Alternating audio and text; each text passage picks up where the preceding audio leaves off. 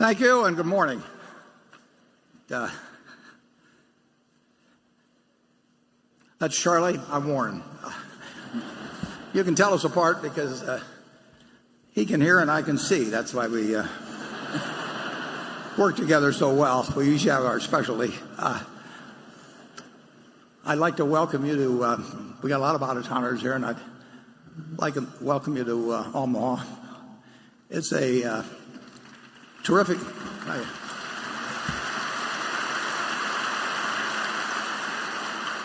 It's a terrific city, and Charlie's lived in California now for about 70 years, but he's still got a lot of Omaha in him. Both of us were born within 2 miles of this building that you're in.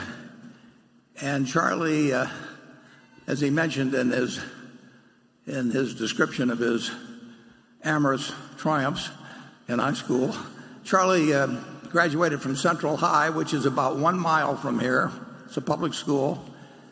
And my dad, my first wife, my 3 children, and 2 of my grandchildren have all graduated from the same school. In fact, my grandchildren say they've had the same teachers that my dad. It's a great city. I hope you get to see a lot of it while you're here. And in just a minute, we will start a question period, hopefully a question and answer period, that will last till about noon, and then we'll take a break for an hour or so. We'll reconvene at 1, and then we'll continue with the question and answer period till 3:30, and then we'll break for 15 minutes or so, and then we'll convene the annual meeting of Berkshire, which we have 3 propositions that people wish to speak on, so that could last perhaps as long as an hour. Before we start, I'd like to make a couple of introductions. The first being Carrie Silva, who's been with us about 7 years, and can we have a light on Carrie? I think Carrie, are you there? Carrie,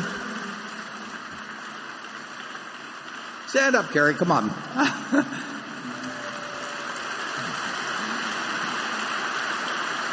Carrie puts on this whole program.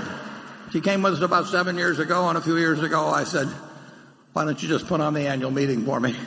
And she handles it all, and she has 2 young children, and she has dozens and dozens and dozens of exhibitors that she works with, and as you can imagine, with all of what we put on and all of the numbers of you that come, the hotels and the airlines and the rental cars and everything, she does it as if she could do that and be juggling 3 balls at the same time. She's amazing, and I want to thank her for putting on this program for us.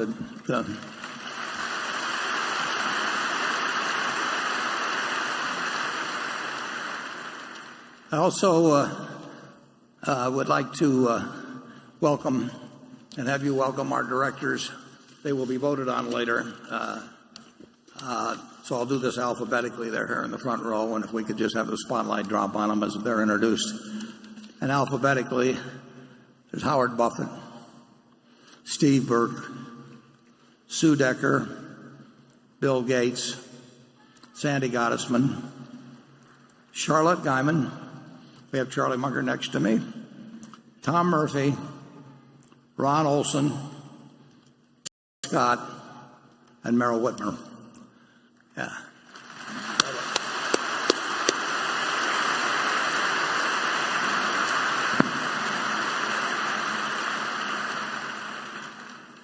One more introduction I'm going to make, but I'll save that for just a minute. And our earnings report was put out yesterday. As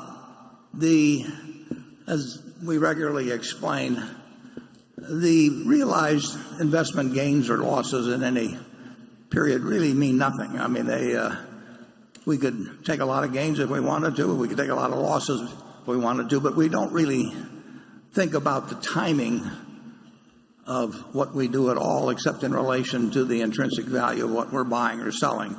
We do not make earnings forecasts, and we have, on March 31st, we have over $90 billion of net unrealized gains. So if we wanted to report almost any number you can think of and count capital gains as part of the earnings, we could do it. And so in the first quarter, and I would say that we have a very, very, very slight preference this year, if everything else were equal. Well, it's true in any year, but it's a little more so this year. We would rather take losses than gains because of the tax effect if two securities were equally valued. And there's probably just one touch more of emphasis on that this year because we are taxed on gains at 35%, which means we also get the tax benefit at 35% of any losses we take. And I would say that there's some chance of that rate being lower, meaning that losses would have less tax value to us after this year than they would have after this year than this year. That is not a big deal, but it would be a very slight preference, and it may get to be more of a factor in deferring any gains and perhaps accelerating any losses as the year gets closer to December 31st, assuming, and I'm making no predictions about it, but assuming that there were to be a tax act that had the effect of reducing the earnings. So in the first quarter, insurance underwriting was the swing factor, and then there's a lot more about this in our 10Q, which you can look up on the internet. And you really, if you're seriously interested in evaluating our earnings or our businesses, you should go to the 10Q because the summary report, as we point out every quarter, does not really get to a number of the main points of valuation. I would just mention two factors in connection with the insurance situation, which I love. In the first 4 months, not the first 3 months, but the first 4 months, GEICO has had a net gain of 700,000 policyholders, and that's the highest number I can remember. There may have been a figure larger than that somewhere in the past. I did not go back and look at them all. But last year, I believe that figure was like 300,000. And this has been a wonderful period for us at GEICO because several of our major competitors have decided, and they publicly stated this. In fact, one of them just reiterated it the other day, although they now changed their policy. But they intentionally cut back on new business because new business carries with it a significant loss in the first year. There's just costs of acquiring new business. Plus the loss ratio, strangely enough, on first-year business tends to run almost 10 points higher than on renewal business. And so not only do you have acquisition costs, but you actually have a higher loss ratio. So when you write a lot of new business, you're going to lose money on that portion of the business that year. And we wrote a lot of new business, and at least two of our competitors announced that they were lightening up for a while on new business because they did not want to pay the penalty of the first-year loss. And, of course, that's made to order for us, so we just put our foot to the floor and try to write as much business, good business, as we can, and there are costs to that. A second factor, well, it's not a factor in the P&L, but an important event in the first quarter is that we increased our float. And on the slide, I believe it shows it year over year, $16 billion. $14 billion of that came in the first quarter of this year. So we had a $14 billion increase in float. And for some years, I've been telling you it's going to be hard to increase the float at all.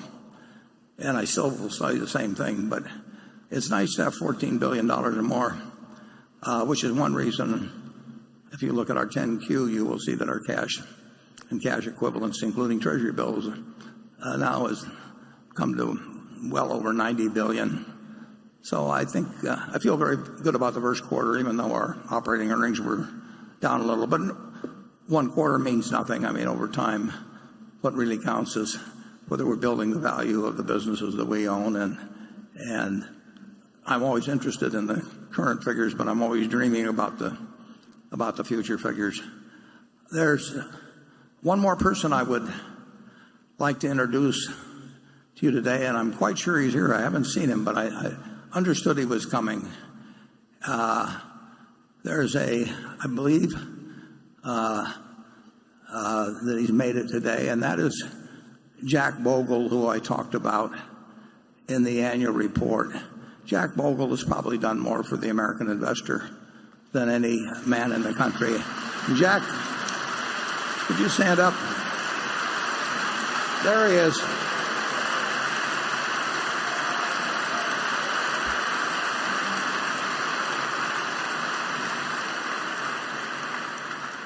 Jack Bogle, many years ago, he wasn't the only one that was talking about an index fund, but it wouldn't have happened without him. I mean, Paul Samuelson talked about it. Ben Graham even talked about it. But the truth is, it was not in the interest of the investment industry of Wall Street. It was not in their interest, actually, to have the development of an index fund, the index fund, because it brought down fees dramatically.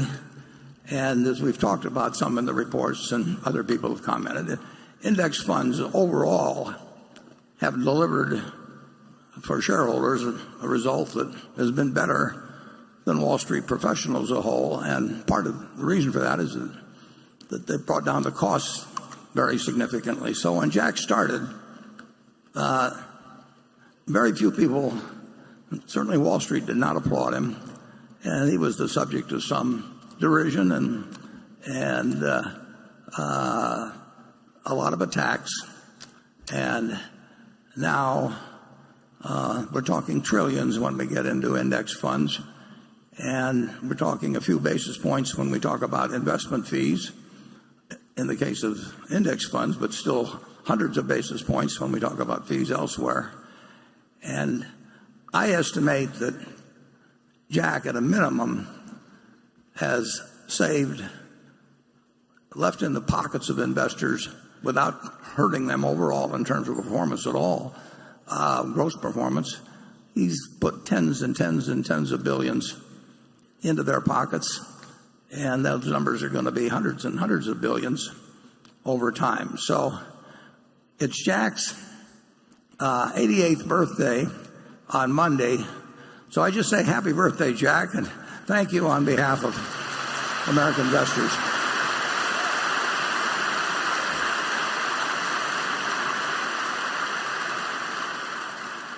And Jack, I've got great news for you. You're going to be 88 on Monday, and in only 2 years you'll be eligible for an executive position at Berkshire. So hang in there, buddy. Okay, we've got a panel of expert journalists on this side and expert analysts on that side and expert shareholders in the middle, and we're going to rotate, starting with the analysts and somewhere here I have here we go. And we'll do this through the afternoon. If we get through 54 questions, which would be 6 for each journalist, 6 for each analyst, and 18 more for the audience, then we will go strictly to the audience. I don't think I've got any information as to what the situation is on overflow rooms, but we'll go to at least one of them. But let's start off with Carol Loomis of Fortune magazine, the longest-serving employee in the history of Time Inc., I believe, with 60 years. And Carol, go to it.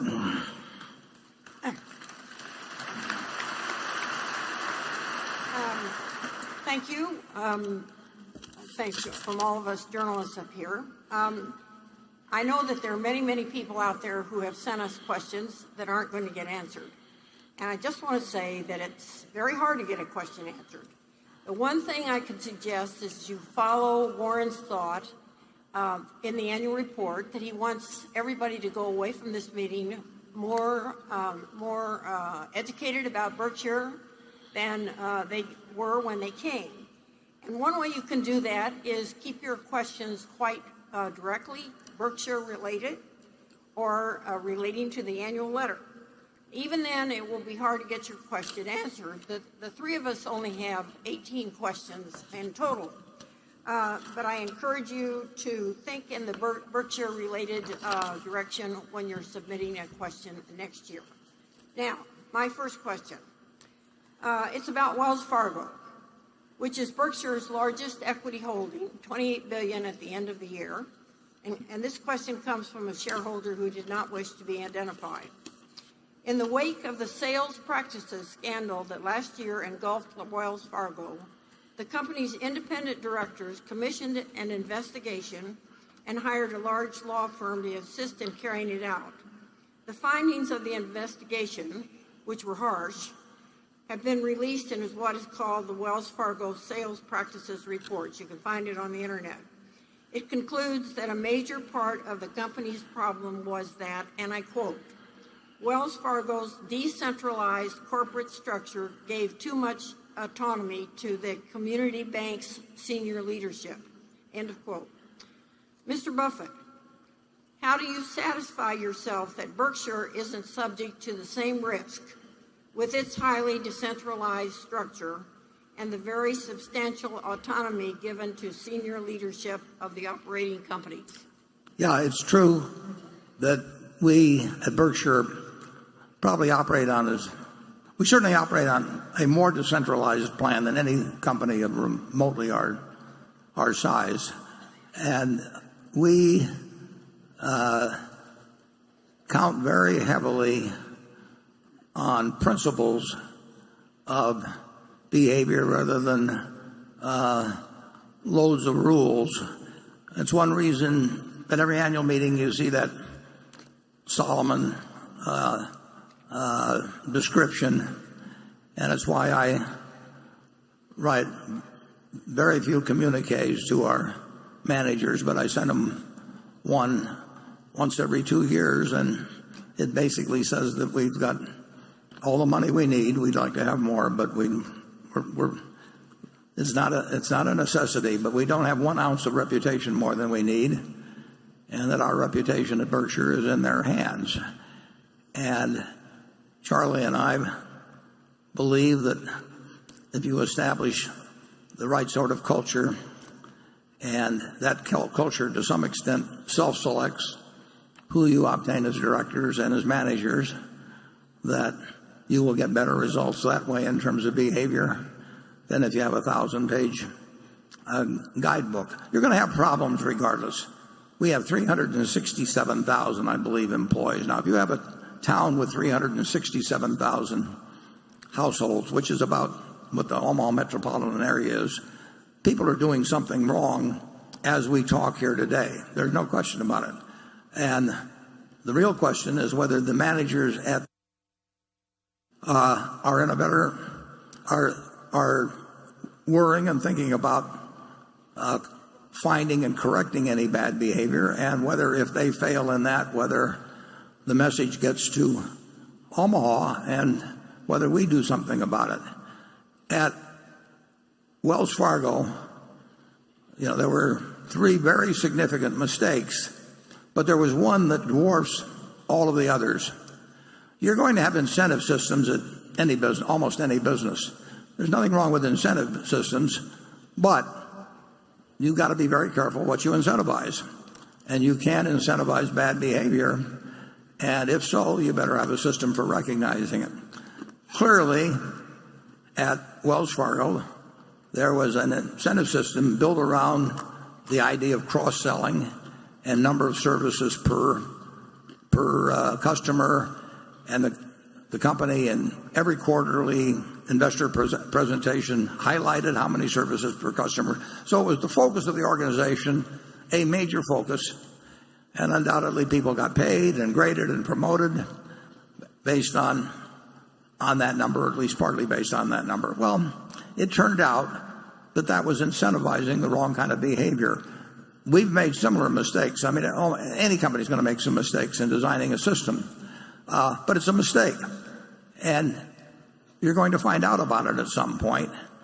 And I'll get to how we find out about it. But the biggest mistake was that, and I don't know, obviously I don't know the facts as to how the information got passed up the line at Wells Fargo. But at some point, if there's a major problem, the CEO will get wind of it. And that is, at that moment, that's the key to everything, because the CEO has to act. That Solomon situation that you saw happened because on April, I think, 28th, the CEO of Solomon, the president of Solomon, the general counsel of Solomon, sat in a room, and they had described to them by a fellow named John Merriweather some bad practice, terrible practice that was being conducted by a fellow named Paul Moser who worked for him. And Paul Moser was flim-flamming the United States Treasury, which is a very dumb thing to do. And he was doing it partly out of spite, because he didn't like the Treasury and they didn't like him. So he put in phony bids for U.S. Treasuries and all of that. So on April 28th, roughly, the CEO and all these people knew that they had something that had gone very wrong, and they had to report it to the Federal Reserve Board in New York, the Federal Reserve Bank in New York. And the CEO, John Goodfriend, said he would do it, and then he didn't do it. And he undoubtedly put it off just because it was an unpleasant thing to do. And then on May 15th, another Treasury auction was held, and Paul Moser put in a bunch of phony bids again. And at this point, it's all over, because the top management had known ahead of time, and now a guy that was a pyromaniac had gone out and lit another fire, and he lit it after they'd been warned that he was a pyromaniac, essentially. And it all went downhill from there. It had to stop when the CEO learns about it. And then they made a third mistake, actually, but again, it pales in comparison to the second mistake. They made a third mistake when they totally underestimated the impact of what they had done once it became uncovered, because there was a penalty of $185 million, and in the banking business, people get fined billions and billions of dollars for mortgage practices and all kinds of things. The total fines against the big banks, I don't know whether it totals 30 or 40 or billion or whatever the number may be. So they measured the seriousness of the problem by the dimensions of the fine, and they thought a $185 million fine signaled a less offensive practice than something involved $2 billion, and they were totally wrong on that. But the main problem was they didn't act when they learned about it. It was bad enough having a bad system, but they didn't act. At Berkshire, we have the main source of information for me about anything that's being done wrong at a subsidiary is the hotline. Now, we get 4,000 or so hotline reports, or that come, we get communications on the hotline, perhaps 4,000 times a year, and most of them are frivolous. You know, the guy next to me has bad breath or something like that. I mean, but there are a few serious ones, and the head of our internal audit, Becky Amick, looks at all those people. A lot of them come in anonymous, probably most of them. And some of them she refers back to the companies, probably most of them. But anything that looks serious, I will hear about. And that has led to action. We'll put them more than once.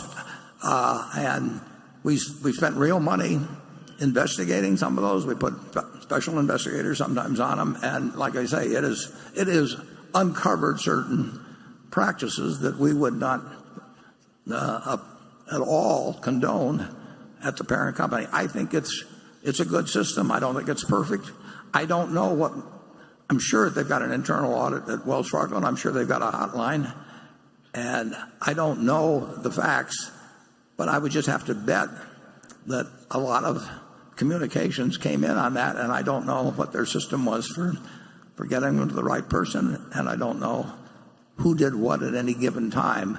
But it was a huge, huge, huge error if they were getting, and I'm sure they were, getting some communications and they ignored them, or they just sent them back down to somebody down below. Charlie, you followed it. What are your thoughts on it? Well, put me down as skeptical when some law firm thinks they know how to fix something like this. Yeah. If you're in a business where you have a whole lot of people under incentives very likely to cause a lot of misbehavior, of course you need a big compliance department. Every big wirehouse stock brokerage firm has a huge compliance department, and if we had one, we would have a big compliance department too, wouldn't we, Warren? Absolutely. Absolutely. But that doesn't mean that everybody should try and solve their problems with more and more compliance. I think we've had less trouble over the years by being more careful in whom we pick to have power and having a culture of trust. I think we have less trouble, not more. But we will have trouble from time to time. Yes, of course. Yeah. We'll be blindsided someday. Charlie says an ounce of prevention. He said when Ben Franklin, who he worships, said an ounce of prevention is worth a pound of cure, he understated it. That an ounce of prevention is worth more than a pound of cure. And I would say a pound of cure promptly applied is worth a ton of cure that's delayed.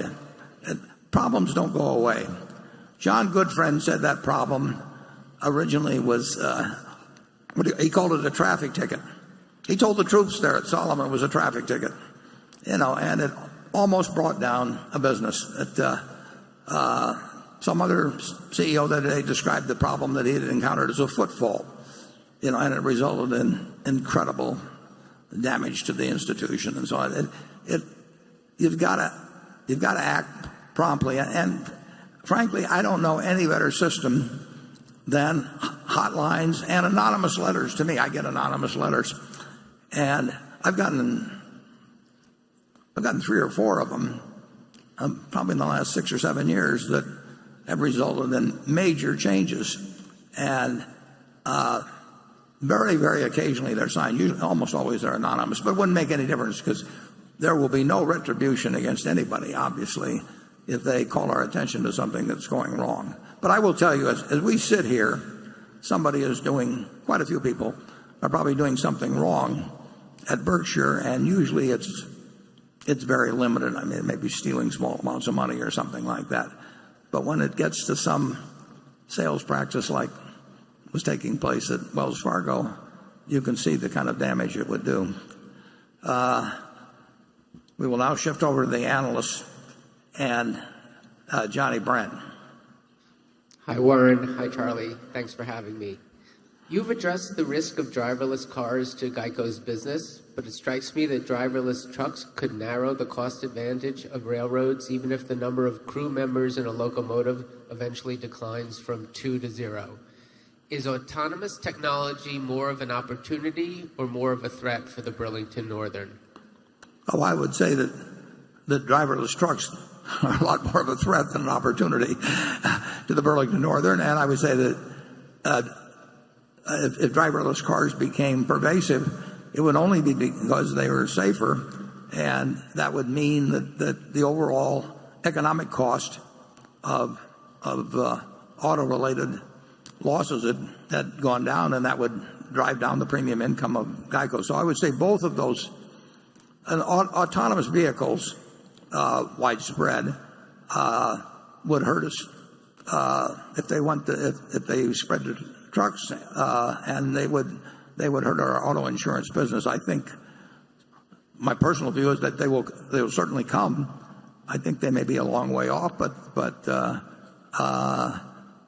that will depend. It'll probably, frankly, depend on experience in the first early months of the introduction than test situations. And if they make the world safer, it's going to be a very good thing, but it won't be a good thing for auto insurers. And similarly, if they learn how to move trucks more safely, there's a tends to be driver shortages in the truck business now, it obviously improves their position vis-a-vis the railroads. Charlie? Well, I think that's perfectly clear. Yeah. Finally, approval all these years.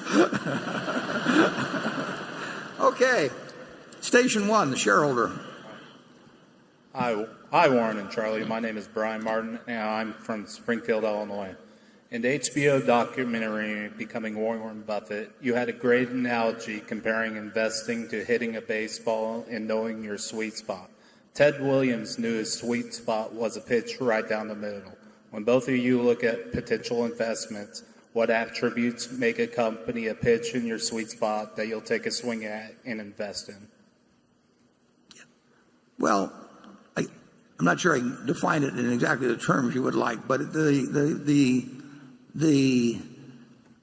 we sort of know it when we see it, and it would tend to be a business that, for one reason or another, we can look out 5 or 10 or 20 years and decide that the competitive advantage that it had at the present would last over that period, and it would have a trusted manager that would not only fit into the Berkshire culture, but that was eager to join the Berkshire culture. And then it would be a matter of price. But the main, when we buy a business, essentially we're laying out a lot of money now based on what we think that business will deliver over time. And the higher the certainty with which we make that prediction, the better we feel about it.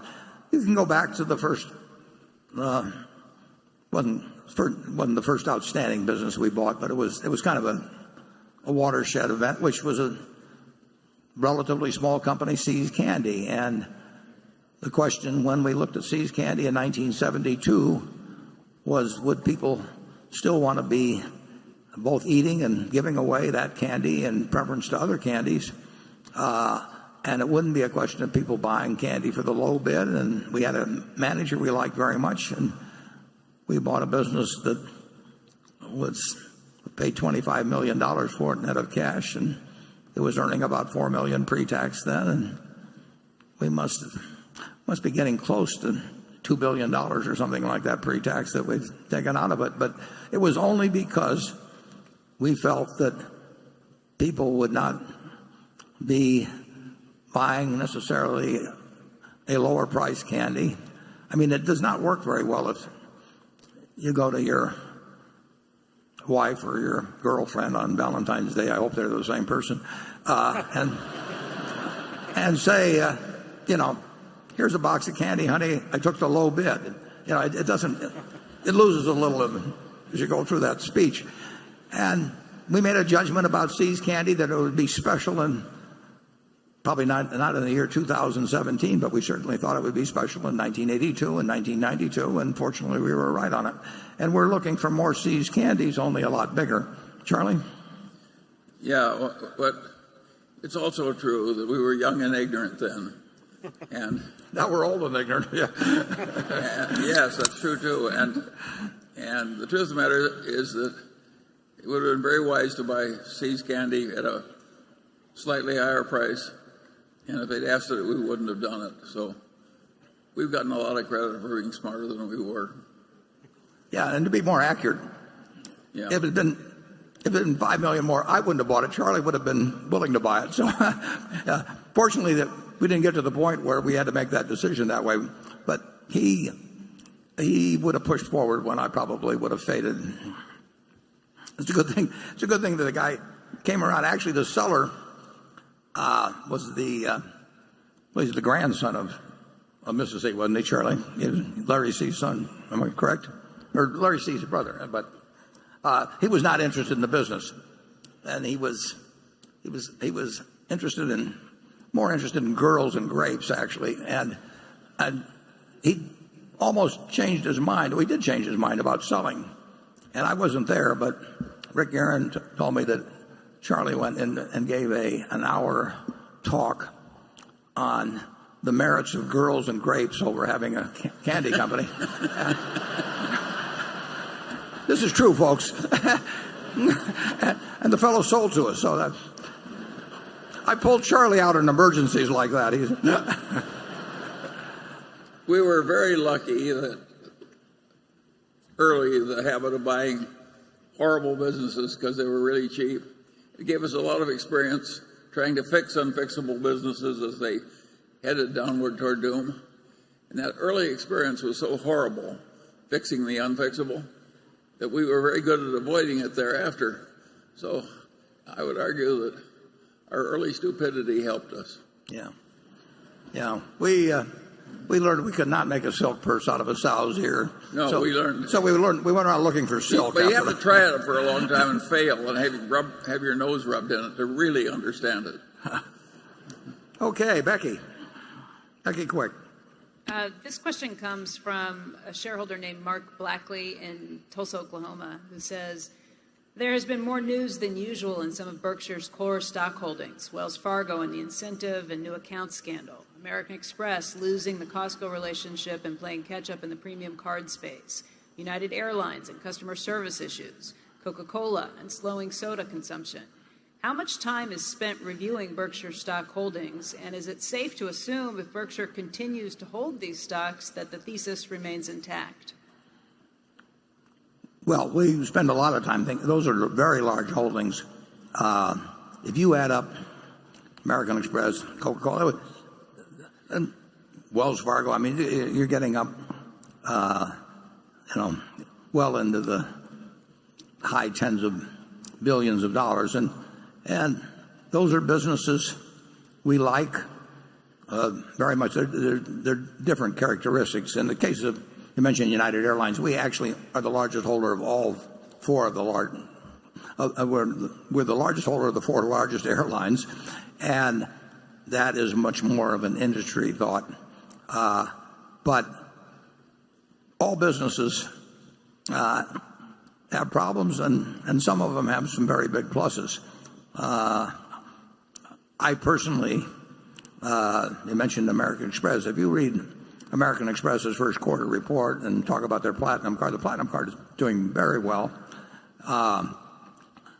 The gains around the world, I think there were 17% or something like that in billings in the UK, and 15% is the original currency or the local currency. Japan, Mexico, and very good in the United States. There's competition in all these businesses. If we thought we did not buy American Express or Wells Fargo or United Airlines, but Coca-Cola with the idea that they would never have problems or never have competition, why we did buy them is we thought they had very, very strong hands, and we liked the financial policies in the case of many of them. We like their position. We bought a lot of businesses, and we do look to see where we think they have durable competitive advantage, and we recognize that if you've got a very good business, you're going to have plenty of competitors who are going to try and take it away from you, and then you make a judgment as to the ability of your particular company and product and management to ward off competitors. They won't go away, but we think, I'm not going to get into the specific names on it, but those companies generally are very well positioned. I've likened essentially, if you've got a wonderful business, even if it's a small one like See's Candy, you basically have an economic castle, and in capitalism, people are going to try and take away that castle from you. So you want a moat around it, protecting it in various ways that can protect it. And then you want a knight in the castle that's pretty darn good at warding off marauders. But they're going to be marauders, and they'll never go away. And if you look at, I think Coca-Cola was 1886, American Express was 51 or 52, starting out with an express business. Wells Fargo with, I don't know what year they were started. Incidentally, American Express was started by Wells and Fargo as well. So these companies had lots of challenges, and they'll have more challenges, and the companies we own have had challenges. Our insurance business has had challenges, but we started with National Indemnity as $8 million purchase in 1968, and fortunately we've had people like Tony Nicely at Geico, and we've had G. Jane, who's added tens of billions of value, and we've got some smaller companies that you probably don't even know about, but really have done a terrific job for us. So there'll always be competition in insurance, but there'll always be things to do that a really intelligent management with a decent distribution system, various things going for them, can do to ward off the marauders. So to the specific question, how much time is spent reviewing the holdings, I would say that I do it every day. I'm sure Charlie does it every day. Charlie? Well, I don't think I got anything to add to that either. Well, we'll cut his salary if he doesn't participate here. Okay, Jay Gelb. This question is on Berkshire's retroactive reinsurance deal with AIG, which was the largest ever of its kind.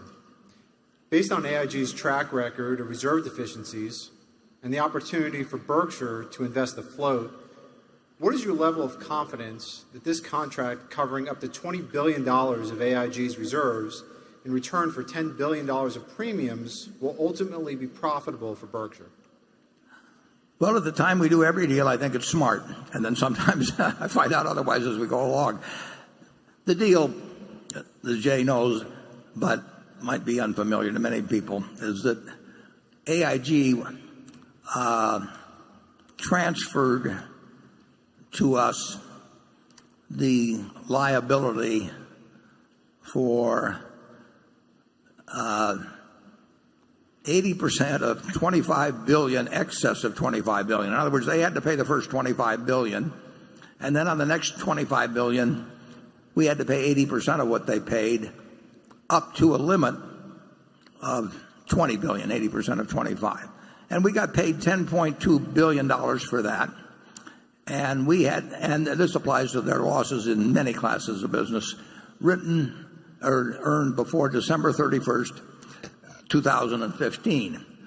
So Ajit Jain, who has made a lot more money for Berkshire for you than I have, but he evaluates that sort of transaction. We talk about it a fair amount ourselves. I just find it interesting. I particularly find the $10.2 billion that they're going to give us interesting. And we come to the conclusion that we think we'll do well by getting $10.2 billion today with a maximum payout of $20 billion over some between now and Judgment Day on this large piece of business. AIG had very good reasons for doing this because their reserves had been under criticism, and this essentially probably it should have, I think, put to bed the question whether they were under reserved on that business. And we get the $10.2 billion, and the question is how fast we pay out the money and how much money we pay out. And Ajit does 99% of the thinking on that, and I do 1%. And we project out what we think will happen, and we know whatever our projection is that it will be wrong, but we try to be conservative. And we've done a fair amount of these deals. This is the largest. The second largest was a creature that was formed out of Lloyd's of London some years ago. And we've been wrong on one transaction that involved something over $1 billion of premium. I mean, clearly wrong. And there are a couple of others that may or may not work out depending on what you assume we have earned on the funds. But they're okay. But they probably didn't come out as well as we thought they would, though. But overall, we've done okay on this. It's less okay when we're sitting around with $90+ billion of cash. So the incremental $10.2 billion we took in the first quarter is earning us peanuts at the moment. And peanuts is not what fits into the formula for making this an attractive deal. So we have we do have to assume we'll find uses of the money, but the money will be with us quite a while. And I think our calculations are on the conservative side. They're not the identical calculations that AIG makes. I mean, we come up with our own estimate of payouts and all of that. And I think it was quite a good transaction from AIG's standpoint, because they did take $20 billion of potential losses off for $10.2 billion, and I think they satisfied the investing community that they were quite unlikely to have adverse development in the period prior to 2015 that was not accounted for by this transaction. Charlie? Well, I think it's intrinsically a dangerous kind of activity, but that's one of its attractions. I don't think there are any two people in the world that are better at this kind of transaction than Ajit and Warren, and nobody else has had the experience we've had. Just get me in a lot more of those businesses, and I'll accept a little extra worry. There's one thing I should mention too, that we actually were the only insurance operation in the world that would write that sort of a contract, and where it would be satisfactory to the other party. I mean, when somebody hands you $10.2 billion and says, I'm counting on you to pay $20 billion back, even if it's 50 years from now on the last dollar, there are very few people that they want to hand $10.2 billion to. So there's limited people on the other side. I mean, there's not that many people remotely that have that kind of size deal. Very few is a good expression. He means one. Yeah. Okay, we'll go to station 2. Hello, Mr. Buffett, Mr. Munger. My name is Grant Gibson. I'm from Denver, Colorado, and this is my 5th consecutive year here, so thank you for having us.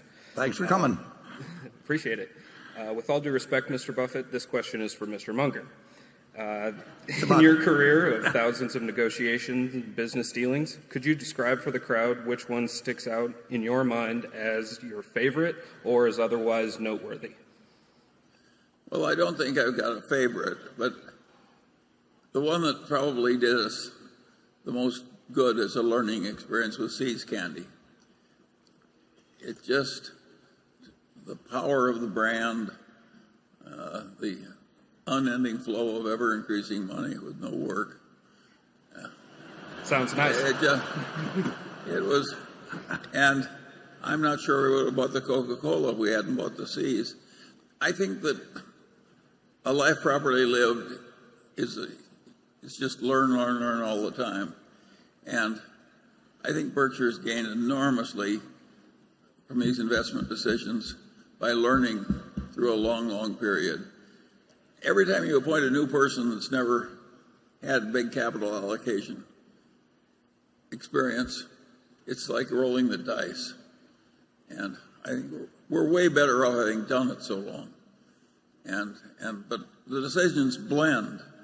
And the one feature that comes through is the continuous learning. If we had not kept learning, you wouldn't even be here. You'd be alive probably, but not here.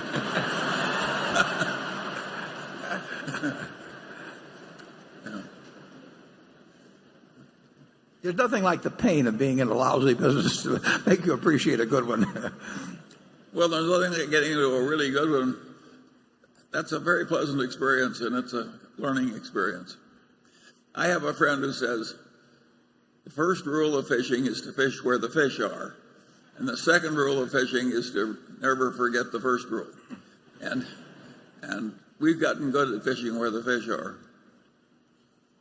Yeah, that's only metaphorically. I went to fish with Charlie one time. There are too many other boats in the damn water, but the fish are still there. Yeah, we bought a department store in Baltimore in 1966, and there's really nothing like being in the experience of trying to decide whether you're going to put a new store in a area that hasn't really developed yet enough to support it, but your competitor may move there first, and then you have the decision of whether to jump in, and if you jump in, that kind of spoils it. Now you got 2 stores where even 1 store isn't quite justified. how to play those games, those business games, is you learn a lot by trying, and what you really learn is which ones to avoid. I mean, if you just stay out of a bunch of terrible businesses, you're off to a very great start, as far because we've tried them all. But you can really learn because the experience is a lot like eating cockleburgers, and it really gets your attention. Well, we won't expand on that. Andrew Ross Sorkin. Good morning, Warren.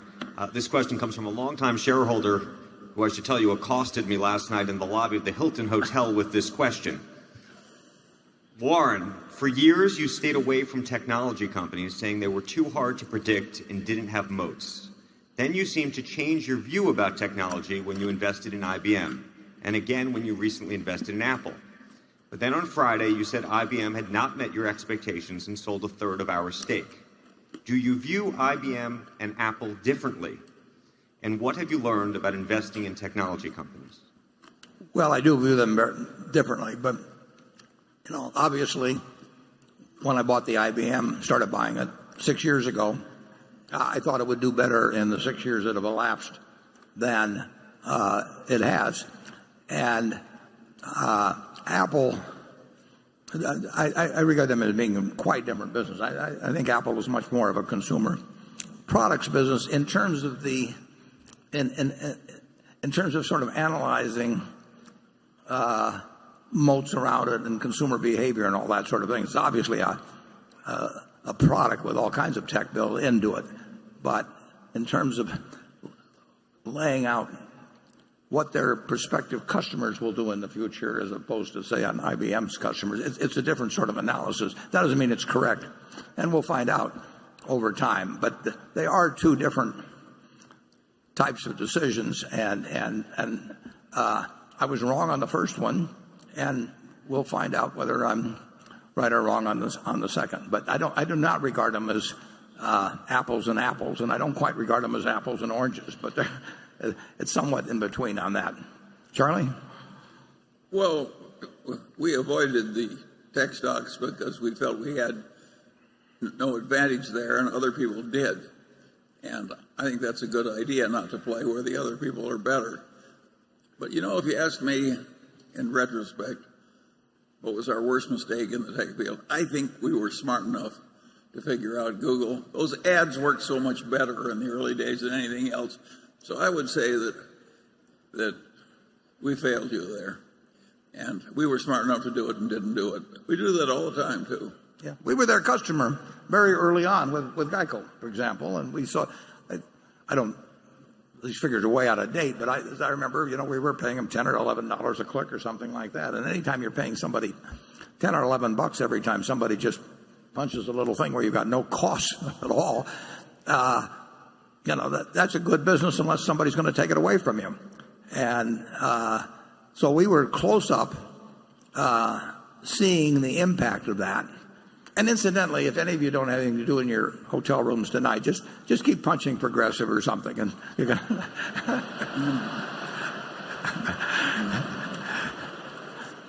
don't really do that.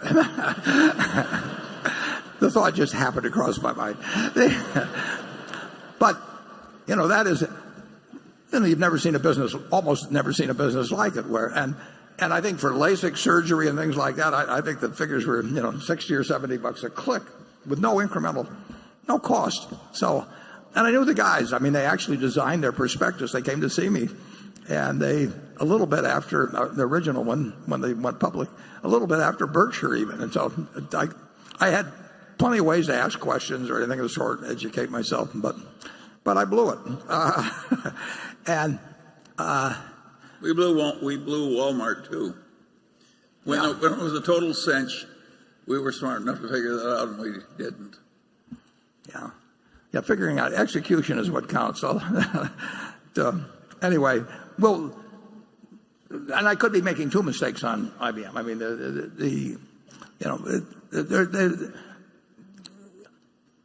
it's harder to predict, in my view, the winners in various items, or how much price competition will enter in. to something like cloud services and all that. I made a statement the other day, which it's really remarkable. And I asked Charlie whether he could think of a situation like it, where one person has built an extraordinary economic machine in two really pretty different industries, almost simultaneously, as has happened from a standing start at zero. From a standing start at zero with competitors with lots of capital and everything else, to do it in retailing and to do it with the cloud, like Jeff Bezos has done. I mean, I mean, people like the Mellons invested in a lot of different industries and all of that, but he has been in effect the CEO simultaneously of two businesses starting from scratch.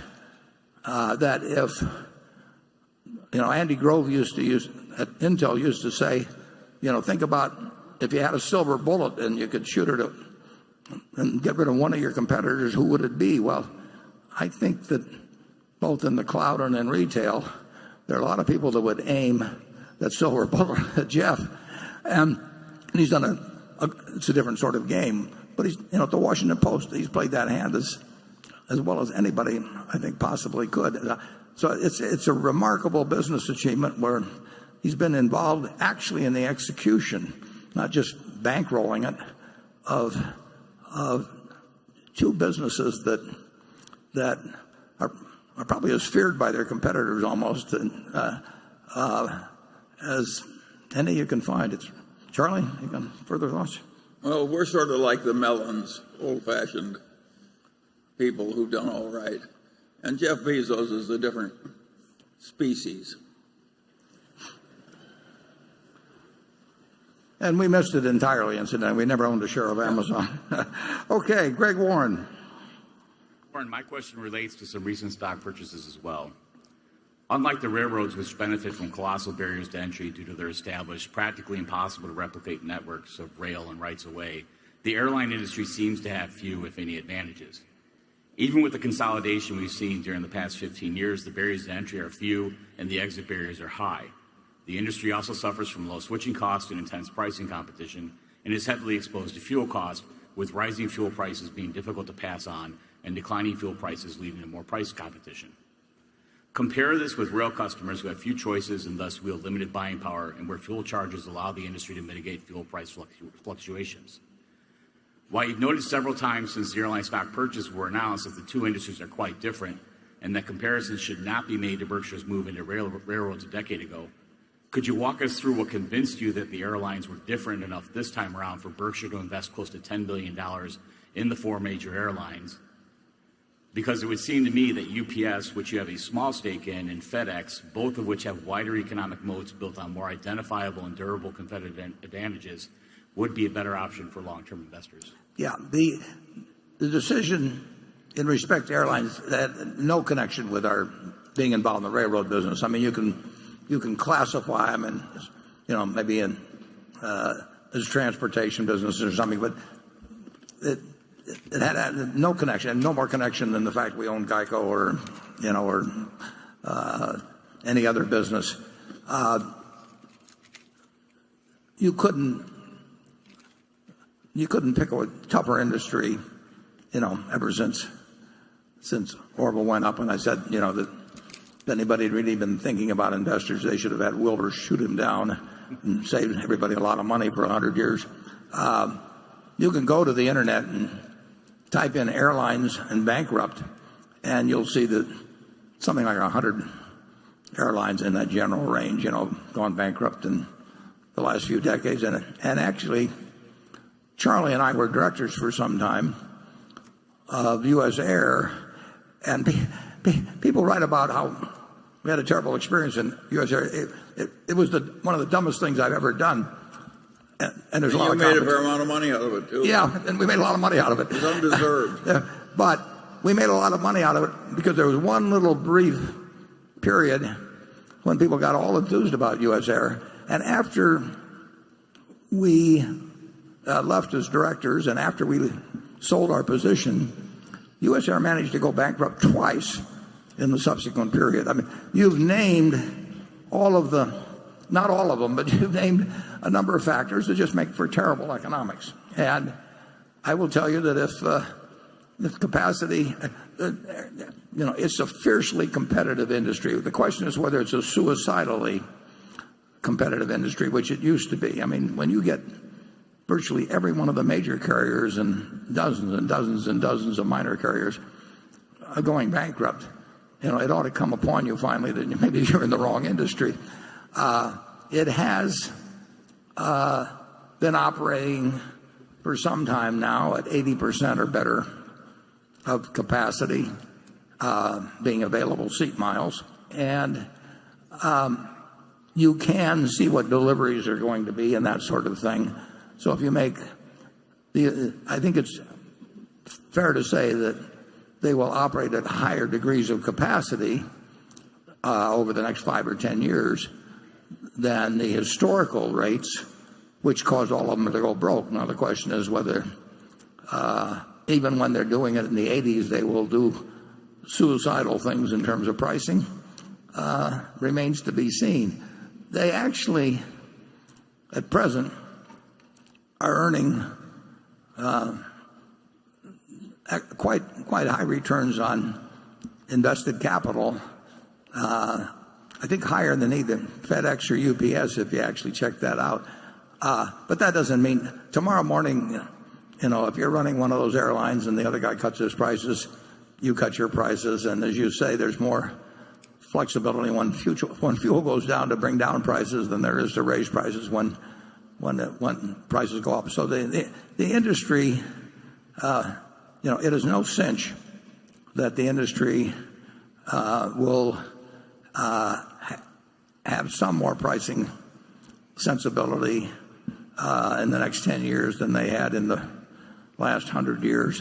But the conditions have improved for that. They've got more labor stability than they had before because they're basically all going to, they've been through bankruptcy and they're all going to sort of have an industry pattern bargaining, it looks to me like. They're going to have a shortage of pilots to some degree. But it's not like buying See's candy. Charlie? No, but the investment world has gotten tougher with more competition, more affluence, and more absolute obsession with finance throughout the whole country. And we picked up a lot of low-hanging fruit in the old days where it was very, very easy and we had huge margins of safety.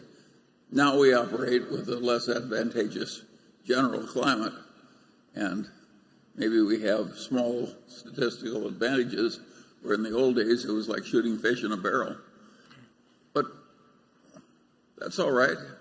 It's okay if it gets a little harder after you get filthy rich. Yeah. Charlie's more philosophical than I am on that point. So, well, I can't bring back the low-hanging fruit, Warren. You're just going to have to keep reaching for the higher branches. Greg, I think the odds are very high that there are more revenue passenger miles 5 years from now or 10 years from now.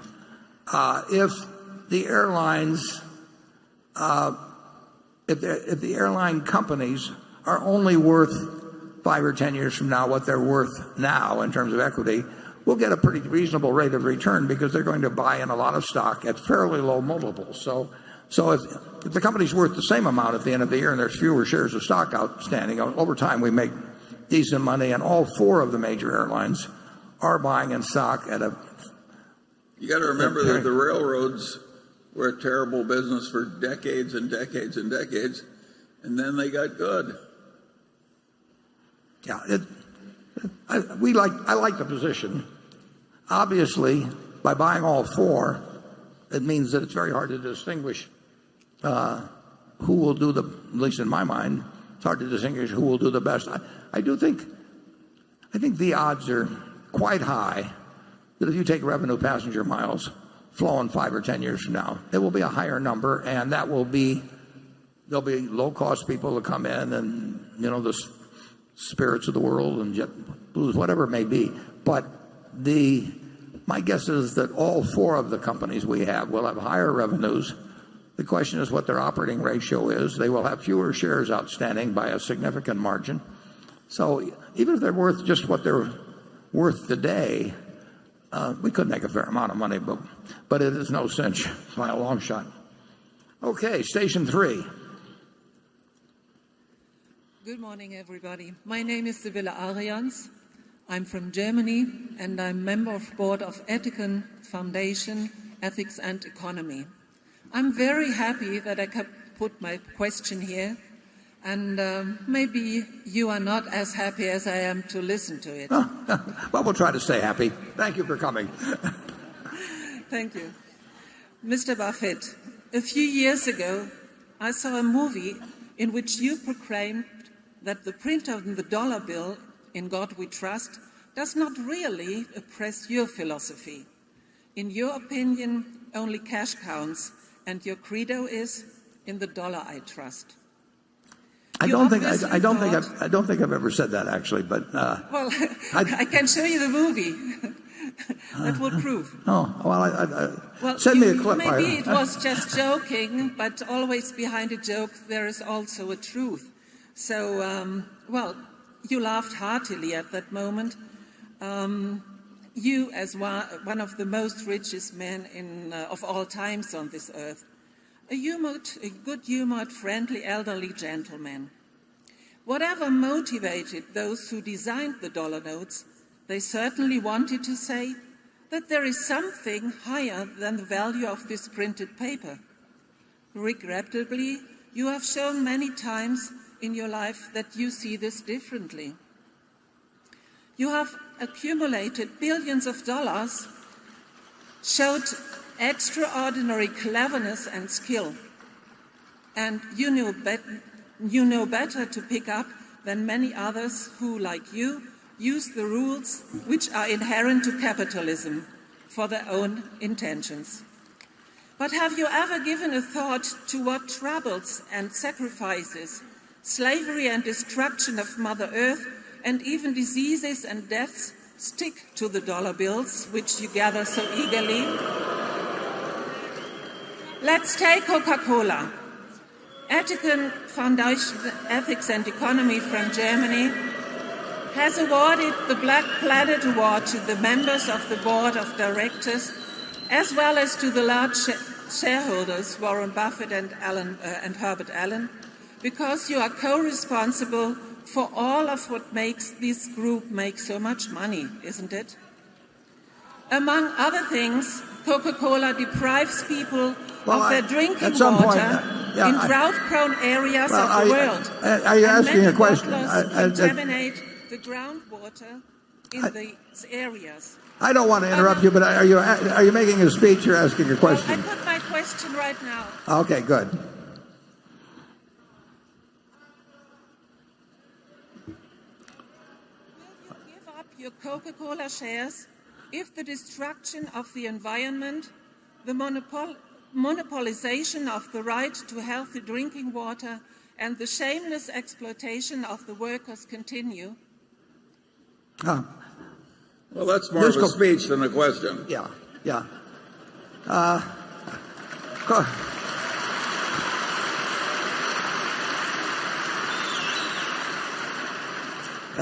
I don't think that quote you had earlier. I've said once or twice that it should say "In the Federal Reserve We Trust," because they print the money, and if they print too much of it, it could decline in value. But I have never, to my knowledge, I've never said anything like you originally said. And I would say this: I think I've been eating things I like to eat all my life, and Coca-Cola. This Coca-Cola is 12 ounces. I drink about 5 a day. It has about 1.2. There's about 1.2 ounces of sugar in it. And if you look at what different people get their sugar and calories from, they get them from all kinds of things. I happen to believe that I like to get 1.2 ounces with this, and it's enjoyable. Since 1886, people have found it pleasant, and I would say that if you pick every meal in terms of what somebody in some recent publication has told you is the very best for you, I offer you that. I say go to it. But if you told me that I would live 1 year longer, and I don't even think of that, I would live 1 year longer if I'd eat nothing but broccoli and asparagus and everything my Aunt Alice wanted me to eat all my life, or I would eat everything I enjoyed eating, including chocolate sundaes and Coca-Cola and steak and hash browns. I would rather eat in a way I enjoy for my whole life than eat some other way and live another year. And I do think that choice should be mine.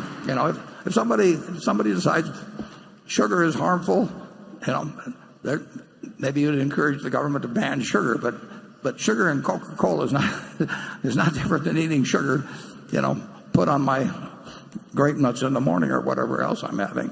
So I think Coca-Cola has been a very, very positive factor in America and the world for a long, long time. And you can look at a list of achievements of the company.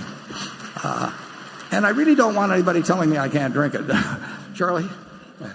Well, I've solved my Coca-Cola problem by drinking Diet Coke, and I swill the stuff like other people swill I don't know what. And I've been doing it for just as long as you've been taking all those Coca-Colas I've had breakfast with Warren when he has Coca-Colas and nuts. And pretty damn good, too. If you keep doing that, Warren, you may not make 100. Well, I think there's something in longevity to be feeling happy about your life, too. Absolutely.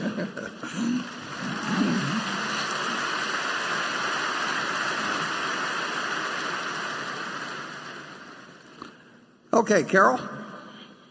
This question is from Franz Tromberger of Austria, and it concerns intrinsic value, which is neither, Warren he may amend my definition here, but which is neither a company's accounting value nor its stock market value, but is rather its estimated real value. So the question is, at what rate has Berkshire compounded intrinsic value over the last 10 years, and at what rate, including your explanation for it, please, do you think intrinsic value can be compounded over the next 10 years? Yeah. Intrinsic value, can only be calculated or gains, in retrospect, but the intrinsic value, pure definition, would be the cash to be generated between now and Judgment Day, discounted at an interest rate that seems appropriate at the time, and that's varied enormously over a 30 or 40 year period. If you pick out 10 years and you're back to May of 2007, we had some unpleasant things coming up, but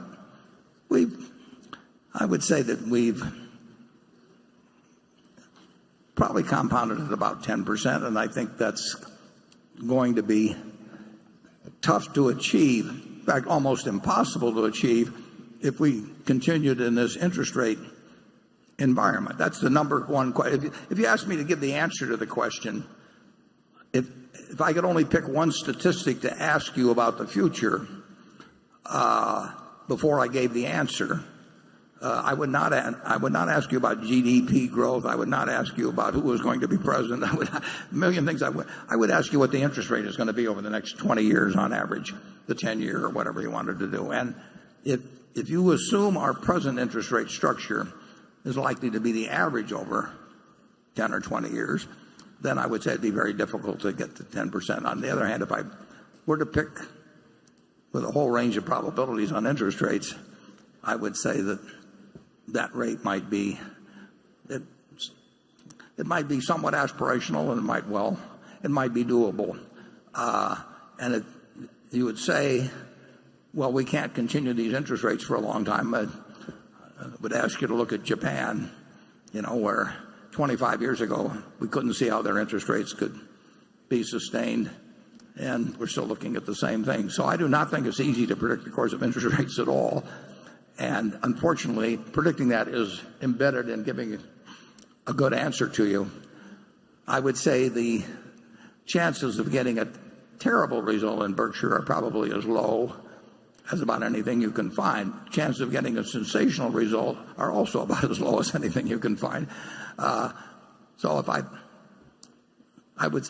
my best guess would be in the 10% range, but that assumes somewhat higher interest rates, not dramatically higher, but somewhat higher interest rates in the next 10 or 20 years than we've experienced in the last 7 years. Charlie? Well, there's no question about the fact that the future with our present size is, in terms of percentage rates of return, is going to be less glorious than our past. And we keep saying that, and now we're proving it.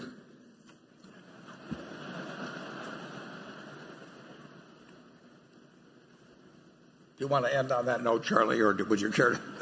Well, I do think Warren's right about one thing. I think we have a collection of businesses that, on average, has better investment values than, say, the S&P average. So I don't think you shareholders have a terrible problem. And I would say we probably, well, I'm certain, we do have more of a shareholder orientation than the S&P 500 as a whole. I mean, this company has a culture where decisions are made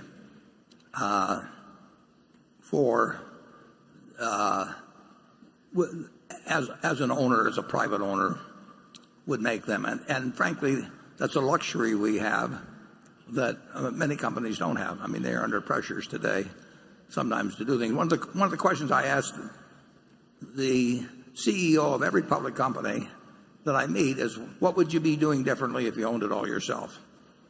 And the answer, is usually this, that, and a couple of other things. If you would ask us, the answer is we're doing exactly what we would do if we owned them all the stock ourselves. And I think that's a small plus over time. Anything further, Charlie? I think we have one other advantage. A lot of other people are trying to be brilliant, and we're just trying to stay rational. And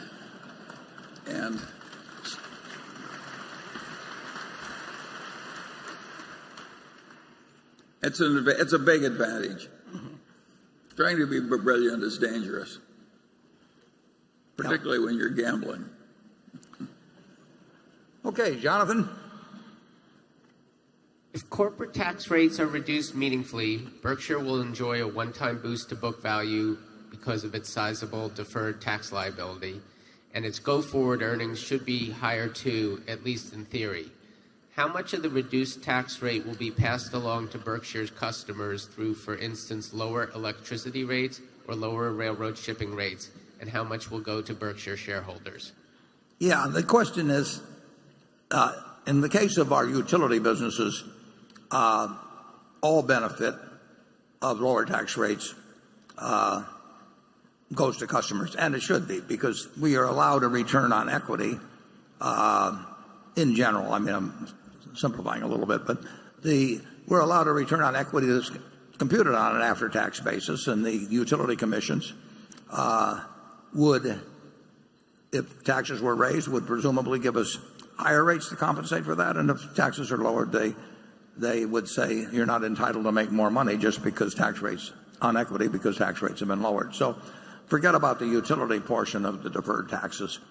The deferred taxes that are applicable to our unrealized gains in securities, we would get all the benefit of, because I mentioned we had $90 billion plus of unrealized gains, and if the rates were changed on those in either direction, our owners, dollar for dollar, will participate in that.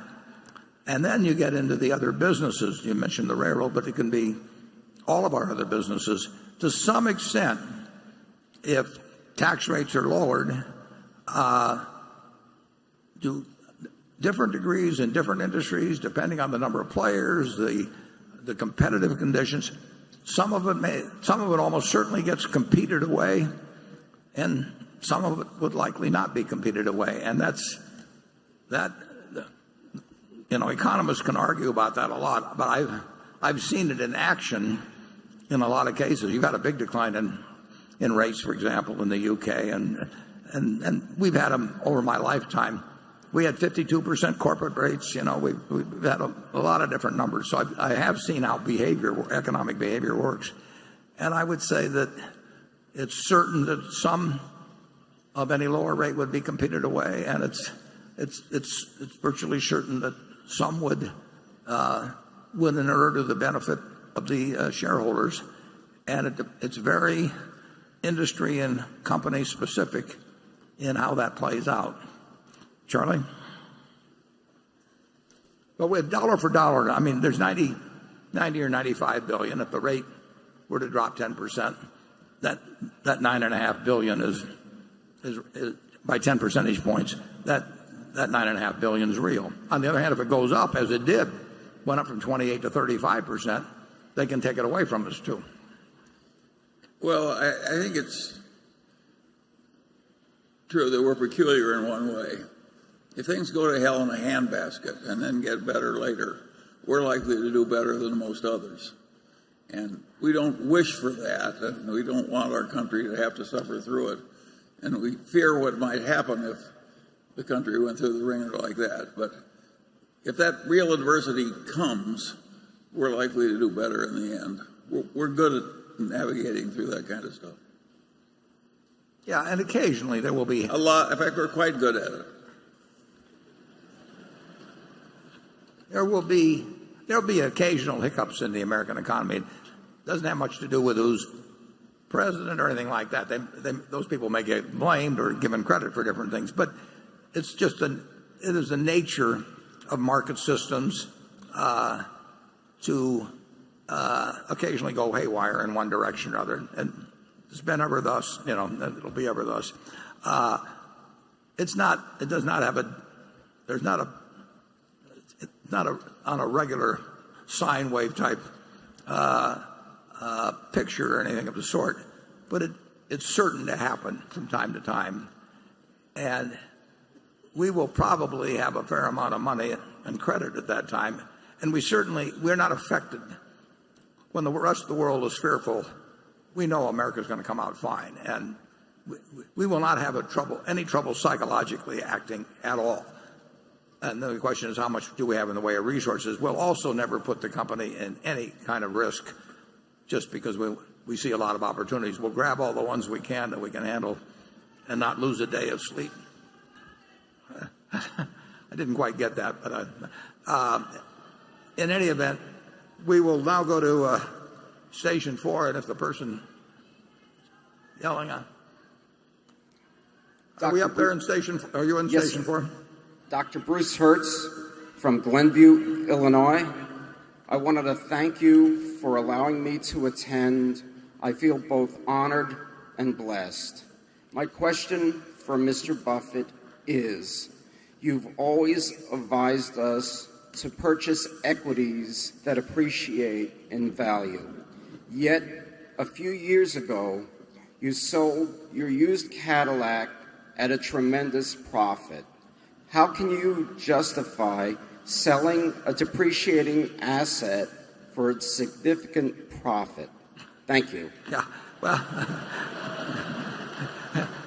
actually, I gave it to Girls Inc., and they sold it, and that was kind of an interesting. A very nice guy bought it for $100,000 and some $1,000, and I did not. And Girls Inc. got the money, and he came later actually with his family, and he drove it away without any plates. He was driving back to New York, and he got picked up by the police in Illinois, and he said, well, he started giving this explanation about how he'd given this money to Girls Inc. and was driving the car back, and he had this nice looking family with him, and the cops were quite skeptical. But fortunately, I had signed the dashboard for him as part of the deal. And so they looked at that, and then they just said, well, did he give you any stock tips? And they let him go. And I can't recall ever selling a used car at a profit, but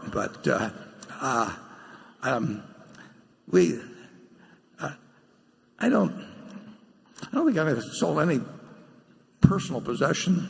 Well, I've got a house for sale. You don't have any personal possession. Yeah. No, anything you see with a figure attached like that. You're a fatter version of Mahatma Gandhi. Mahatma Gandhi. The guy was a very nice guy that bought it, and that's check cleared, so we're fine. Becky?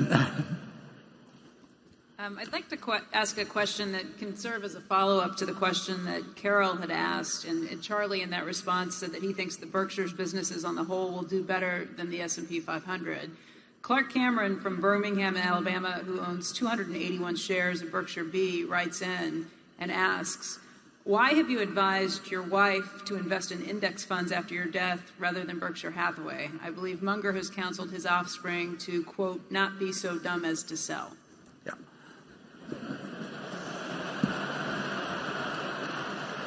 She won't be selling any Berkshire to buy the index funds. All of my Berkshire, every single share, will go to philanthropy. So I don't even regard myself as owning Berkshire. Basically, it's committed. And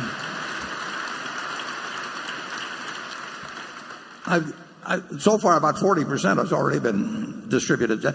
So the question is, somebody who is not an investment professional will be, I hope, reasonably elderly by the time that the estate gets settled.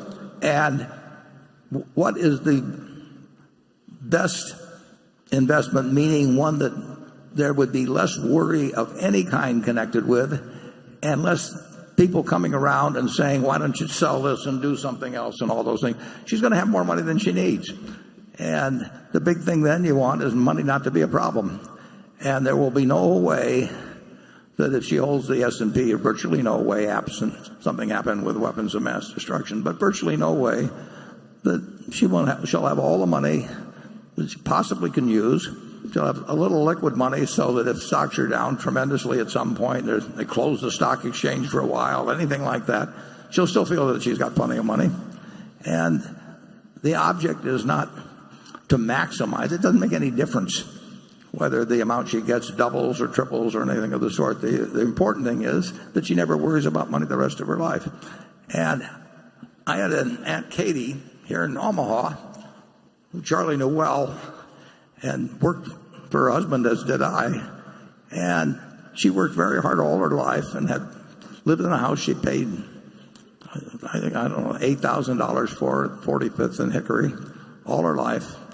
And because she was in Berkshire, she lived in 97. She ended up with, a few $100 million. And she would write me a letter every 4 or 5 months, and she said, "Dear Warren, I hate to bother you, but am I going to run out of money?" And I would write her back, and I'd say, "Dear Katie, it's a good question, because if you live 986 years, you're going to run out of money." And then about 4 or 5 months later, she'd write me the same letter again. And I have seen there's no way in the world, if you've got plenty of money, that it should become a minus in your life. And there will be people, if you've got a lot of money, that come around with various suggestions for you, sometimes well-meaning, sometimes not so well-meaning. So if you've got something that's certain to deliver, it was all in Berkshire, they'd say, well, if Warren was alive today, he would be telling you to do this. I just don't want anybody to go through that. And the S&P will be I think actually what I'm suggesting is what a very high percentage of people should do something like that. And I don't think they will have I think there's a chance they won't have as much peace of mind if they own one stock and they've got neighbors and friends and relatives that are trying to do some, like I say, sometimes well-intentioned, sometimes otherwise, to do something else. And so I think it's a policy that will get a good result and is likely to stick. Charlie? Well, as Becky said, the Mungers are different. I want them to hold the Berkshire. Well, I want to hold the Berkshire too. No, I don't like the. I recognize the logic of the fact that S&P algorithm is very hard to beat. In a diversified portfolio of big companies, it's all but impossible for most people. But I'm just more comfortable with the Berkshire. Well, it's the family business. Yeah. But I've seen too many people as they get older, particularly being susceptible and just having to listen to the arguments of people coming along. Well, if you're going to protect your heirs from the stupidity of others, you may have some good system, but I'm not much interested in that subject. Okay. Okay, Jay. Berkshire reportedly partnered with 3G in Kraft Heinz's attempt to acquire Unilever for $143 billion. How much was Berkshire willing to invest in this deal? And does this mean Berkshire's next large acquisition is likely to be in partnership with 3G? Yeah, well, Kraft, you'd have to distinguish between two situations. Kraft Heinz was a widely owned company in which we and 3G act as a control group and have a little over 50% of the stock. But as originally contemplated, no certainty that this is exactly what would have happened, we would have invested an additional $15 billion, and 3G would have invested an additional $15 billion if a friendly agreement could have been reached. So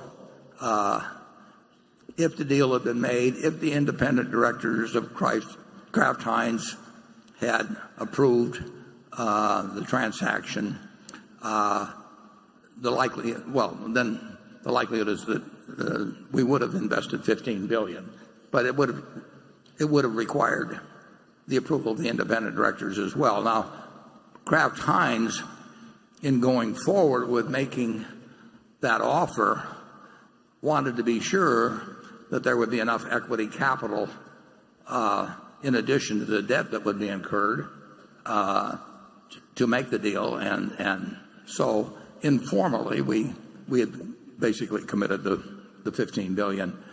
It only was approved on the basis that it'd be a friendly deal with Unilever, and initially we thought they would be at least possibly interested in such a deal, and when we found out otherwise, we withdrew the offer. So it would have been $15 billion of additional money in all probability. Okay, station 5. Dear Honorable Mr. Buffett and Mr. Munger, I'm Tian Dehua from China. My company, AI Holdings, is spreading value investing philosophy in Asia. My business partner, Ken Chi, Zhou Guiying, and I are committed to awake 100 million Chinese people to return to rational way of investing. The hardest thing in this world is to change people's values or belief system. And we should like to awake investors to change from speculate in the market to investing in the market. It's like changing the speculators' values or belief system. May I ask you, Mr. Buffett, can you kindly advise us what we should do to spread your value investing philosophy, or is there any word of encouragement? Thank you. Yeah,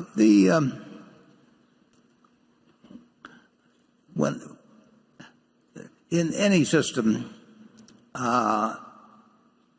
Keynes wrote about this in 1936, I think it was, in the General Theory, or 35, I think it's chapter 12. It's great chapter on investing. And he talked about investment and speculation and the propensity of people to speculate and the dangers of it, and worded eloquently. There's always the possibility of, there's always some speculation, obviously, and there's always some value investors and all of that sort of thing in the market. But when speculation gets rampant, and when you're getting what I guess Charlie would call social proof, that it's worked recently, people can get very excited about speculating in markets, and we will have it from time to time in this market. There's nothing more agonizing than to see your neighbor, who you think has an IQ about 30 points below you, getting richer than you are by buying stocks, and whether it's internet stocks or whatever, and people succumb to it, and they'll succumb in this economy just as elsewhere. There's also a point which gets to your question. I would say that early on in the development of markets, there's probably there's some tendency for them, I think, to be more speculative than markets have been around for a couple of hundred years. Because markets have a casino characteristic that has a lot of appeal to people, particularly when they see, like I say, people getting rich around them. And those who haven't been through cycles before are probably a little more prone to speculate than people who have experienced the outcome of wild speculation. So basically in this country, Ben Graham was, in the book I read in 1949, was preaching investment, and that book continues to sell very well. But if the market gets hot, new issues are doing well, and people on leverage are doing well, a lot of people will be attracted to not only speculation, but what I would call gambling. And I'm afraid that will be true in the United States. And I think that China, being a newer market, essentially, in which there's widespread participation, is likely to have some pretty extreme experiences in that respect. We will have some in this country too. Charlie? Well, I certainly agree with that. The Chinese will have more trouble. They're very bright people. They have a lot of action, and sure, they're going to be more speculative. And it's a dumb idea. And to the extent you're working on it, why, you're on the side of the angels. But lots of luck. Well, it will offer the investor more opportunities, actually, if they can keep their wits about them. If you have wild speculation, Charlie just mentioned earlier, that if we get into periods that are very tough, Berkshire certainly will do reasonably well, because it won't, and we won't get fearful, and fear spreads like you cannot believe until you've seen a few examples of it. At the start of September 2008, you had 35 million people with their money in money market funds with $3.5 trillion in them, and none of them were afraid that dollar wasn't going to be a dollar when they went to cash in their money market fund. And 3 weeks later, they were all terrified, and 175 billion flowed out in 3 days. And so the way the public can react is really extreme in markets. And that actually offers opportunities for investors.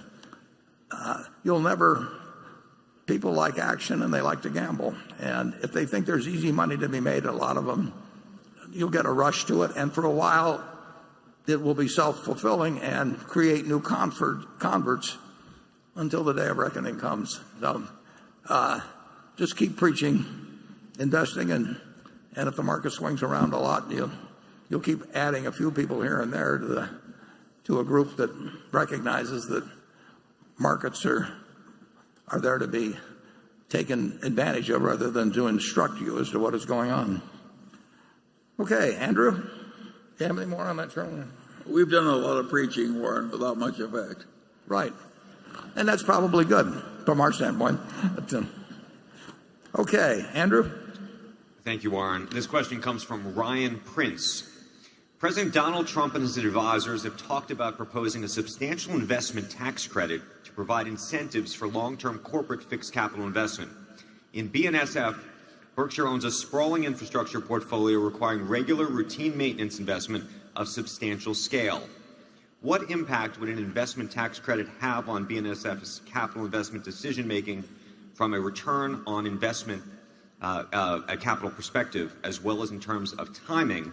And just as importantly, given the current economy and employment picture, would such a tax credit amount to a subsidization of otherwise mandatory maintenance capital investment or a proper incentive to stimulate investment? Yeah, well, it would all depend on how it was worded, because we've had investment tax credits in this country, and we've had bonus depreciation. It's another form of it, and we do get extra first-year depreciation. That does not enter into our calculation very much. In fact, certainly at the Berkshire level, I've never instructed anybody to do anything different because of investment tax credits or accelerated depreciation. There may be some calculations done down at the operating company level. It's certainly true in something like wind projects and solar projects. They are dependent on the tax law currently. There may come a time when they aren't, but they wouldn't have been done without some subsidization through the tax law. But I would say if you change the depreciation schedules and double depreciation, triple depreciation, that we're going to do what we need to do at the railroad to make it safer and more efficient if we just had ordinary depreciation. And I doubt if there'd be any dramatic differences. Obviously, if you were going to, say, buy a bunch of planes and the law was going to change on December 31st and the map made it better to wait till January 1st or do it this December 31st, you didn't make that kind of calculation. But I can't recall in all the years that I've ever sent out anything to our managers saying, let's do this because the tax law is being changed or might be changed or something of the sort. As I mentioned earlier, it changes just a little bit if you think there's going to be a change in capital gains rates at a given time. Obviously, if the rate's going to be lowered, you would take losses ahead of time and defer gains maybe a little. And that's why it's useful, actually, if the tax committees, the Senate and the House, are working on something, it might be useful if the chairmans would say that if we do make any changes, we're likely to use this effective date or something of the sort. And I think they've done that a few times in the past. We are not the big tax-driven item is in wind and solar, and that is a specific policy because the government has decided they want to move people, or society has decided they want to move people toward those forms of electric generation, and the market system wouldn't do it. And there may come a time when the market system will do it all by itself. We won't make big changes, and it's so speculative anyway in terms of even what the law would be. But beyond that, if it becomes less speculative as the law, I mean, it really looks like something is going through, it doesn't change us big time at all. Charlie? Nothing to add. We're not going to change anything at the railroad for some little tax jiggle. If we need a bridge repaired, we're going to repair the bridge, and if we need a lot of track maintenance all the time and that sort of thing, and it just I don't think Matt and I have ever had a talk about it since we've owned the railroad. Greg? Warren, my question also relates to Burlington Northern. Despite the current administration's belief that they can bring the coal industry back, market forces continue to lead to the industry's demise. While 90% of U.S. coal consumption is driven by electricity generation, natural gas has been both cheaper and cleaner burning, and renewable electricity generation has remade parts of the market as wind and solar have gained scale and become cheaper alternatives. This has created problems for Burlington Northern, with coal shipments accounting for just 18% of volume and revenue for the railroad last year, down from an average of 24% for both measures the previous 10 years. While some of this was due to a large buildup of coal supplies the past couple of winters, which finally seem to be working their way out, what are your expectations for the contribution coal can make to BNSF longer term? And I know that the railroad currently handles some export shipments going through Canada's Pacific Coast ports, but will there be enough growth there to offset domestic demand, or will BNSF need to rely more heavily on segments like intermodal to offset lost coal volumes? Yeah, the answer is coal. Coal is going to go down over time. I don't think there's much question about that. The specifics of any given year relate very importantly to the price of natural gas. I mean, right now the demand is somewhat up, a fair amount up from last year because natural gas is at $3.15 or $3.20, and the utilities can produce electricity in many cases quite a bit cheaper with coal than with natural gas. Whereas with the $2, it would be natural gas. But over time, coal is, in my mind, is essentially certain to decline as a percentage of the revenue of the railroad. The speed at which it does, you don't create generation plants overnight, and so you can't predict the rate. And if natural gas is cheap enough, it's going to be you'll see a big conversion back to natural gas. So coal is going to go down as a percentage of revenues significantly.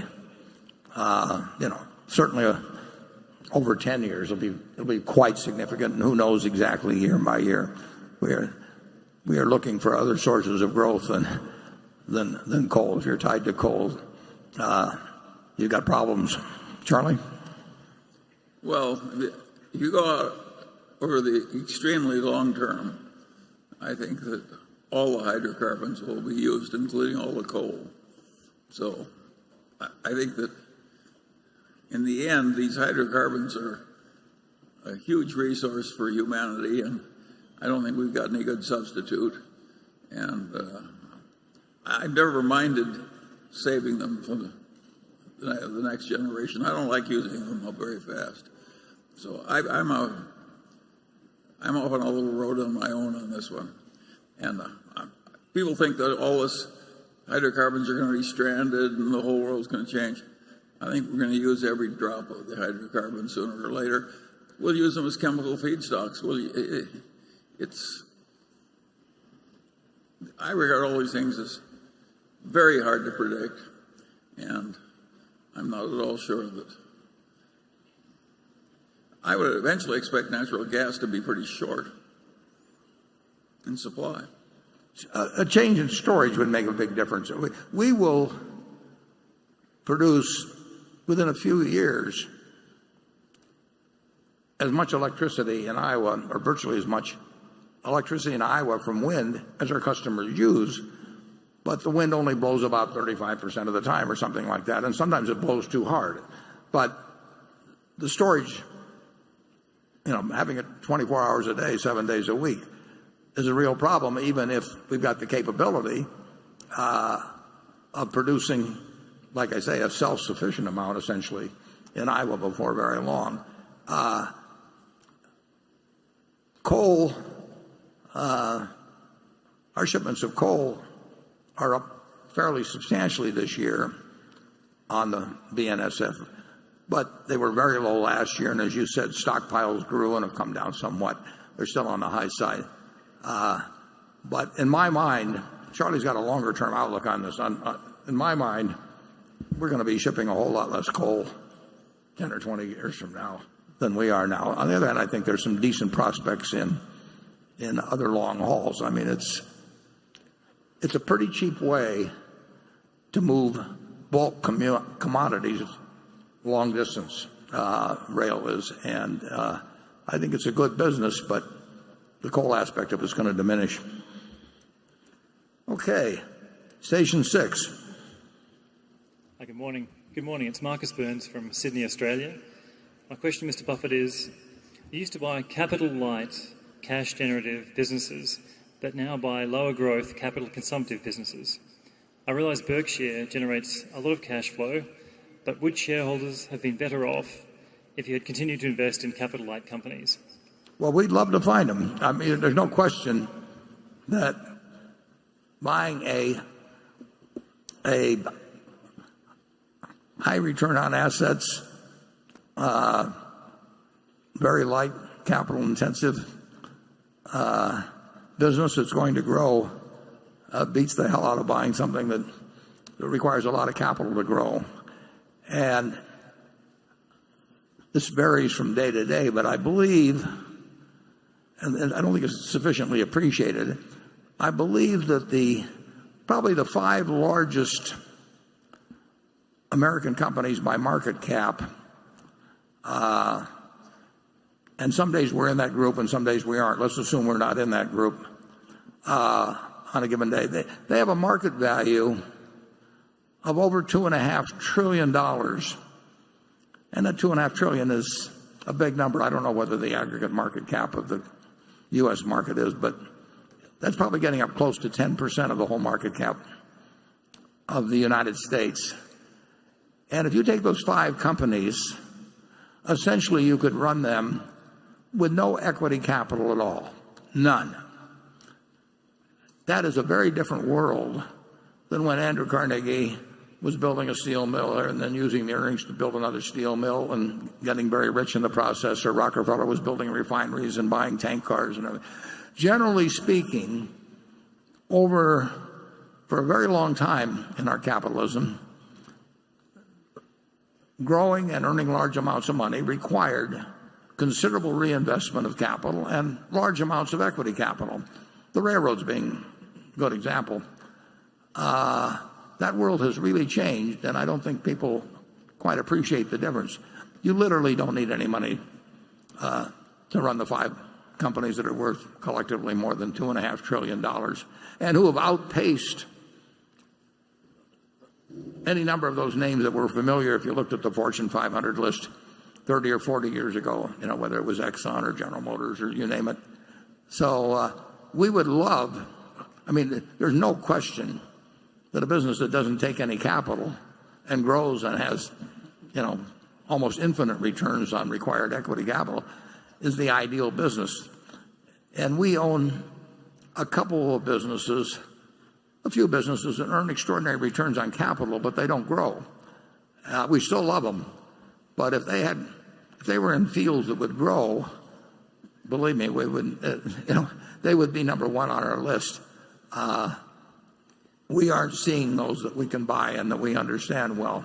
But you are absolutely right that's a far, far, far better way of laying out money than what we're able to do when buying capital-intensive businesses. Charlie? Yeah, the chemical companies of America at one time were wonderful investments.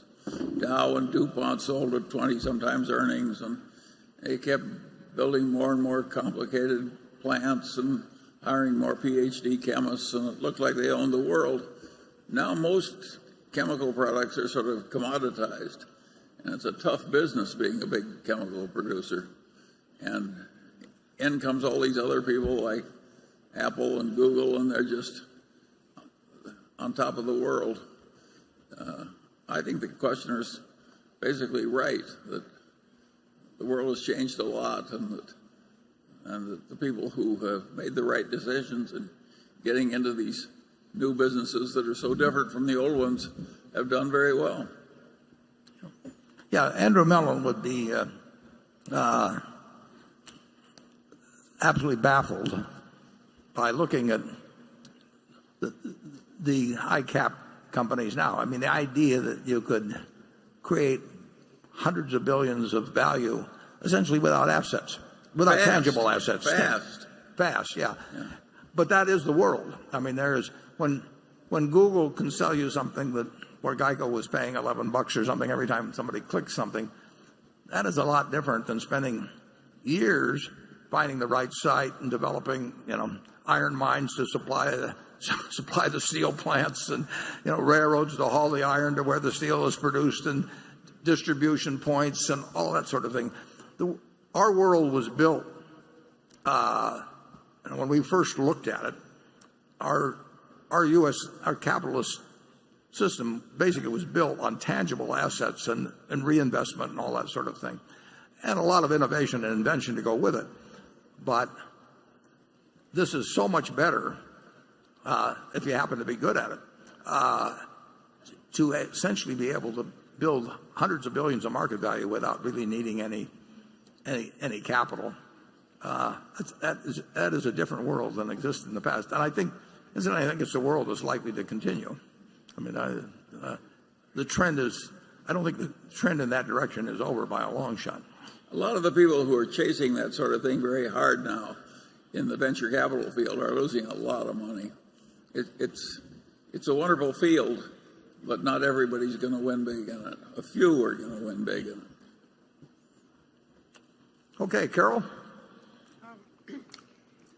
This question is from a shareholder in California, in the Silicon Valley area, who didn't want his name mentioned because he said he wasn't looking for publicity, but whose picture makes him appear to be a millennial. Every Berkshire shareholder knows about the stock market value of Berkshire. But my question is about the value of Berkshire to the world.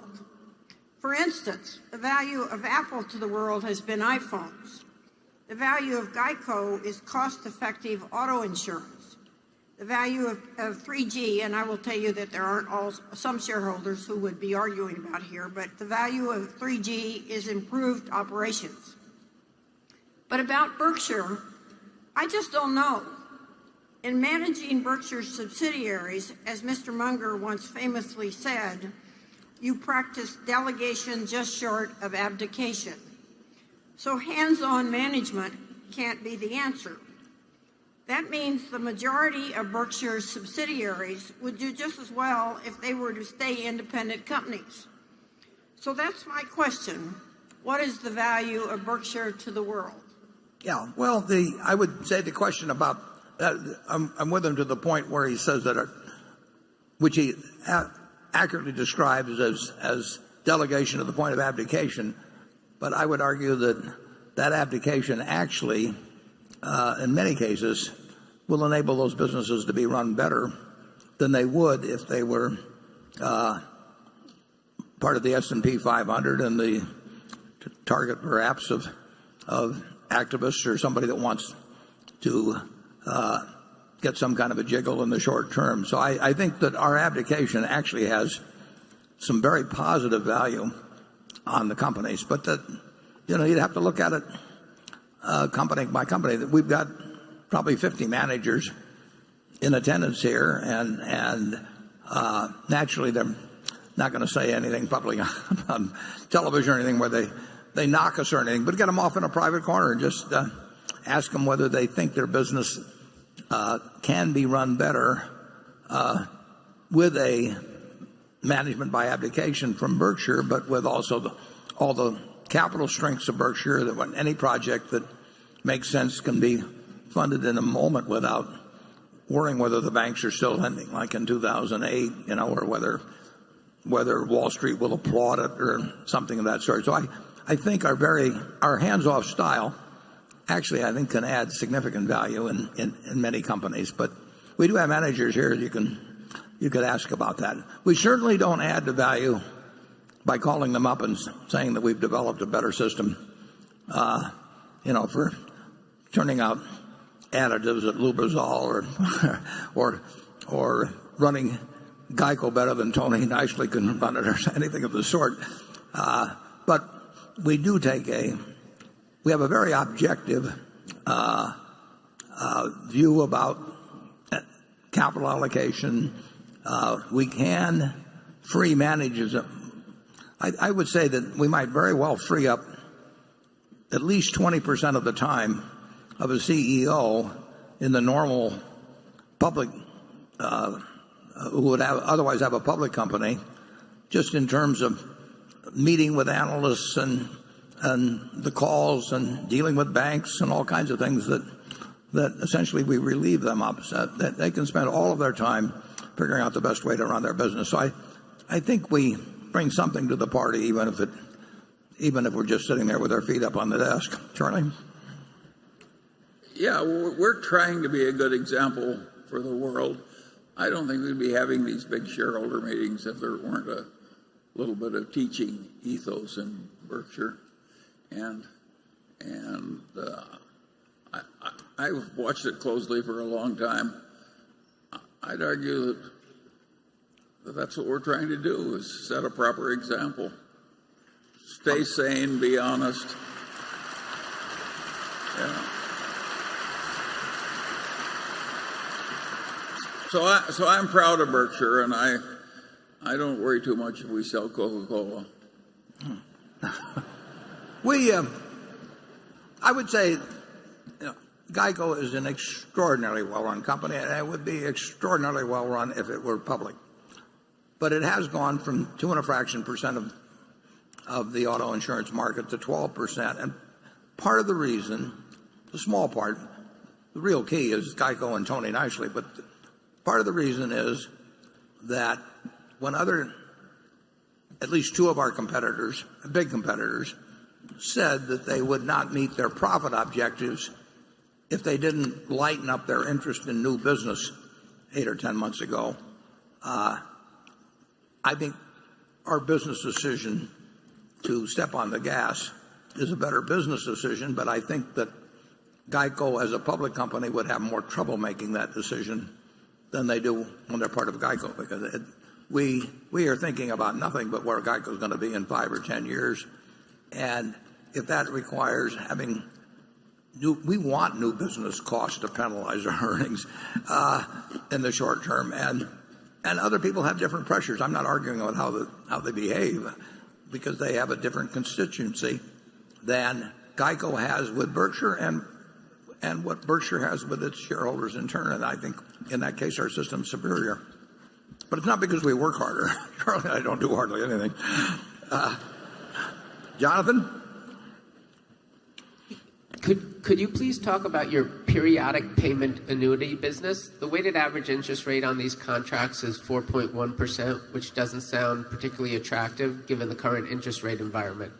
Is the duration of these liabilities long enough to make that an attractive cost of funds, or were these contracts executed primarily when rates were higher? Well, those contracts, these are what are called structured settlements primarily. And when somebody young has a terrible auto accident or whatever it may be,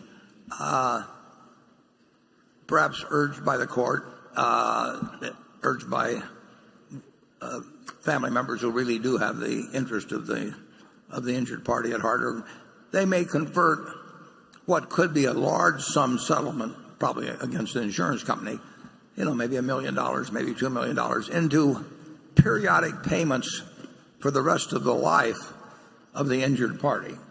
And we issue those for other insurance companies. In fact, sometimes the court directs that Berkshire or hints strongly that Berkshire should be the one to issue those, because you're talking with somebody's life 30 or 40 or 50 years from now, and the court or the lawyer or the family may want to be very, very sure that whoever makes that promise is going to be around to keep it, and Berkshire has a preferred position in that. We look, to get to your question, Johnny, we look for taking the longer maturity situations. We always have, and we have to make assumptions about mortality, and we have to make assumptions, and then we have to decide at what interest rate we'll do it. The 4.1 is a mix of a lot of contracts over a lot of years, obviously. We write maybe 30 million of these, 20 to 30 million a week, looking for the long maturities. And so if you take an average of 15 years or something of the sort, that's how we come up with that sort of a figure. We adjust them to interest rates at all times. We're making an assumption that we're going to earn more money than is inherent in the cost of these structured settlements. It's a business I think we've got $6 or $7 billion up now, and we'll keep doing them. And incidentally, probably a significant percentage of the $6 or $7 billion we're not yet paying anything on. Somebody else may have the earlier payments, and they're certainly weighted far out. So it's a business that we'll be in 10 or 20 years from now. We've got some natural advantage because people trust us more than any other company to make those payments. And the test is whether we earn over time a return above that which we're paying to the injured party. And that's a bet we're willing to make. But if interest rates continued at present levels for a long time, we would, assuming we kept the money in fixed income instruments, we'd have some loss in that. We've got an allowance in there for the expenses, incidentally, because we do make monthly payments to these people eventually, and we have to keep track of whether they're still alive or not, because you cannot count on the relatives of somebody that's deceased when a check is coming in every month to notify you promptly that the person has become deceased. But that number will go up over time. If interest rates stay where they are, that 4.1 will come down a little bit as we add new business. Okay, station 7.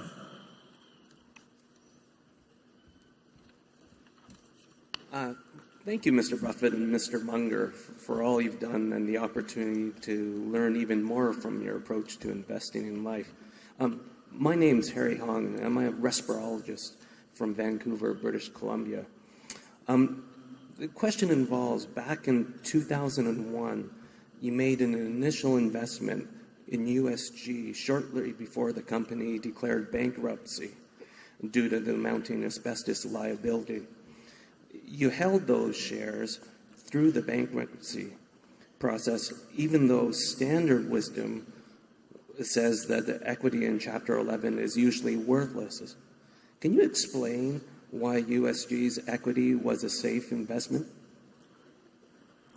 Well, I don't really remember all the details then. It was very cheap. Very cheap. Yeah, but I would say this. USG, we own, I'm not sure what percentage, but it's a very significant percentage. I don't know, 20% or something. Probably 30% or something like that. But the USG overall has just been disappointing because the gypsum business has been disappointing. And I think, I may be wrong, I think they went bankrupt twice, first from asbestos going back and then subsequently because they just had too much debt.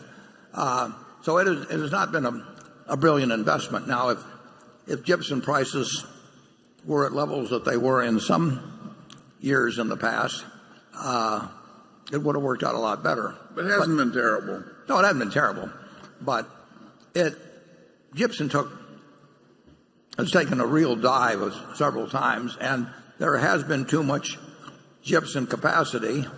And then when it comes back, the managements have been, not necessarily at USG, but including USG perhaps, they've gotten more optimistic about future demand than they should have. And they like, going back historically away, they like to build new plants. And it's a business where the supply has been potential supply has been significantly greater than demand in a lot of years. I mean, you've seen housing starts and since 2008 and 9 not come back anywhere near as much as people anticipated. So gypsum prices have moved up, but not dramatically. So I just put that one down as not one of our great ideas. Not one of my great ideas. Charlie wasn't involved in that. It's no disaster, though.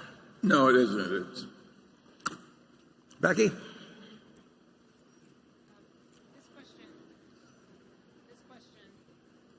Oh. Hello? Oh, there we go. Okay. This question comes from Axel Meyerseek in Germany, who writes, if Ajit Jain were to retire or, God forbid, be promoted, what would be the impact on the insurance operations, both with regards to underwriting profit as well as the development of float? Well, nobody could possibly replace Ajit. I mean, you can't come close. But we have a terrific operation in insurance. We really do. Outside of Ajit, and it's terrific squared with Ajit.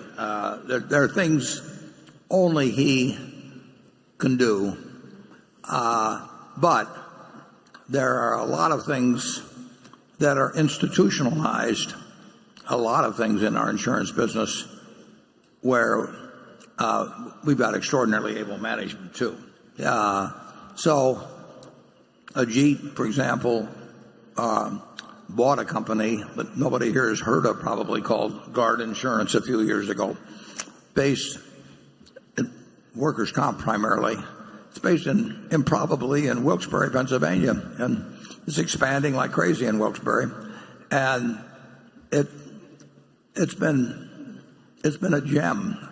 And Ajit oversees it, but we've got a terrific person running it. And we bought Medical Protective some years ago. Tim Kennedy runs that. Ajit oversees it, but Tim Kennedy can run a terrific insurance company with or without Ajit, but he's smart enough to realize that if you got somebody like Ajit that's willing to oversee it to a degree, that's great. But Tim is a great insurance manager all by himself, and Medical Protective has been a wonderful business for us. Most people don't know we own it. The company goes back into the 19th century, actually. We've got a lot of good operations. If you look at that section in the annual report called Other Insurance Company, I mean, that is, in aggregate, that is a wonderful insurance company. There's very few like it. Geico is a terrific company. Ajit has made more money for Berkshire than I have, probably, but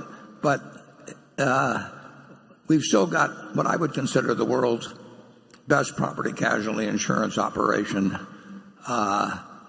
even without him. And with him, nobody. I don't think anybody comes close. Charlie? Well, a few years ago, California made a little change in its workers' compensation law. And Ajit saw instantly that it would cause the underwriting results to change drastically. And he went from a tiny percent of the market, like 10% of the market, which is big, and he just grasped a couple of $1 billion at least out of the air, like with snapping his fingers. And when it got tough, he pulled back. We don't have a lot of people like Ajit. It's hard to just snap your fingers and grab a couple of $1 billion out of the air.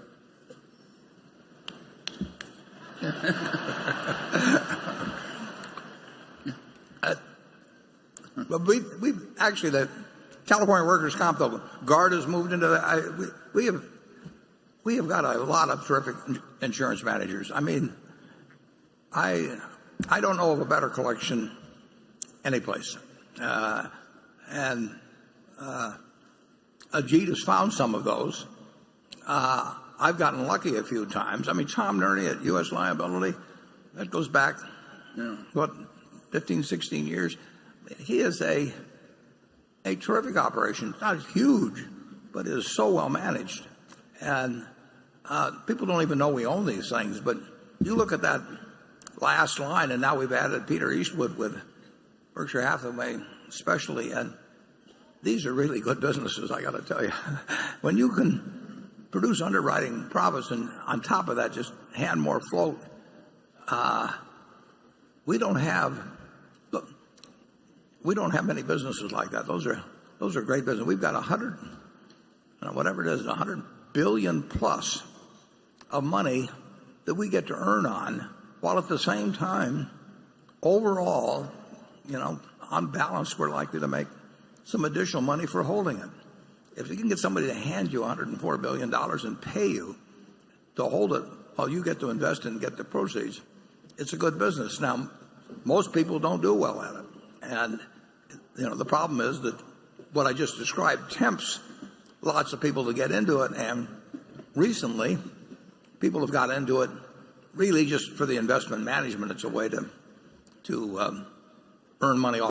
We don't do that, but it can be done for small companies with investment managers. So there's a lot of competition in it, but we have some fundamental advantages. Plus, we have in certain areas. Plus, we have absolutely terrific managers to maximize those advantages, and we're going to make the most of it. I've just been handed something Kraft Heinz came out with.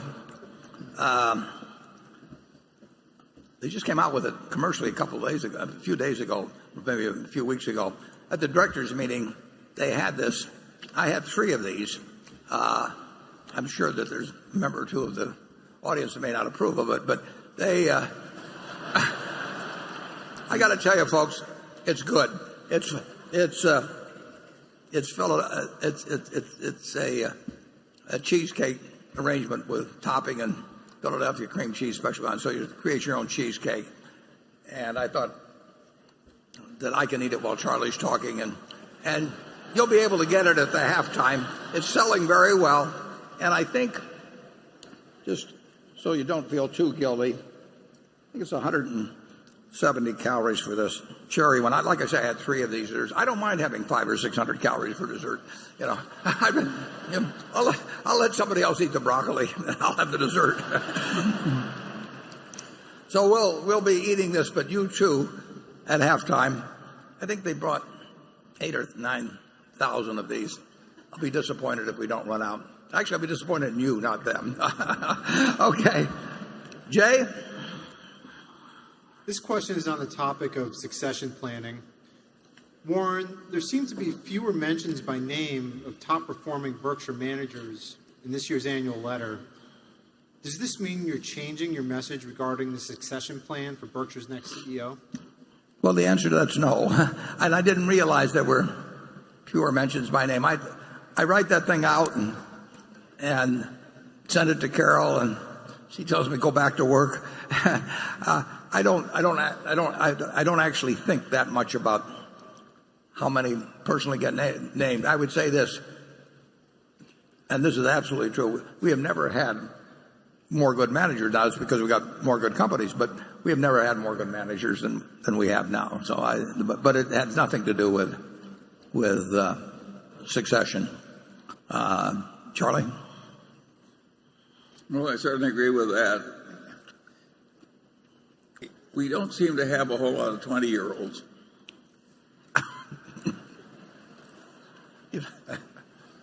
Certainly not at the front table.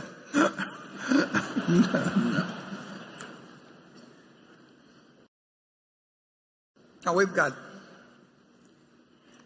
an extraordinary group of good managers, which is why we can manage by abdication. It wouldn't work if we had a whole bunch of people who were had come with the idea of getting my job. I mean, if we had 50 people out there, all of whom wanted to be running Berkshire Hathaway, it would not work very well. But they have the jobs they want in life. Tony Nicely loves running Geico.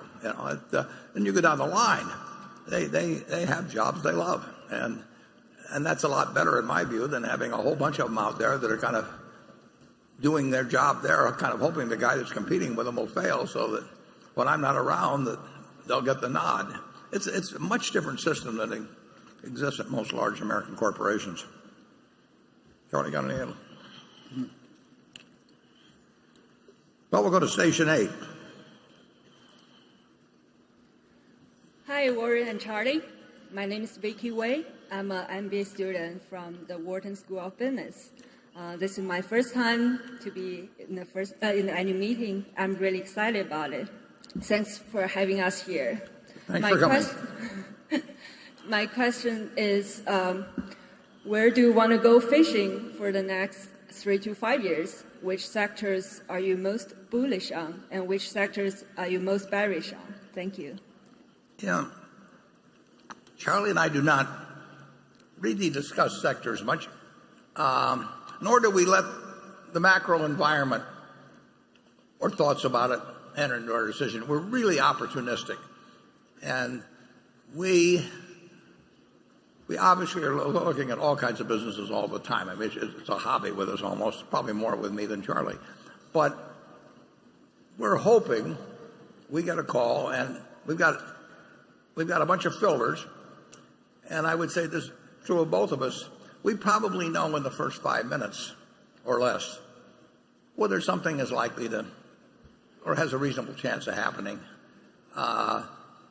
And it's just going to go through there, and it's going to. The first question is can we really ever know enough about this to come to a decision? And that knocks out a whole bunch of things, and there's a few, and then if it makes it through there, there's a pretty good, reasonable chance we may do something, but it's not sector specific. We do love the companies, obviously, with the moats around the product, where consumer behavior can be perhaps predicted further out. But I would say it's getting harder for us anyway, to anticipate consumer behavior than we might have thought 20 or 30 years ago. I think that's just a tougher game now. But we'll measure it, and we'll look at it in terms of returns on present capital, returns on prospective capital. A lot of people give you some signals as to what kind of people they are, even in talking in the first 5 minutes, and whether you're likely to actually have a satisfactory arrangement with them over time. So a lot of things go on fast, but we know the kind of sectors we kind of like to, or the type of business we kind of like to end up in, but we don't really say we're going to go after companies in this field or that field or another field. Charlie, you want to? Yeah, some of our subsidiaries do little bolt-on acquisitions that make sense, and that's going on all the time.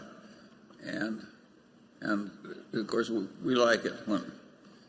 But I would say the general field of buying whole companies, it's gotten very competitive. There's a huge industry of doing these leveraged buyouts. That's what I still call them. The people who do them think that's a kind of a bad marker, so they say they do private equity. It's like making a janitor call himself the chief of engineering or something. But at any rate, the people who do the leveraged buyouts, they can finance practically anything in about a week or so through shadow banking, and they can pay very high prices and get very good terms and so on. So it's very, very hard to buy businesses, and we've done well because there's a certain small group of people that don't want to sell to private equity. And they love the business so much they don't want it just dressed up for resale. We had a guy some years ago came to see me, and he was 61 at the time, and he said, "Look, I've got a fine business. I got all the money I can possibly need." But he said, there's only one thing that worries me when I drive to work. Actually, there's more than one guy that told me that's used the same term. He said, there's only one thing that bothers me when I go to work. If something happens to me today, my wife's left. I've seen these cases where executives in the company try to buy them out cheap, or they sell to a competitor and all the people. He says, I don't want to leave her with a business. I want to decide where it goes, but I want to keep running it. And I love it. And he said, I thought about selling it to a competitor, but if I sell it to a competitor, their CFO is going to become the CFO of the new company, and they're, on down the line.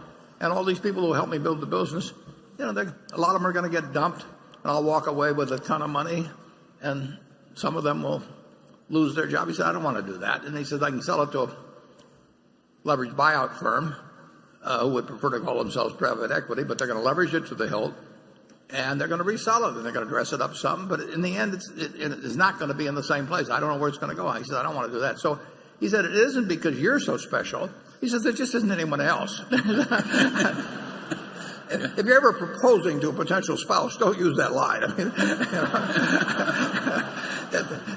But that's what he told me, and I took it well, and we made a deal. So logically, unless somebody has that attitude, we should lose in this market. I mean, you can borrow so much money so cheap, and we're looking at the money as pretty much all equity capital, and we're not competitive with somebody that's going to have a very significant portion of the purchase price carried in debt, maybe averaging 4% or something. And he won't take the losses if it goes down. He gets part of the profit if it goes up. Yeah, his calculus is just so different than ours, and he's got the money to make the deal. So if all you care about is getting the highest price for your business, we are not a good call. And we will get some calls in any event. And we can offer something that wouldn't call it unique, but it's unusual. The person that sold us that business and a couple of others that actually it's almost word for word the same thing they say. They are all happy with the sale they made, very happy, and they have lots and lots and lots of money, and they're doing what they love doing, which is still running the business, and they know that they made a decision that will leave their family and the people who work with them all their lives in the best possible position. And that's in their equation. They have done what's best, but that is not the equation of many people, and it certainly isn't the equation of somebody who buys it and borrows every dime they can with the idea of reselling it after they maybe dress up the accounting and do some other things. And but when the disparity gets so wide between what a heavily debt financed purchase will bring as against an equity type purchase, it gets to be tougher. There's just no question about it, and it'll stay that way. But it's been tough for a long time, and we've bought some good businesses. Yeah. Okay, Andrew. Warren, this comes from a shareholder who I think is here, who asked to remain anonymous. Writes, 3 years ago, you were asked at the meeting about how you thought we should compensate your successor. You said it was a good question, and you would address it in the next annual letter. We've been patiently waiting. Can you tell us now, at least philosophically, how you've been thinking about the way the company should compensate your successor so we don't have to worry when the pay consultants arrive on the scene? Yeah. Well, unfortunately, at my age, I don't have to worry about things I said 3 years ago, but this guy, obviously much younger, remembers.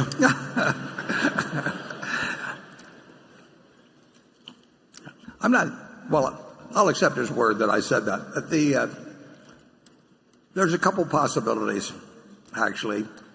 I don't want to get into details on them, but you may have, and I actually would hope that we would have somebody, that's already very rich, which they should be, been working a long time, and have got that kind of ability, that's very rich, and really is not motivated by whether they have 10 times as much money as they and the families can need, or 100 times as much.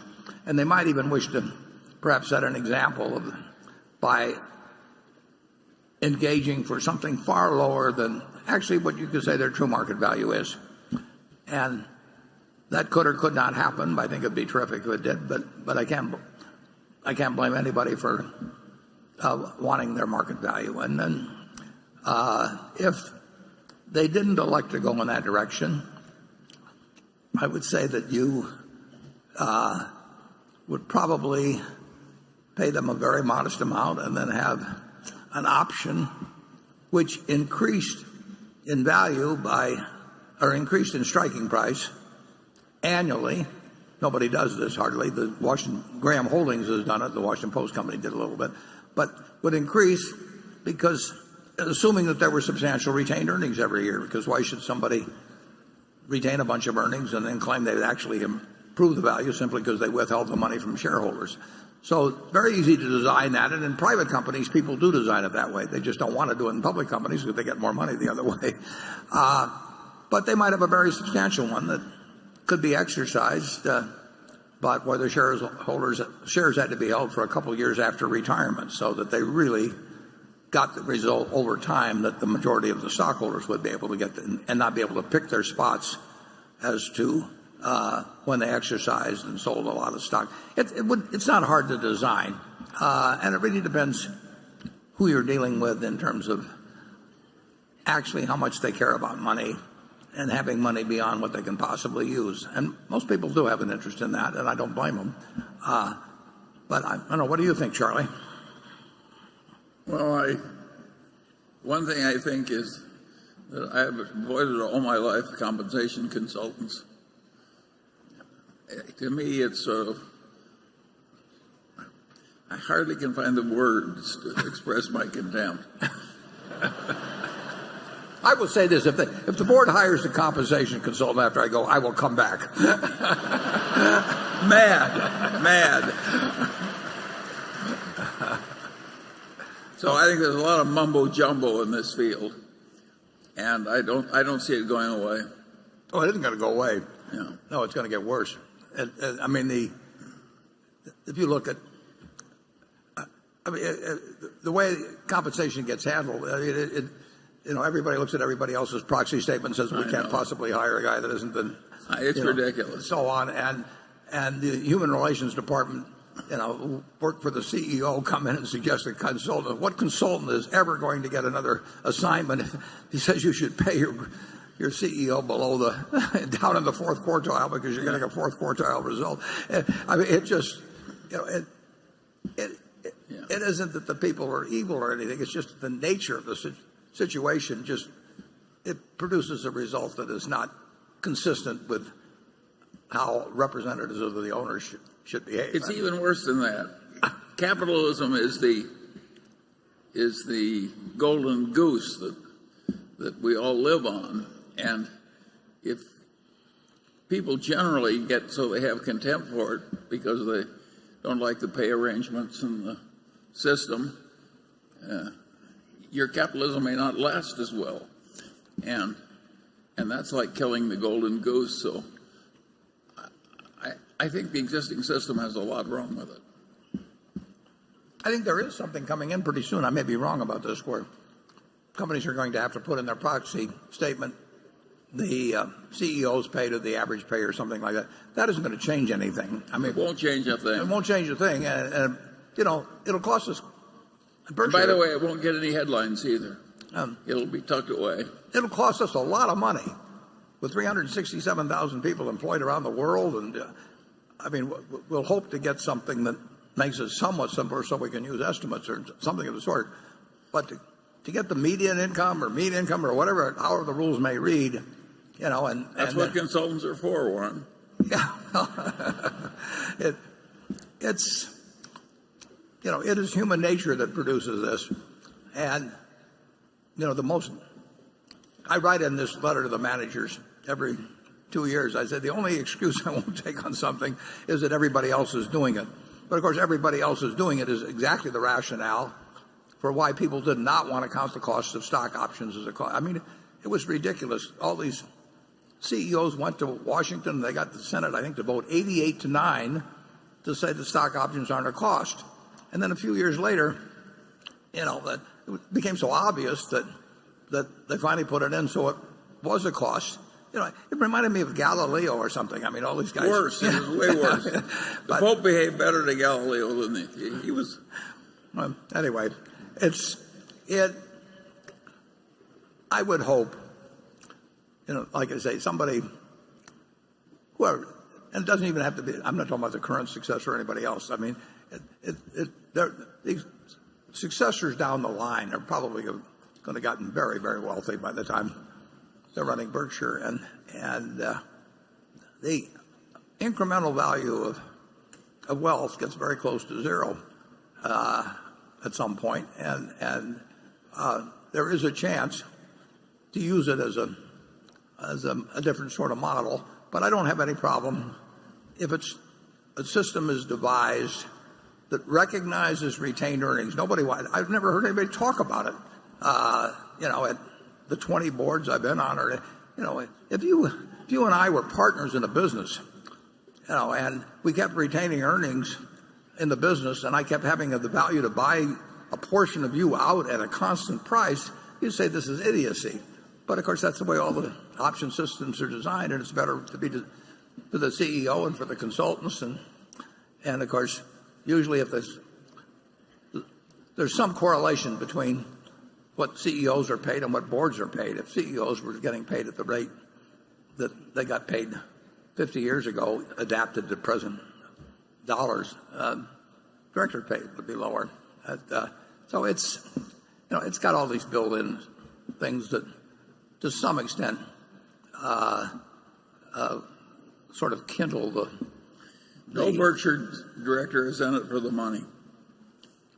Well, they are. They own a lot of stock, and they bought it in the market just like the shareholder did. It's a very old-fashioned system. I looked at one company the other day, and 7 of the directors had never bought a share of stock with their own money.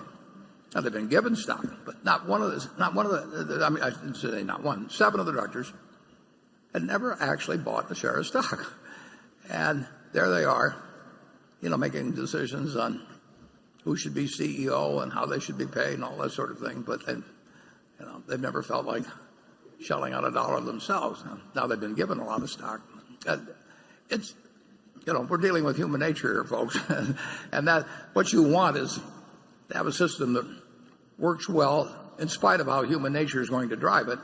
And we've done awfully well in this country in that respect. I mean, American businesses overall has done very, very well for the Americans generally. But not every aspect of it is exactly what you want to teach your kids. Okay, Greg? Warren, between 2010 and 2015, intermodal rail traffic enjoyed double-digit rates of revenue growth as shorter-haul freight converted from truck to rail. During the past year or so, though, cheaper diesel prices and more readily available truckload capacity have made trucking more competitive, leading to a decline in intermodal rail traffic. While carload growth is expected to be solid longer term, helping to offset weakness in other segments like coal, what impact do you expect the widening of the Panama Canal, which was completed last year, to have on the West Coast port shipments that BNSF has traditionally carried through to exchange points for the eastern U.S. railroads, as shippers elect to have goods unloaded at ports in the Gulf of Mexico or up the eastern seaboard? And while a loss of volumes is never a good thing, could there be a small trade-off here as the bottleneck in Chicago, where most east-west cargo is handed off, eases a bit over time as some of the current traffic gets rerouted? Well, Chicago has got lots of problems, and it's going to continue for a long. I mean, that requires a big solution. When you think of how the railroads developed, I mean, Chicago was the center, and you laid the rails, and there were a whole bunch of different railroads, 100 years ago, and the city grows up around them and everything. So Chicago can be a huge problem. But getting to intermodal, I think intermodal will do very well. But you are correct that car loadings actually hit a peak in 2006. So here we are 11 years later. And the investment of the 5 big Class 1 railroads, 4 of the biggest, if you look at their investment beyond depreciation, it's tens and tens of billions of dollars, and we're carrying less freight, the 4 in aggregate, than we were in 2006. And coal will continue to decrease. It's a good business, and it has big advantages over truck in many respects. Truck gets much more of a free ride in terms of the fact that their right-of-way, which is the highway system, is subsidized to a much greater degree beyond the gas tax, than the railroad industry. But it has not been a growth business in physical volume to any great degree. I think it's unlikely to be. I think it's likely to be a good business. I think we've got a great territory. I like the West better than the East, and as you mentioned, there will be some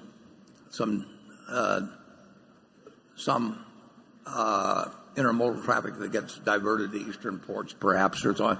Overall, we've got a terrific system in that respect, and we will do well. It would be more fun if we had something where, you could expect aggregate car loadings to increase 2 or 3 or 4% a year, but I don't think that's going to happen. I do think our fundamental position is terrific. However, I think we'll earn decent returns on capital, but I think that's the limit of it. Charlie? Nothing to add. Okay, station 9. I'm from Shankar Anand from Gurnee, Illinois. Thank you for doing everything you do for us. I have a question. The two of you have largely avoided capital allocation mistakes by bouncing ideas off of one another. Will this continue long into Berkshire's future? And I'm interested in both at headquarters and at subsidiaries.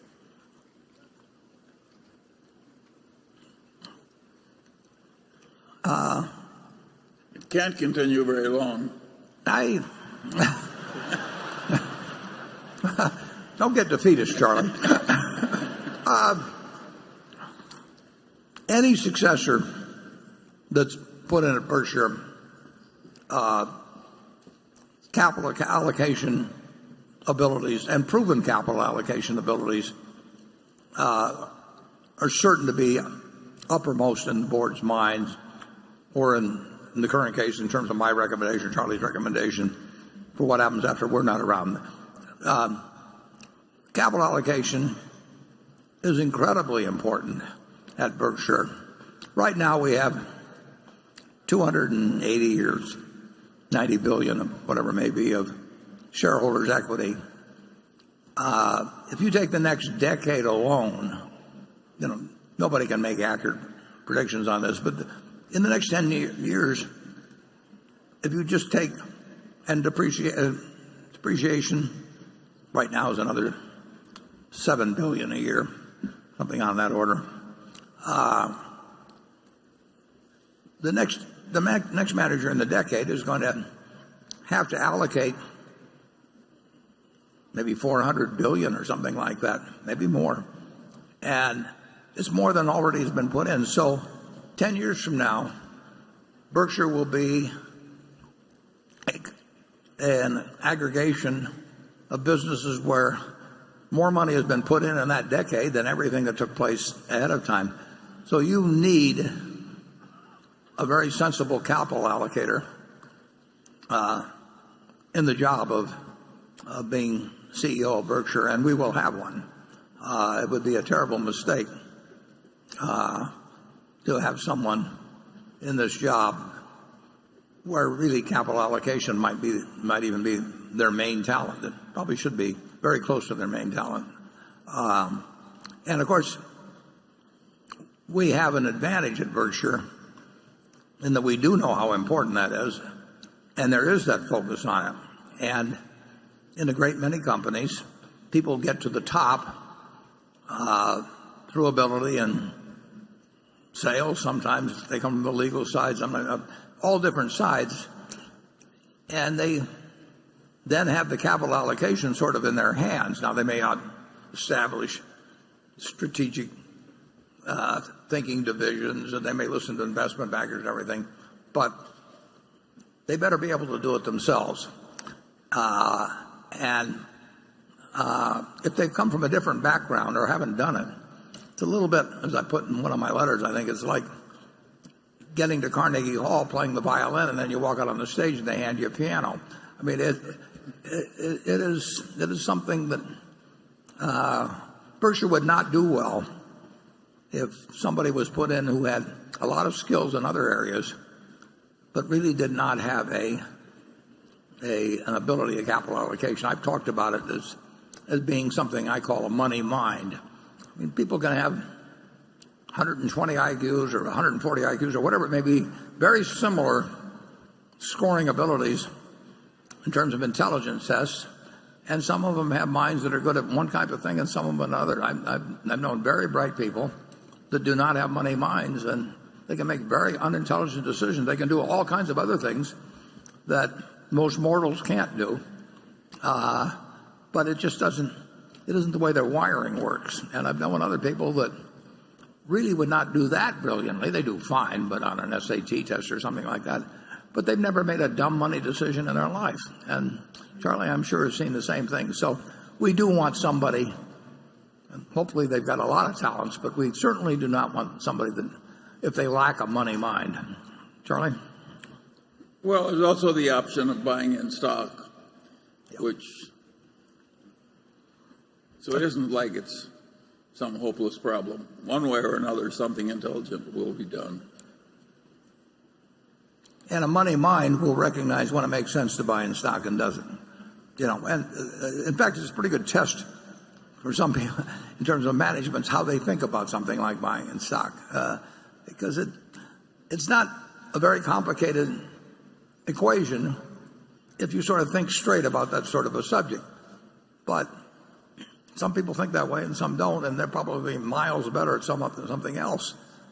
But they say some very silly things when you get to something that seems so clear as whether, say, buying in stock makes sense. Anything further, Charlie? No. Okay, Carol. This question comes from Steve Haberstroh of Connecticut. Warren, you've made it very clear in your annual letter that you think the hedge fund compensation scheme of 2 and 20 generally does not work well for the fund's investors. And in the past, you have questioned whether investors should pay, quote, financial helpers, unquote, as much as they can. But financial helpers can create tremendous value for those they help. Take Charlie Munger, for instance. In nearly every annual letter and on the movie this morning, you describe how valuable Charlie's advice and counsel has been to you, and in turn to the incredible rise in Berkshire's value over time. Given that, would you be willing to pay the industry standard, quote, financial helper fee of 1% on assets to Charlie? Or would you perhaps even consider 2 and 20 for him? What is your judgment about this matter? Yeah. Well, I've said in the annual report that I've known maybe a dozen people in my life. And I said there are undoubtedly hundreds or maybe thousands out there, but I've said that I've known personally a dozen where I would have predicted, or did predict, in a fair number of those 12 cases, I did predict that the person involved would do better than average in investing over a long period of time. And obviously, Charlie is one of those people. So would I pay him? Sure. But would I take financial advisors as a group and pay them 1% with the idea that they would deliver results to me that were better than the S&P 500 by 1%, and thereby leave me breaking even against what I could have done on my own? There's very few. So it's just not a good question to ask whether, I pay Charlie 1%. That's like asking, whether I'd have paid Babe Ruth, 100,000 or whatever it was to come over from the Red Sox to the Yankees. I mean, sure I would have, but there weren't very many people I would have paid 100,000 to in 1919 or whatever it was to come over to the Yankees. So it's a fascinating situation because the problem isn't that the advisors are going to do so terrible. It's just that you have an option available that doesn't cost you anything that is going to do better than they are in aggregate. And it's an interesting question. I mean, if you hire an obstetrician, assuming you need one, they're going to do a better job of delivering the baby than, if the spouse comes in to do it, or if they just pick somebody up off the street. And if you go to a dentist, if you hire a plumber, in all the professions, there is value added by the professionals as a group compared to doing it yourself or just randomly picking laymen.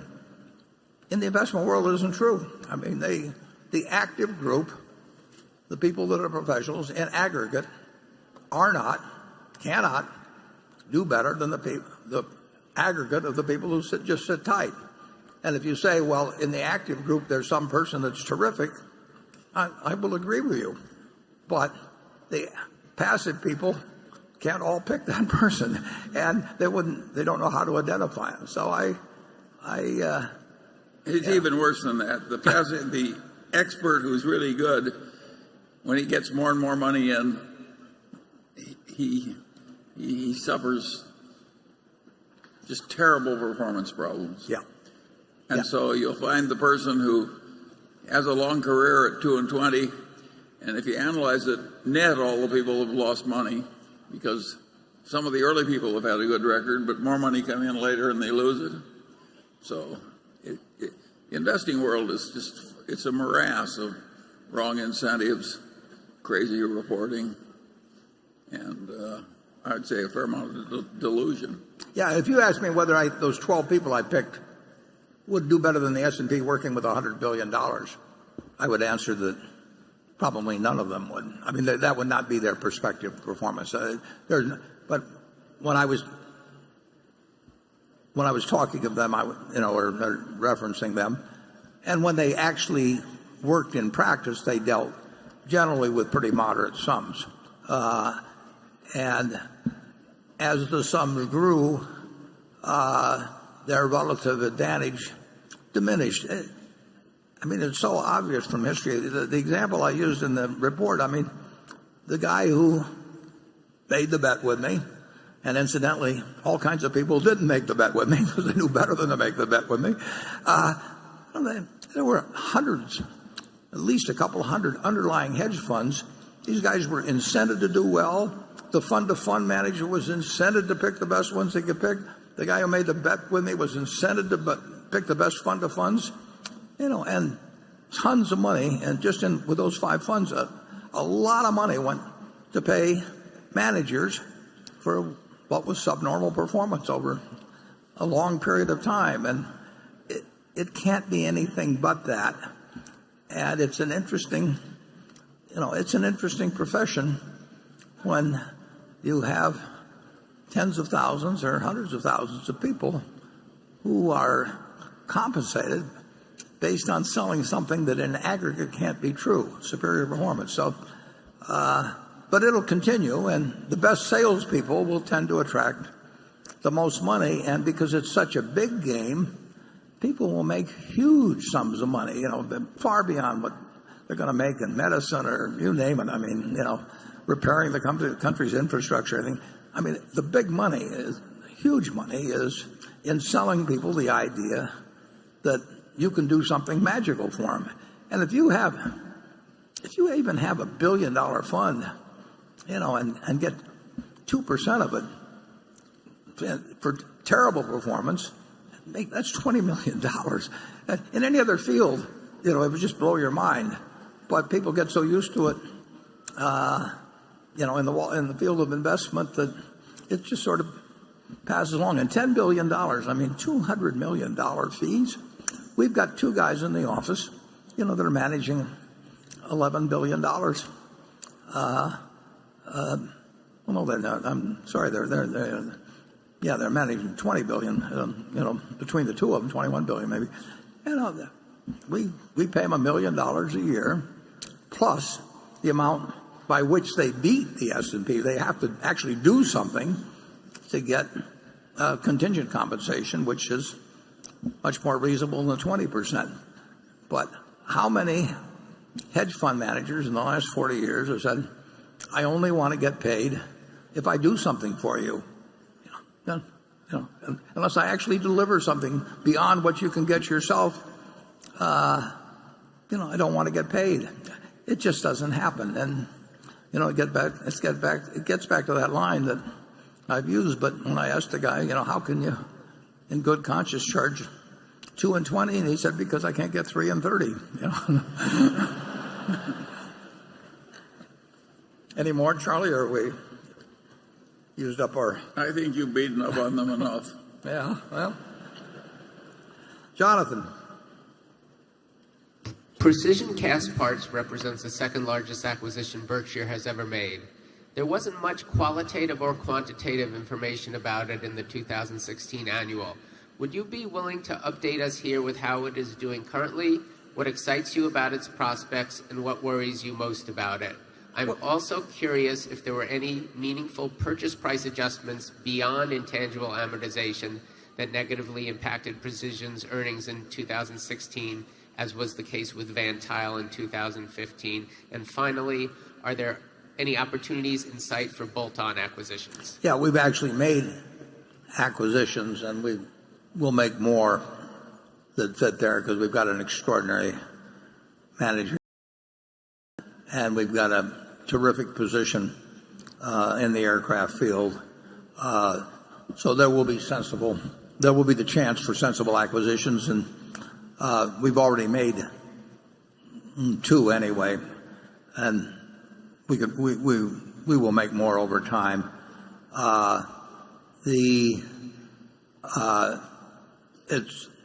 The amortization of intangibles is the only big purchase price adjustment. That's something over $400 million a year, non-deductible. In my mind, that's 400 and some million of earnings. I do not regard the economic goodwill of Precision Castparts being diminished at that rate annually. That is and I've explained that in some degree. As a very long-term business, you can worry about 3D printing. I don't think you have to worry about aircrafts being manufactured. But aircraft deliveries can be substantially altered in relation to any given backlog in most cases.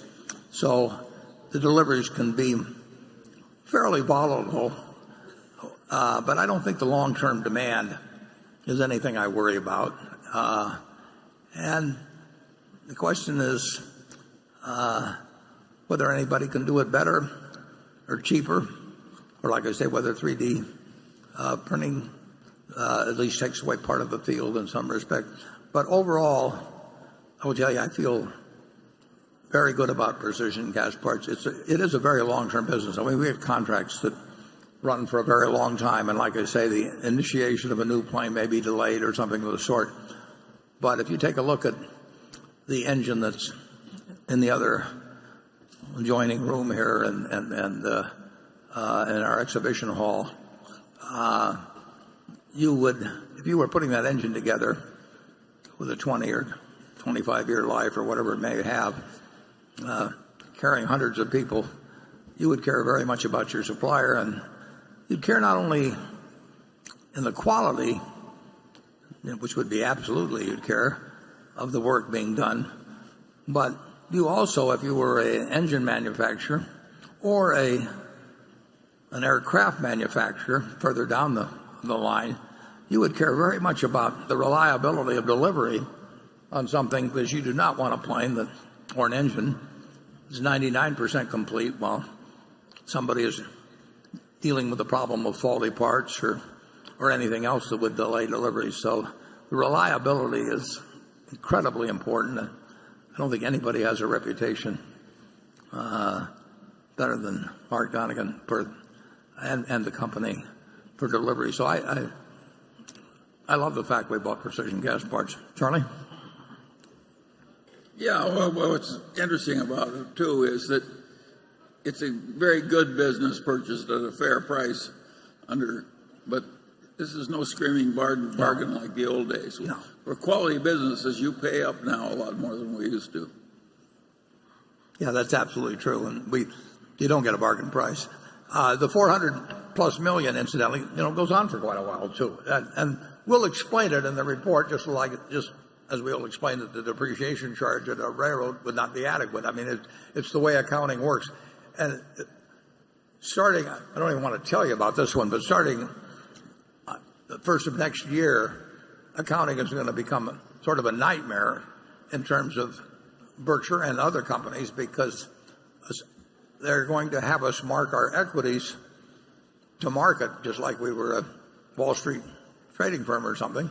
And those changes in the value of Coca-Cola or American Express or anything are going to run through the income account every quarter. In fact, they run through it every day in this series, so that it really will get confusing. Now, it's our job to explain things so that you aren't confused when we report GAAP earnings. But GAAP earnings, as reported, will become even more meaningless looking only at the bottom line than they are now. And that was not necessarily a good idea. No, I think it's a terrible idea, but we'll deal with it. I mean, it's my job to explain to what extent GAAP accounts to you in evaluating Berkshire and the times when it actually distorts things. Accounting isn't supposed to it's not supposed to describe value. On the other hand, it's a terribly useful tool if understood in order to estimate value if you're analyzing businesses. And so in a certain way you can't blame the auditing profession for doing what they think is their job, which is not to present value, although by using these market values. But you can blame the audit profession. What's that? You can blame the audit profession for that one. Yeah. That was really stupid. Yeah. Well, I agree with that, actually. But we will do our best to give you, always going to give you the audited figures, and then we're going to explain their shortcomings in either direction and what you should use and what you probably should ignore in looking at those numbers and using them to come to a judgment as to the value of your holdings. And I'll explain it to you the same way I would explain it to my sisters or anybody else. That we want you to understand what you own, and we try to cover the details that are really important in that respect. I mean, there's a million things you can talk about that are just of minor importance when you're talking about a $400 billion market value. But they're the things that if Charlie and I were talking about the company, they'd be the figures or the interpretations or anything that we would regard as important in sort of coming to an estimate of the value of the business. But it's going to be, you can't knock the media. I mean, they've only got a few paragraphs to describe the earnings of Berkshire every quarter. But if they simply look at bottom line numbers, what can be silly this year will become absolutely ludicrous next year because of the new rule that comes into effect for 2018. Okay, station 10. Hello, Warren. This is a question from China. I'm James Chen, a pension fund manager from China, Shanghai. My question is quite simple. What is the probability of duplicating your great investment track record in China's stock market the next decade or two in terms of investment pursuit? That's all. And thanks my friends from Hui Tianfu and Fugo Fund Management House for guiding me in raising this question. Thank you. Charlie, you're the expert on China.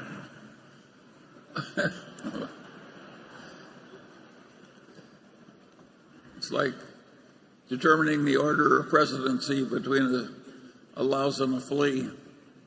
Yeah. I do think that the Chinese stock market is cheaper than the American market. And I do think China has a bright future. And I also think that there'll be growing pains, of course. But we have this opportunistic way of going through life. We don't have any particular rules about which market we're in or anything like that. Well, Charlie's delivered a headline anyway now. Munger predicts China market will outperform U.S. So, and I've just been informed it's 12:15, so I apologize if you're hungry for holding you over for 15 minutes. So we'll reconvene around 1:15, and I'll see you then. Thanks.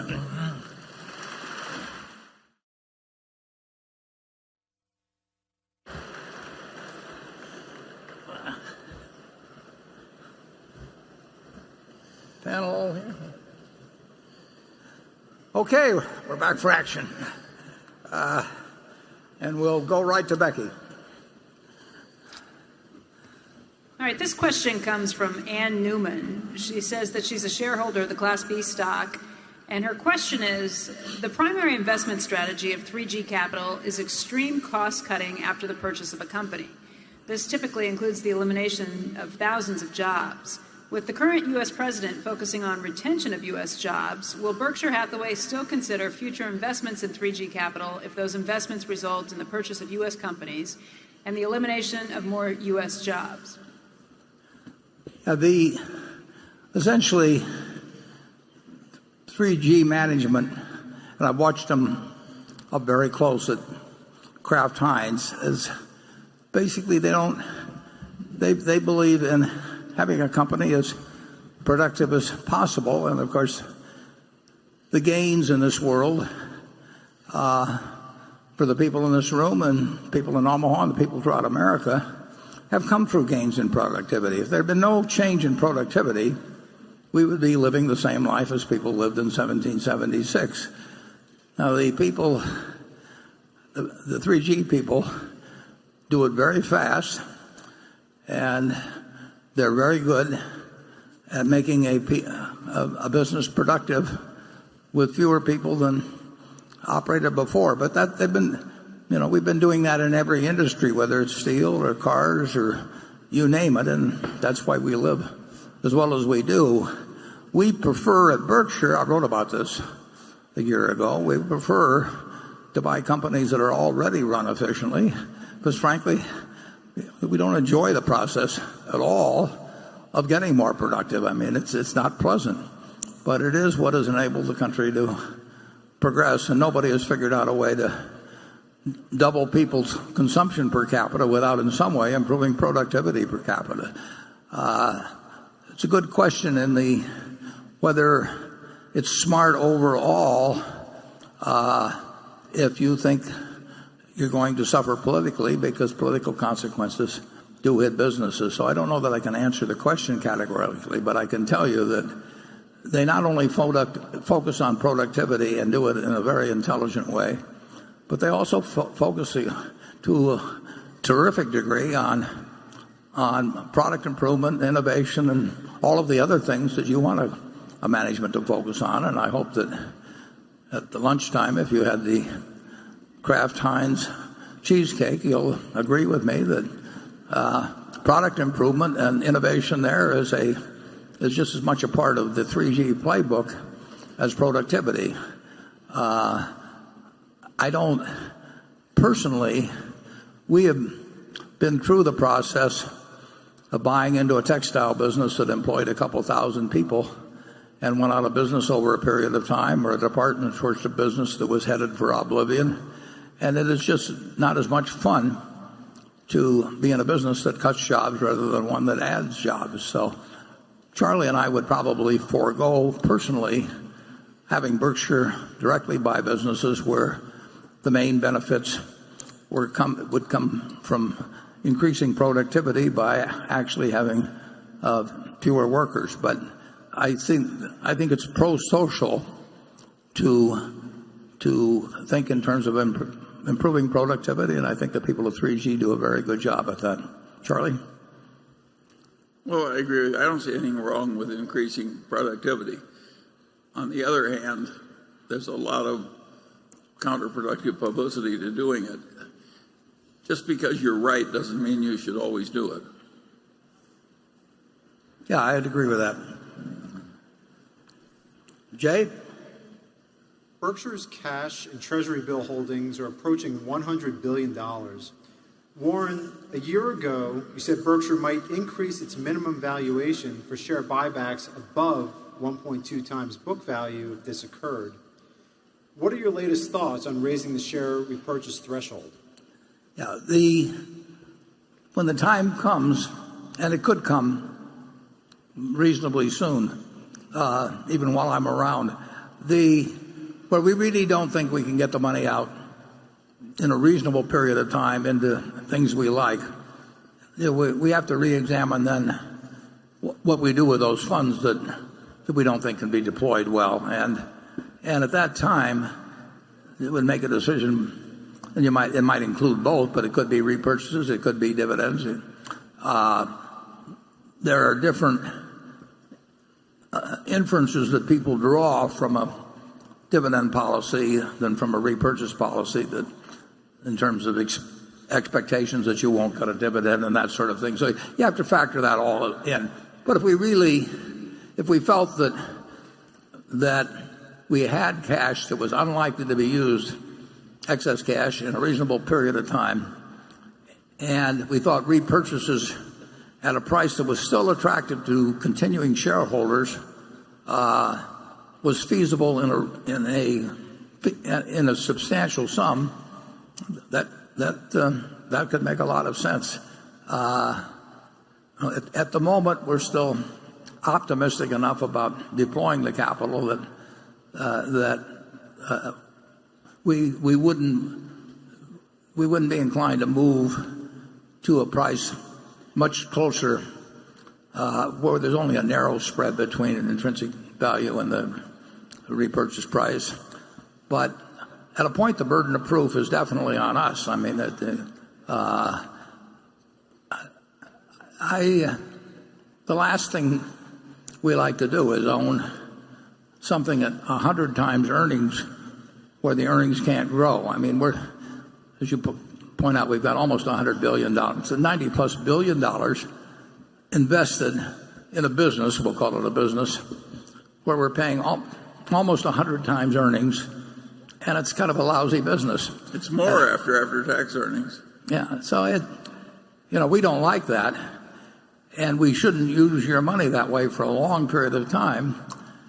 And then the question is, are we going to be able to deploy it? And I would say that history is on our side, but it'd be more fun if the phone would ring instead of just relying on history books. I am sure that sometime in the next 10 years, and it could be next week or it could be 9 years from now, there will be markets in which we can do intelligent things on a big scale. But it would be no fun if that happens to be 9 years off, and I don't think it will be, but just based on how humans behave and how governments behave and how the world behaves. But like I say, at a point, the burden of proof really shifts to us big time. And there's no way I can come back here 3 years from now and tell you that we hold $150 billion or so in cash or more, and we think we're doing something brilliant by doing it. Charlie? Well, I agree with you. The answer is maybe.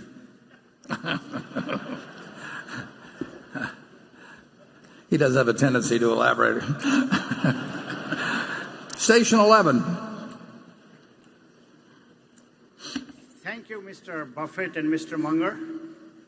I am Anil Narang from Short Hills, New Jersey, and New Delhi, India.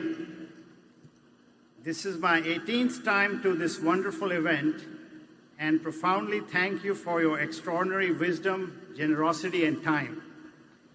As I'm involved with sustainable investments that also do not directly harm animals, I would appreciate your perspective, if any, on the practices of your CTB subsidiary, which is somewhat involved in pig, poultry, and egg production.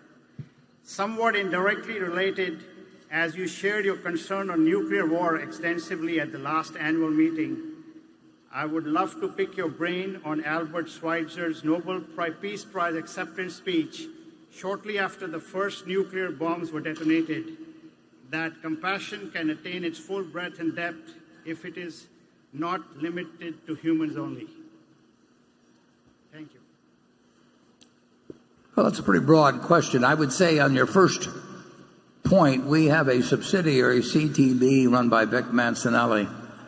And I sit down with him once a year, and he's a terrific manager. He's one of our very best. You don't hear much about him.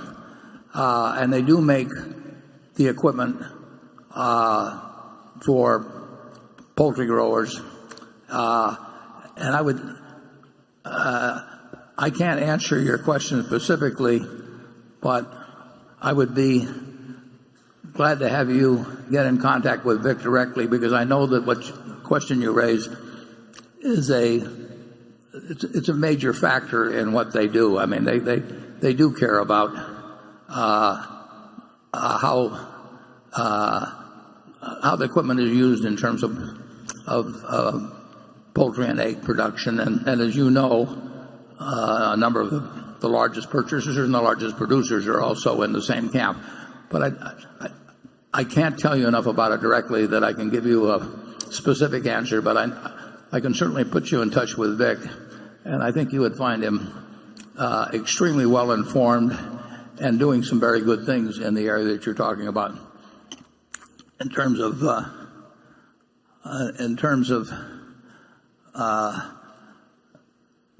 nuclear weapon question, I'm very pessimistic on weapons of mass destruction generally, although I don't think that nuclear probably is quite as likely as either biological, primarily biological, maybe, and maybe cyber. I don't know that much about cyber, but I do think that's the number one problem of mankind. But I don't think I can say anything particularly constructive on it now. Charlie? Well, I don't think we mind killing chickens. And I do think we're against nuclear war, so. Yeah.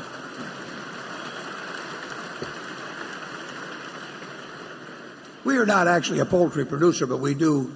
They use our equipment, and that equipment has been changed substantially in the last 10 or 15 years. But again, I'm not that good on the specifics that I can give them to you, but I can certainly put you in touch with Vic. Andrew? Warren, since Todd and Ted joined Berkshire, the market cap of the company has doubled, and cash on hand is now nearly $100 billion. It doesn't look like Todd and Ted have been allocated new capital on the same relative basis. Why? Well, actually, I would say they have been. I think we started out with $2 billion. I could be wrong, but my memory was $2 billion with Todd when he came with us, and so there have been substantial additions, and of course, their own capital has grown just because you can say, in a sense, they retain their own earnings. So, yeah, they are managing a proportion of Berkshire's capital, or also measured by marketable securities. I think they're managing a proportion that's pretty similar, maybe even a little higher than when each one of them entered, and Ted entered a year or two after Todd. I think they would agree that it's tougher to run $10 billion than it is to run $1 or $2 billion. I mean, your expectable returns go down as you get into larger sums, but the decision to bring them on has been terrific. I mean, they've done a good job of managing marketable securities.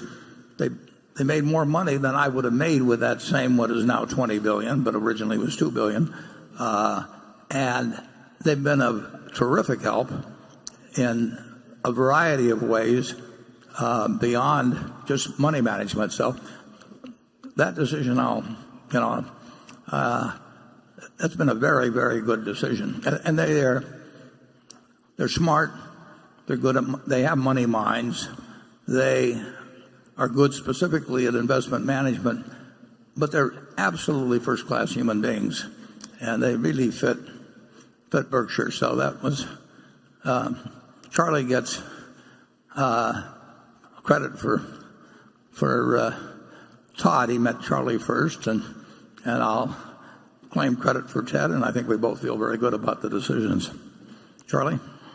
Well, I think the shareholders are very lucky to have them because they both think like shareholders. Totally. After all, it came up that way, and that is not the normal way headquarters employees think. It's a pretense that everybody takes on, but the reality is different. And these people really deeply think like shareholders, and they're young and smart and constructive. So we're all very lucky to have them around. Yeah, their mindset is 100%. What can I do for Berkshire? Not what can Berkshire do for me? And believe me, you can spot that over time with people. And on top of that, they're very talented. But But it's hard to find people young, ambitious, very smart, that don't put themselves first. And every experience we've had, they do not put themselves first. They put Berkshire first. And believe me, I can spot it when people are extreme in one direction or other. Maybe I'm not so good around the middle, but you couldn't have two better people in those positions. But you can say, well, why don't you give them another $30 billion each or something? I don't think that would improve their lives or their performance.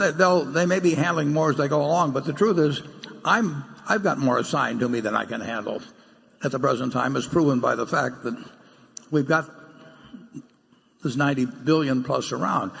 I think there are reasonable prospects for using it, but if you told me I had to put it to work today, I would not like the prospect. Charlie? Well, I certainly agree with that. It's a lot harder now than it was at times in the past. Greg. Warren, plans for your ownership stake, which is heavily concentrated in Class A shares, are fairly well known, with the bulk of the stock going to the Bill and Melinda Gates Foundation and 4 different family charities over time. Your annual pledges to these different charities involve the conversion of Class A shares, which hold significantly greater voting rights, into Class B shares. As such, the voting control held by your estate will diminish over time, with a whole layer of super voting shares being eliminated in the process. While the voting influence of Class B shareholders are expected to increase over time, it will not be large enough to have a big influence on Berkshire's affairs. With that in mind, and recognizing the greater importance on having Berkshire buy back and retire Class A shares in the long run, I was just wondering if the firm has compiled a pipeline of potential future sellers from the ranks of the company's existing shareholders. Given the limited amount of liquidity for the shares, privately negotiated transactions with these sellers, like the one you negotiated in December 2012, would end up being in the best interest of both parties. Well, again, it would depend on the price of Berkshire. So, in terms of what I give away annually, it's the last 2 years it's been about $2.8 billion per year. That can be, that's one day's trading in Apple. I mean, the amount I'm giving away is in terms of Berkshire's market cap. I mean, you're down to 0.7% of the market cap. So it's not a big market factor, and it's really wouldn't be that illiquid. So I know of a few big holders that might have 8,000 or 10,000 shares of A, but the market can handle it. Now, when we bought that block of, I think it was 12,000 shares of A, I mean, we bought it because we thought it increased the intrinsic business value of Berkshire by a significant amount, and we paid the seller what the market was at the time. And we were open to that up to 120%, and who knows if it came along at the time and it was 124% or something. It was a very large block, and the directors decided that was okay. It still was a significant discount. We might very well buy it.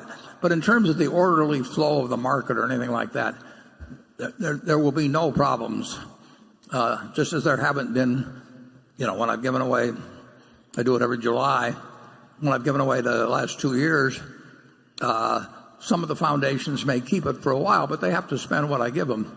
And they may build up a position in B for,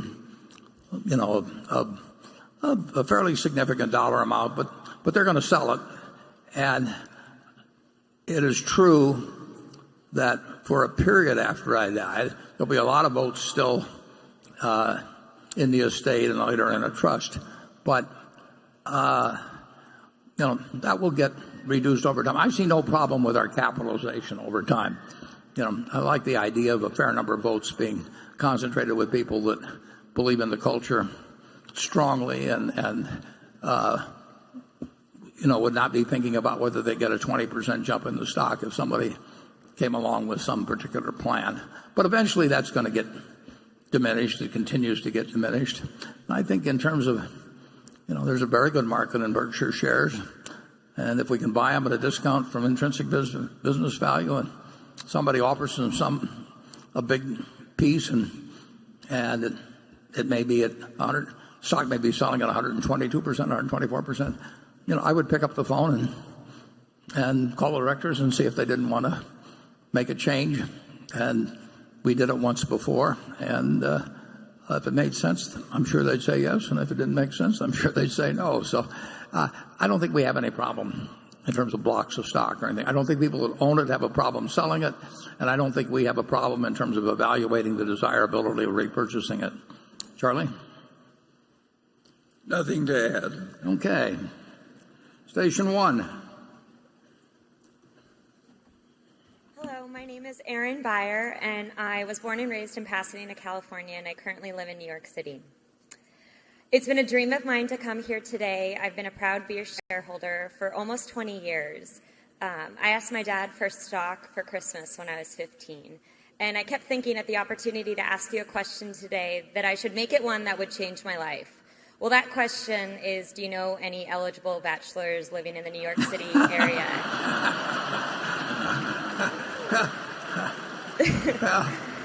But you certainly have the approach toward life that Charlie and I would have.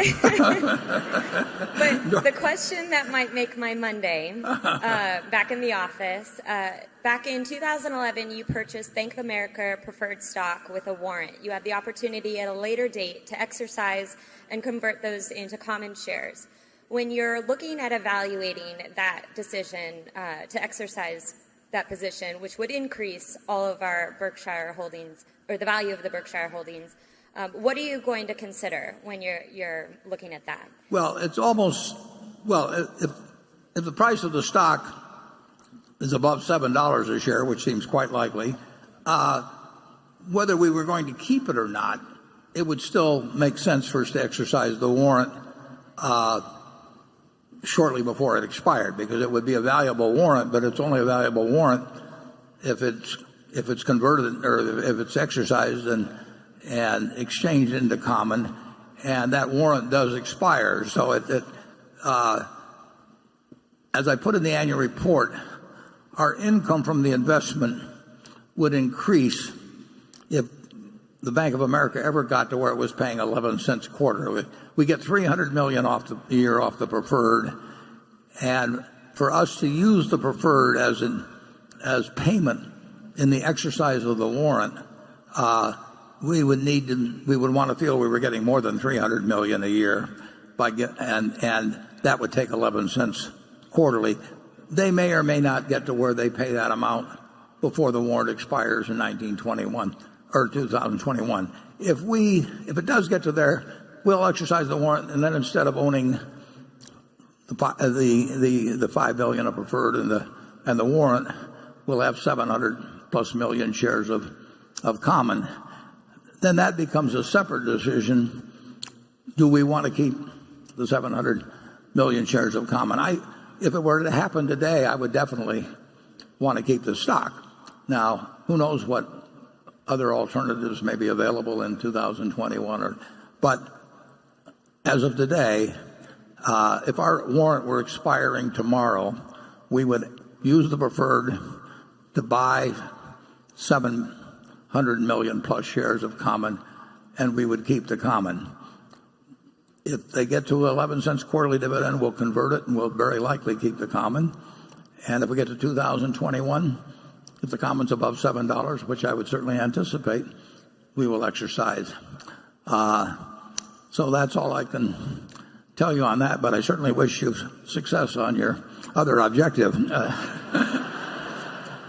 And I think probably the fellow will be using very good judgment, too. Okay, Charlie? Well, I think it's a very wise thing for a woman that owns Berkshire stock. Woman to put her picture up like that.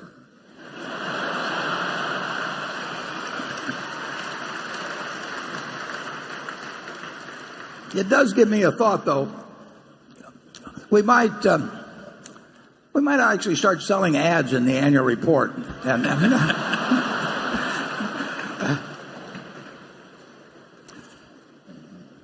Okay. That B of A purchase, it literally was true that I was sitting in the bathtub when I got the idea of checking with the B of A whether they'd be interested in that preferred. But I've spent a lot of time in the bathtub since, and nothing's come to me. So clearly, I either need a new bathtub or we got to get in a different kind of market. Carol? This is a question from George Benaroya, and it adds a layer to the discussion about 3G a little bit ago. He says, I am a very happy long-term shareholder, but this is a concern I have regarding Berkshire Hathaway's Kraft Heinz investment. This investment has done well in economic terms. The carrying value is $15 billion, and the market value was $28 billion in 2016. But the DNA of 3G is quite different from ours. We do not make money by buying companies and firing people. 3G fired 2,500 employees at Kraft Heinz. That is what private equity firms do, but we are not a private equity firm. Our values have worked for us for over 50 years. There is a risk that as 3G continues to deviate from our principles, they will eventually harm both our value and our values.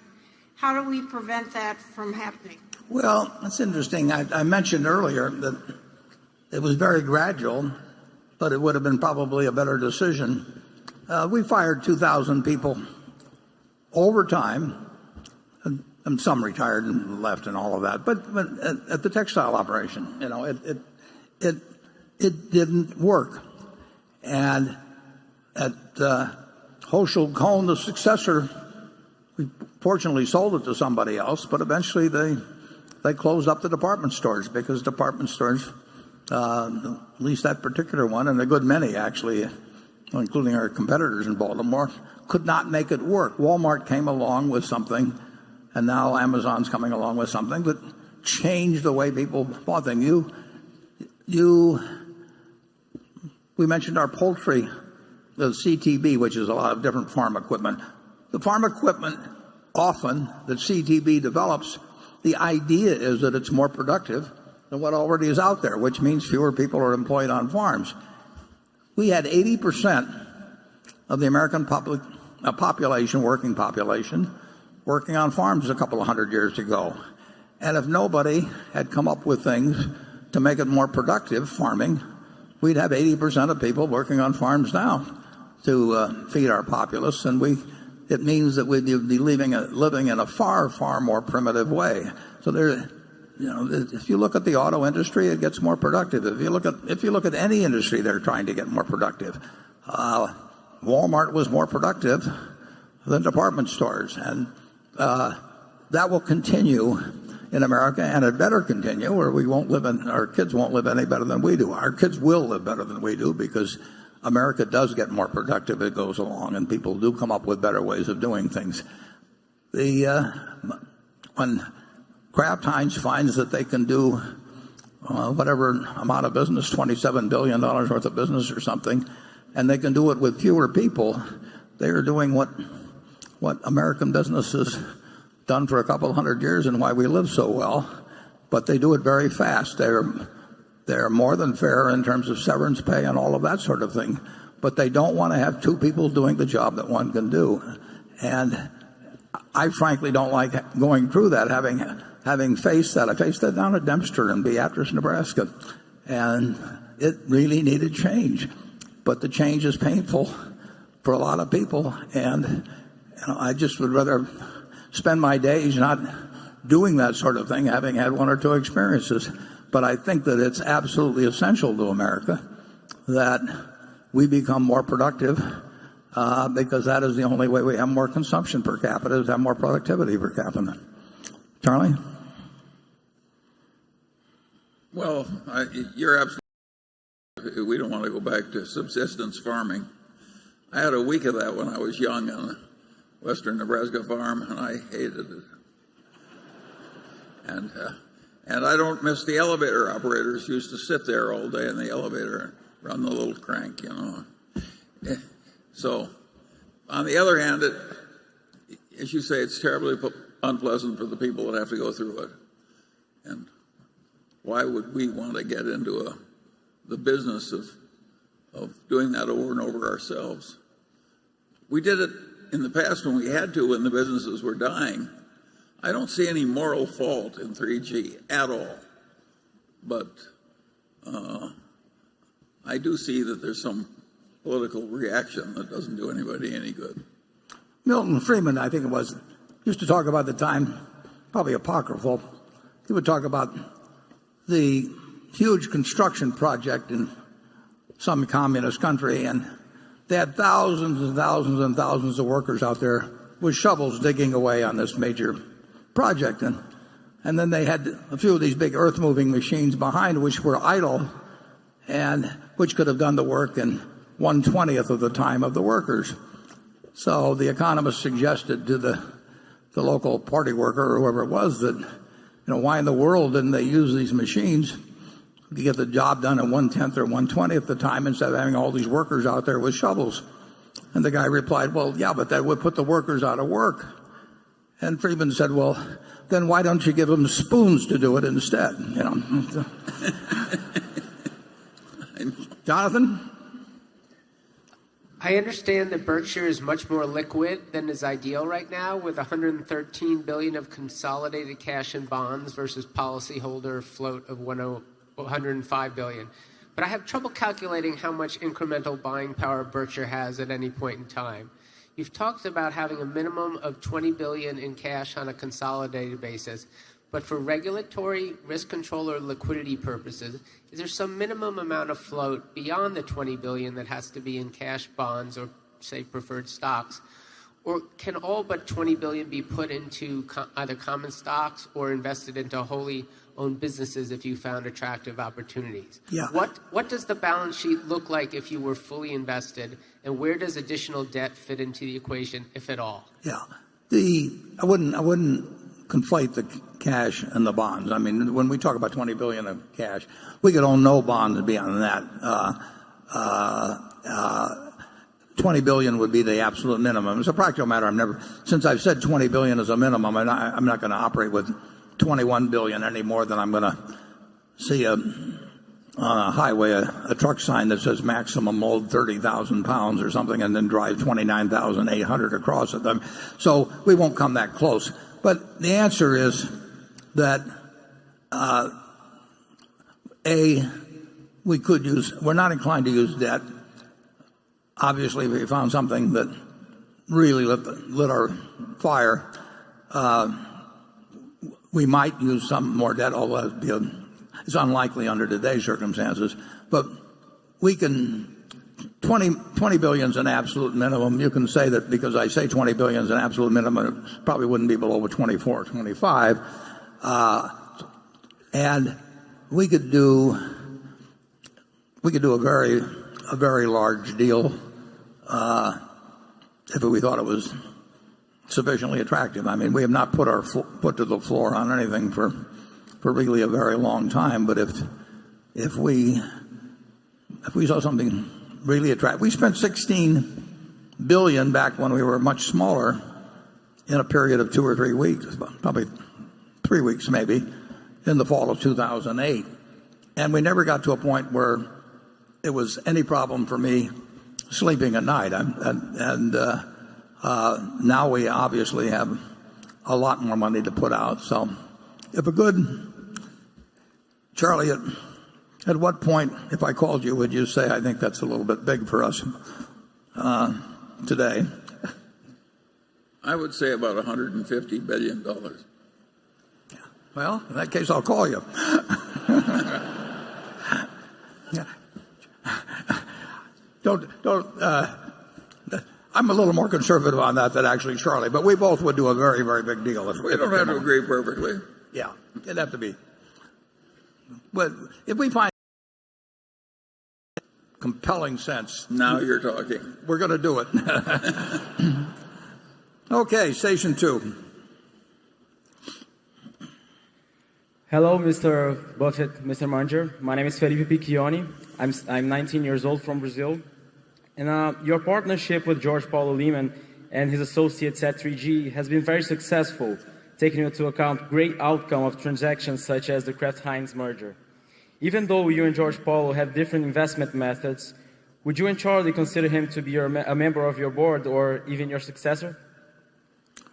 I don't think that will happen, but I think it would complicate things in terms of the board membership. But we love the idea of being their partner, and I think there's a good chance that we will do more and perhaps even bigger things together. But we're probably unlikely to be doing much change in the board, certainly in the next few years, and there will be a successor, and the successor could very well be while I'm alive.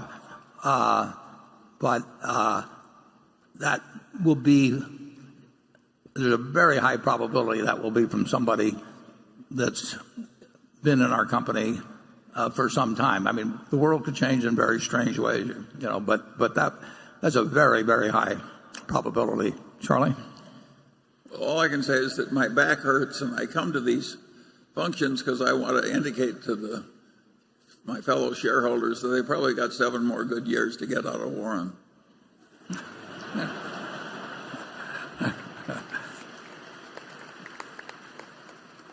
Charlie is inspiring to me, I got to tell you that. But we've been very, very, very lucky in life, and so far our luck seems to be holding. Okay, Becky. This question comes from Drew Estes in Atlanta, Georgia, and he asks, is Fruit of the Loom experiencing difficulties related to the distribution channel shift towards online and the troubles in the brick-and-mortar retail world? If so, do you believe the difficulties are short-term in nature? And then Drew goes on to add, I'm hoping millennials haven't bucked the underwear trend too. Yeah. Well, he may know more about that than I do. The answer is essentially no so far, but anybody that doesn't think that online isn't changing retail in a big way, and that anybody who thinks they're totally insulated from it is correct. I mean, the world is changing big time, and like I say, at Fruit of the Loom, it really hasn't changed. And at our furniture operation, which is setting a record so far, again this year, for the shareholders weekend. I mentioned in the report, I think we did $45 million in 1 week. And our furniture operations, it's hard to see any effect from online outside of our own online operations. We had really good same-store gains. You can take, whether it's the Nebraska Furniture Mart, but R.C. Willey, whether it's in Sacramento or Reno or Boise or Salt Lake City or Jordan's, which in Boston has done very well on a same-store basis. So we don't really see it, but there were a lot of things we didn't see 10 years ago that then materialized. So one thing you may find interesting is that the Furniture Mart here in Omaha, which is an extraordinary operation, the online has grown very substantially. And I may be wrong on this, but I think it's getting up to, I'd like to check this with the Lumpkins before I say it, but I think it's getting pretty close to 10% or so of volume. But it's a very significant percentage of those people still go and pick the product up at the Furniture Mart. So apparently, it's the time spent entering the store, or maybe a checkout lines, or whatever it may be. I'm surprised that it gets to be that percentage. But the one thing about it is we keep looking at the figures and trying to figure out what they're telling us. So far, I would not say that it's affected Fruit of the Loom in a significant manner. I would not say it's affected the furniture operation in a significant manner. But I have no illusions that 10 years from now is going to look anything like today. If you think about it, if you go back 100 years to the great department stores, what did they offer? They offered incredible selection.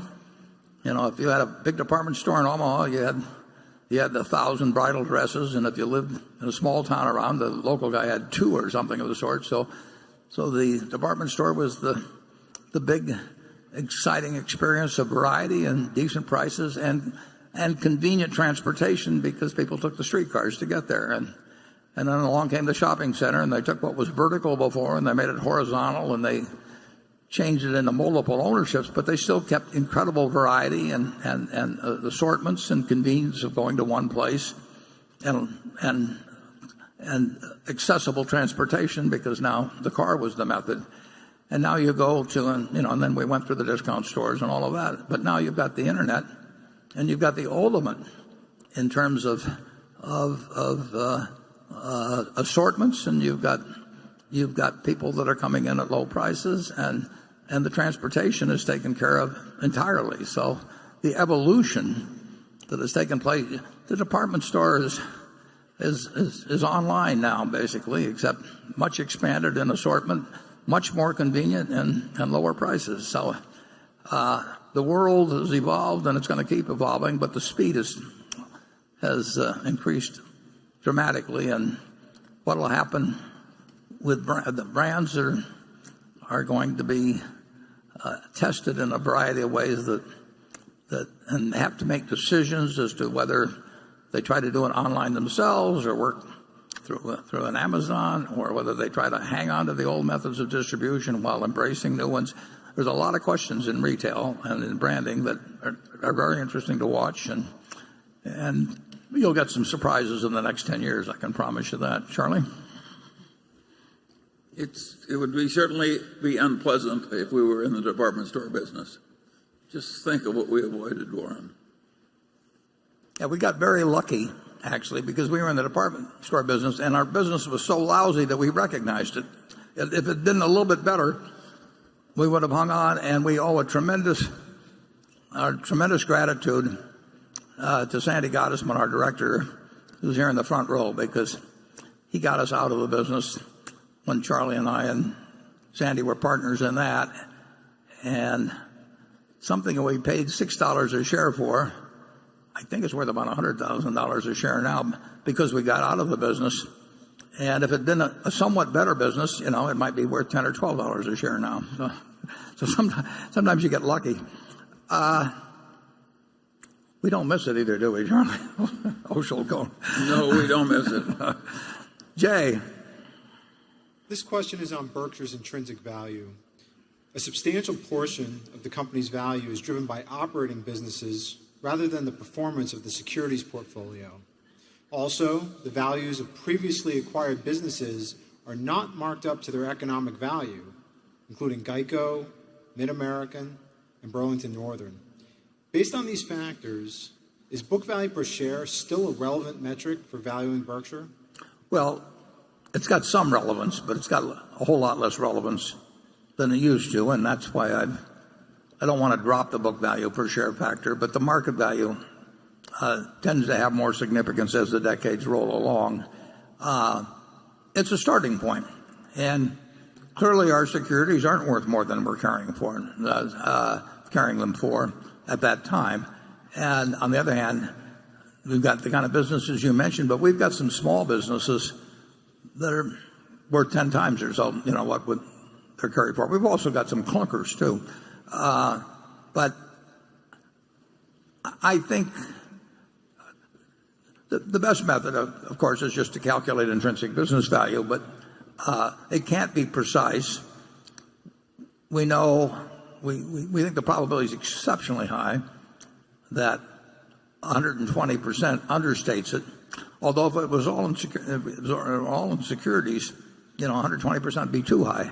But as the businesses have evolved, as we built in unrecognized value at the operating businesses, unrecognized for accounting purposes, I think it still has some use as being kind of the base figure we use. If it were a private company, and 10 of us here owned it, instead we just sit down annually and calculate the businesses one by one and use that as a base value. But that gets pretty subjective when you get as many as we do. And so I think the easiest thing is to use the standards we're using now, recognizing the limitations in them. Charlie? Yeah, I think that equities in an insurance company offsetting shareholders' equity in the company are really not worth the full market value because they're locked away in a high-tax system. And so I basically like it when our marketable securities go down and our own businesses go up.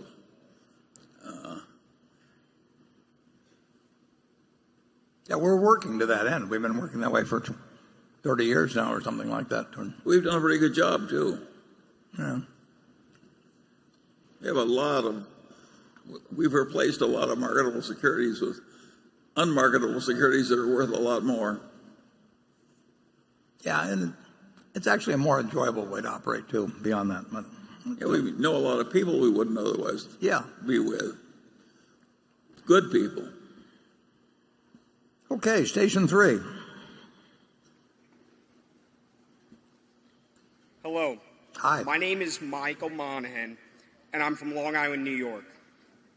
I don't know if this question qualifies as investment, so I have a short, different question if you don't want to answer this one. Unlike the last shareholder from Zone 3, this will not be a stump speech nor a protest. One of your most well-known pieces of investment advice is to buy what you know. Additionally, you said earlier, one of the main criteria for buying is if you could ever understand the business.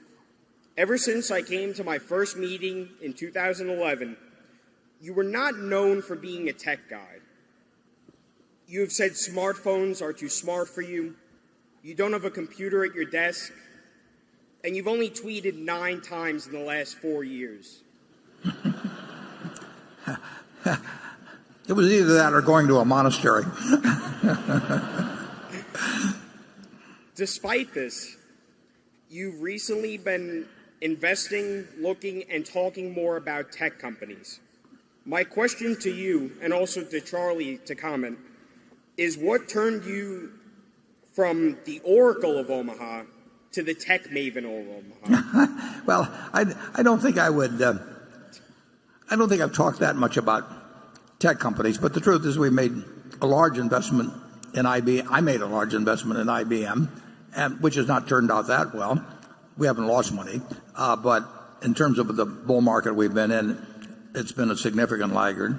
And then fairly recently, we took a large position in Apple, which I do regard as more of a consumer goods company in terms of certain economic characteristics, although that it has a huge tech component in terms of what that product can do or what other people might come along to do to leapfrog it in some way.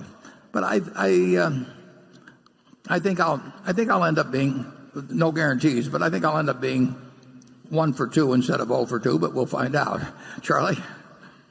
I make no pretense whatsoever of being on the intellectual level of some 15-year-old that's got an interest in tech. I think I may have some insights into consumer behavior. I certainly can get a lot of information on consumer behavior and then try to draw inferences about what that means about what consumer behavior is likely to be in the future. But we will find the other thing I'll guarantee is I'll make some mistakes on marketable securities, and I've made them in other areas than tech. So you'll not bat 1,000, no matter what industries you try to stick with. I know insurance pretty well, but I think we probably lost money on an insurance stock, perhaps, once or twice over the years. So you don't bat 1,000. But I have gained no real knowledge about tech in the since I was born, actually. Charlie? I think it's a very good sign that you bought the Apple. It shows either one of two things. Either you've gone crazy or you're learning.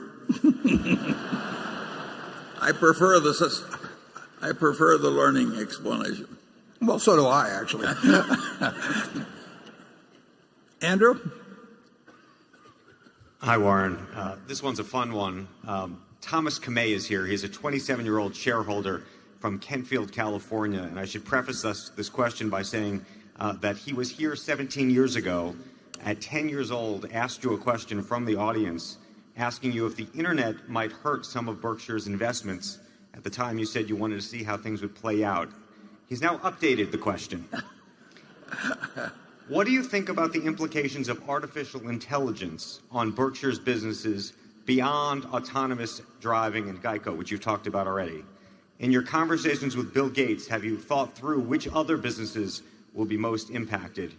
And do you think Berkshire's current businesses will have significantly more or less employees a decade from now as a function of artificial intelligence? Well, we've mixed a couple questions together. Yeah. I certainly have no special insights on artificial intelligence, but I will bet a lot of things happen in that field in the next couple of decades and probably a shorter time frame. They should lead, I would certainly think, but again, I don't bring much to this party, but I would certainly think they would result in significantly less employment in certain areas, but that's good for society. And it may not be good for a given business, but let's take it to the extreme. Let's assume one person could push a button and essentially, through various machines, robotics, all kinds of things, turn out all of the output we have in this country. So there's just as much output as we have. It's all being done by, instead of 150-some million people being employed, one person. Is the world better off or not? Well, it certainly would involve less hours a week of work per week and so on. I mean, it would be a good thing, but it would require enormous transformation in how people relate to each other, what they expect of government, all kinds of things. And of course, as a practical matter, more than one person would keep working. But pushing the idea that way is one of the, you'd certainly think that's one of the consequences of making great progress in artificial intelligence. And that's enormously pro-social eventually. It's enormously disruptive in other ways, and it can have huge problems in terms of a democracy and how it reacts to that. It's similar to the problem we have in trade, where trade is beneficial to society, but the people that see the benefits day by day of trade don't see a price at Walmart on socks or whatever they're importing that says, you're paying X, but you would pay X plus so many cents if you bought this domestically. So they're getting these small benefits and invisible benefits, and the guy that gets hurt by it, who's the roadkill of free trade, feels it very specifically, and that translates into politics. And so it gets very uncertain as to how the world would adjust, in my view, to great increases in productivity. And without knowing a thing about it, I would think that artificial intelligence would have that hugely beneficial social effect, but a very unpredictable political effect if it came in fast, which I think it could. Charlie? Well, you're painting a very funny world where everybody's engaged in trade, and the trade is I give you golf lessons and you dye my hair. And that would be a world kind of like the royal family of Kuwait or something. And I don't think it would be good for America to have everything produced by one person and the rest of us just engaged in leisure. How about if we just got twice as productive? What? How about if we got twice as productive in a short period of time so that 75 million people could do what 150 million people are doing now? I think you'd be amazed how quickly people would react to that. In what way? Favorably. That's what happened during the period when everybody remembers with such affection, back in the Eisenhower years, 5% a year or something. People loved it. Nobody complained that they were getting air conditioning and they didn't have it before. Nobody wanted to go back to stinking, sweating nights in the South. Well, if you cut everybody's hours in half, it's one thing. But if you fire half the people, the other people keep working. I just think it gets very unpredictable. I mean, I think we saw some of that in this election because I think that. Well, we've adjusted to an enormous amount of it. It just came along a few percent per year. Well, and the question then is, I don't think you have to worry about it coming out at 25% a year. You know, I think you have to worry about it. You're going to get less than 2% a year. That's what's worrisome. Okay, we'll move on. But it will be, it's an absolutely fascinating subject to see what happens with this, but it gets very, very hard to predict. If in some way, we've got 36,000 people, say, employed at GEICO, and if you could do the same, perform all the same functions, or virtually all the same functions even, and do it with 5,000 or 10,000 people, and it came on quickly, and the same thing was happening in a great many other areas. I don't think we've ever experienced anything quite like that, and maybe we won't experience anything like it in the future. I don't know that much about AI, but I don't think you have to worry about that. Well, that's because I'm 86. It's not going to come that quickly. Okay, Greg. Warren, during the past 5 years, Berkshire Energy's investments in solar and wind generation have been about equal, with around $4.7 billion dedicated to capital projects in each segment. Based on the company's end-of-year capital spending forecast for 2017 through 2019, investments in wind generation were expected to be more than 7 times greater than investments in solar generation in the next 3 years, with just over $4.5 billion going into wind generation. Just wondering how much of that future spending is tied to PacifiCorp's recently announced $3.5 billion expansion plan, which is heavily weighted towards improving and expanding the subsidiary's existing wind fleet, and whether the economics for wind are that much better than solar, given that Mid-American has also been spending heavily on wind investments, or is this just this disparity between the two segments being driven more by genuine capacity needs, which would imply that you have much more solar capacity than you need? Yeah, it is. We don't look at it as having more solar capacity than we need or anything like it. It's really a question of what comes along. I mean, and the projects, they're internally generated, they're externally offered to us, and we've got a big appetite for wind or solar. We have seen, just based on those figures, we have seen more wind lately, but we have no bias toward either one. I mean, if we saw $5 billion of attractive solar projects we could do and didn't happen to see any wind during that period, it wouldn't slow us down from doing the $5 billion or vice versa. So we have an appetite, a huge appetite for projects in either area.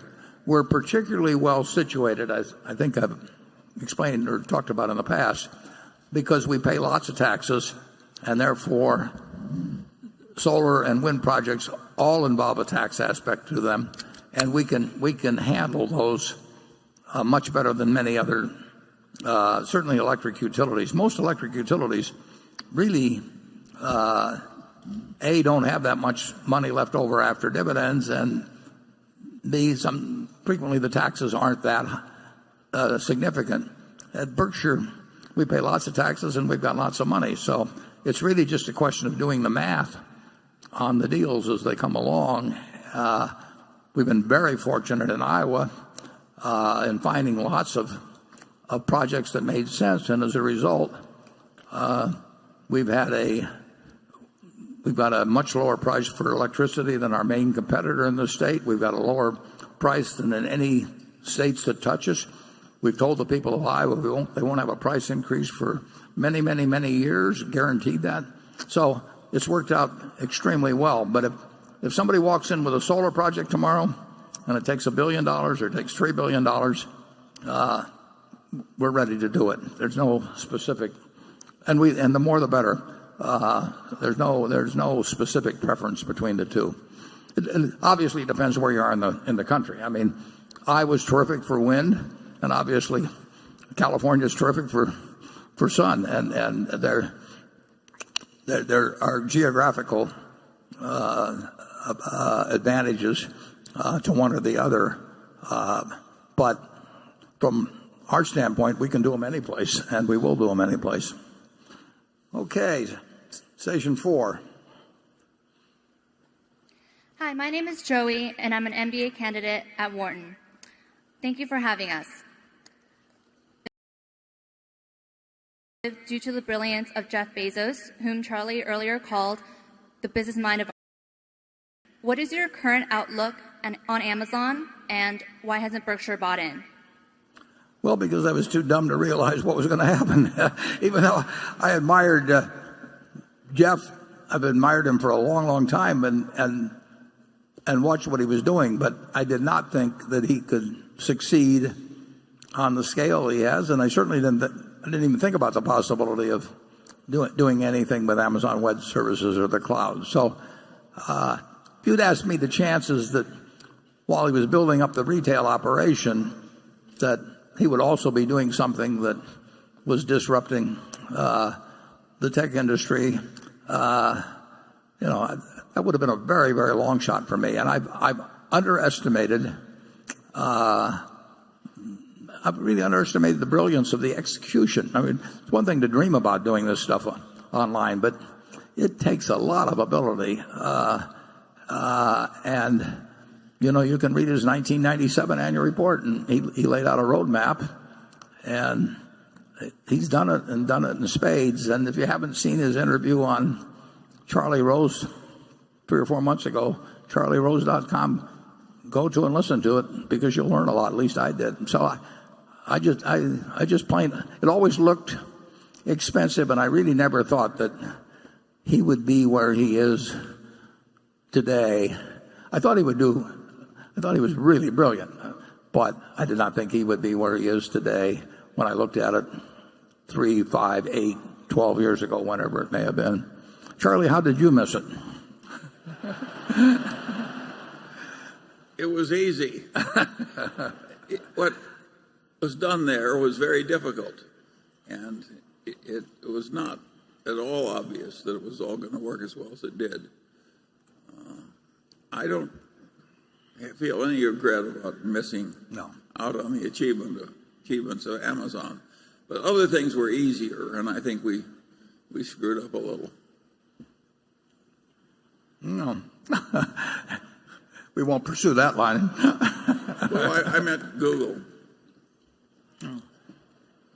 Well, we missed a lot of things. Yes. We missed a lot of things. And we'll keep doing it. Yeah. And we'll have a Luckily, we don't miss everything, Warren. That's our secret. We don't miss them all. Okay, we better move on, I think.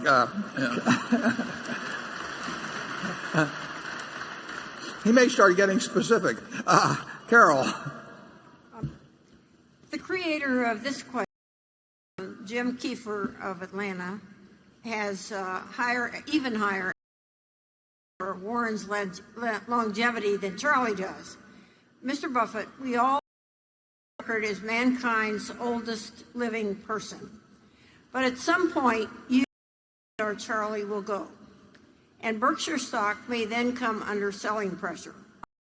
My question is, if Berkshire stock falls to a price where share repurchase is attractive, can we count on the board and top management to repurchase shares? I ask this question both because of past comments you have made about not wanting to take advantage of shareholders, and because some of the passages in the owner's manual lead me to believe this might be an instance when the board does not choose to repurchase shares. Can you clarify what course of action we might expect about repurchases in the circumstances I have outlined?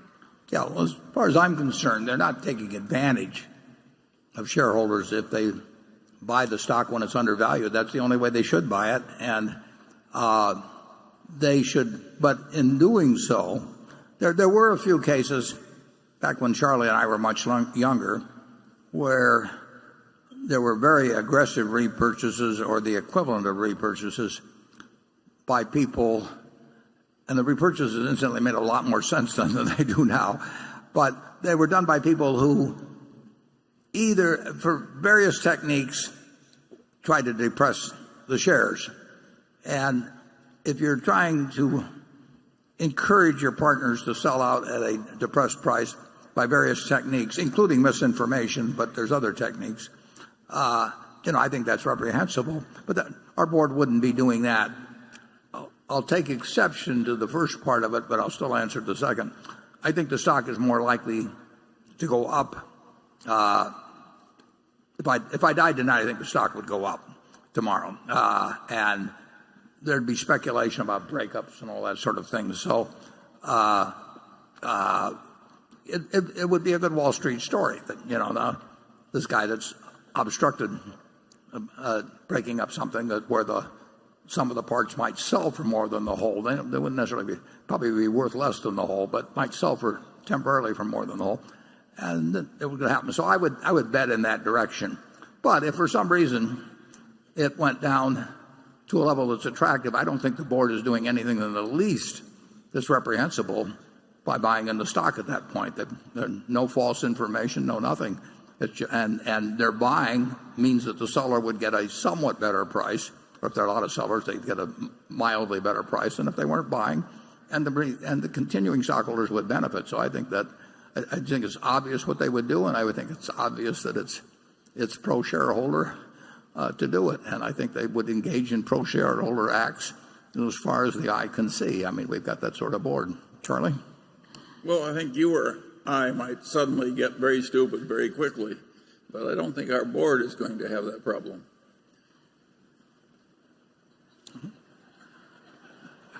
Well, I want to think about that one. Okay, Jonathan. Warren, in the past, you've enjoyed the review of the new accounting standard, which mandates that companies report lower excess tax benefits enjoyed when share-based compensation ends up being more profitable when it's initially modeled. These so-called excess benefits, used to go through the shareholders' equity line on the balance sheet. Which accounting method makes more sense to you, the old method or the new? Johnny, I think you know a lot more about it than I do. So if I were asked to answer that question, I'd probably call you up and say, what should I say? It's not a factor that will enter into Berkshire, so I really have not. I mean, I've heard just a little bit about that accounting standard, but I really don't know anything about it. Charlie? It's not a big deal, Warren. Yeah, well, I know that. Yeah. There are a few things in accounting we really disagree with, and whether they might be material to somebody trying to evaluate Berkshire. And that primarily gets into amortization of intangibles. It certainly gets into realized capital gains and that sort of thing. And we will go to great lengths to try to tell our partners, basically, not all of whom are accounting experts or anything, and we will try to make clear to them at least what our view is, the same way as if I had a family business and I was talking to my sisters or something about it. But unless it's material, we'll probably stay away from trying to opine on any new accounting standards. If it's material to Berkshire, we'll go to great lengths to at least give our view. Charlie? Well, I certainly agree with that. Okay. That what he's talking about is not very material to Berkshire. No, it isn't, and it really won't be. Some of these others are those, and we will bring those up as they come up. We are reporting $400 and some million less in our earnings than if Precision Cast Parts had remained a public company. Well, is Precision Cast Part? I mean, are the earnings less real? Is the cash less real? Is anything because it's moved the ownership? I don't think so, and I want to convey that belief to shareholders, and they can debate whether it's right or wrong.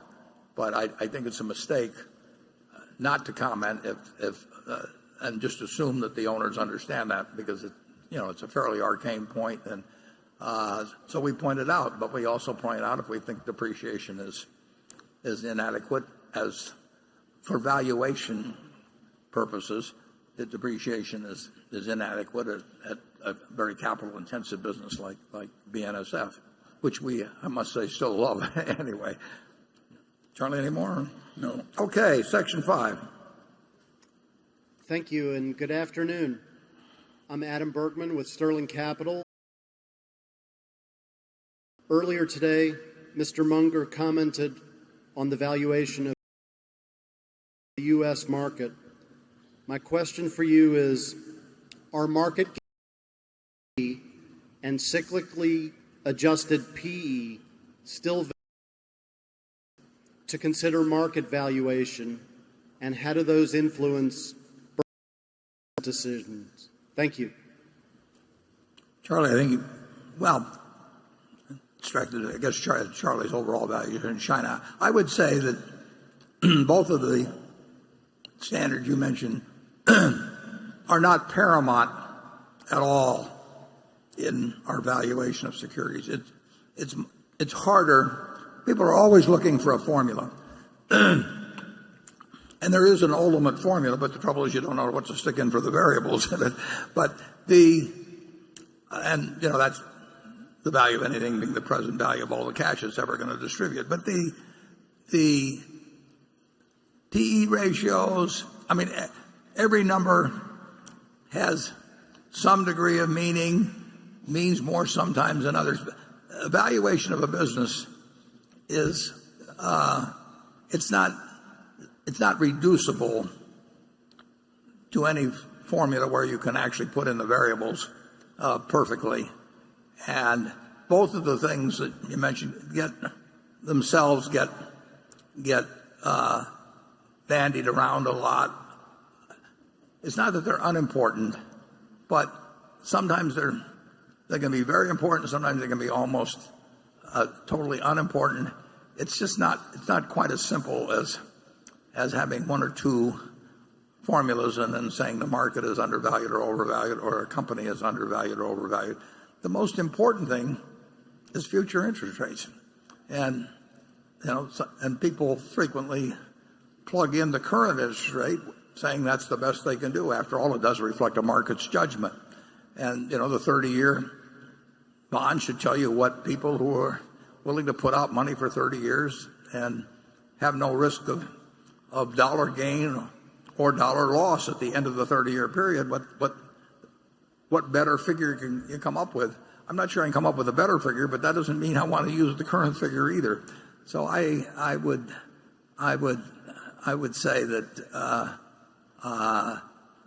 I think Charlie's answer will be that he does not come up with China versus the U.S. market based on what you've mentioned as yardsticks. But no, Charlie, you tell him. All I meant was that I said before that the first rule of fishing is to fish where the fish are, is that a good fisherman can find more fish in China if fish is the stock market. That's all I meant. Yeah. I'm going to go back to a happier hunting ground. This doesn't really directly relate. I want to go back to one question that was mentioned earlier. I really think if you want to be a good evaluator of businesses, an investor,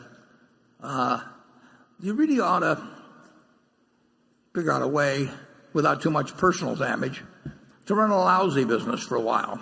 I think you learn a whole lot more about business by actually struggling with a terrible business for a couple of years than you learn by getting into a very good one where the business itself is so good that you can't mess it up. I don't know whether Charlie has a view on that or not, but it was a big part of our learning experience, and I think a bigger part in the sense than being involved with good businesses was actually being involved in some bad businesses and just seeing how awful it was, how awful it is, and how little you can do about it, and how IQ does not solve the problem, and a whole bunch of things. It's a useful experience, but I wouldn't advise too much of it. What do you think so, Charlie? Here, yeah. It was very useful to us. There's nothing like personal, painful experience if you want to learn. And we certainly had our share of it. Okay, Becky. This question comes from Tom Spanfelner from Pennsylvania. He says, in life, business, and investing, strategies don't work. Other than a massive insurance loss, any thoughts on what could cause the Berkshire not work? I think the only... Good question. Yeah. Well, if there were some change, if we got some infection, outside agent of some sort to change the culture in some major way, an invasion of different thought. But as a practical matter, I don't think anything, and it's the things you can't think of, but I can't think of anything that can harm Berkshire in a material, permanent way, except weapons of mass destruction, but I don't regard that as a low probability. It would take a recession, a depression, a panic, hurricanes, earthquakes.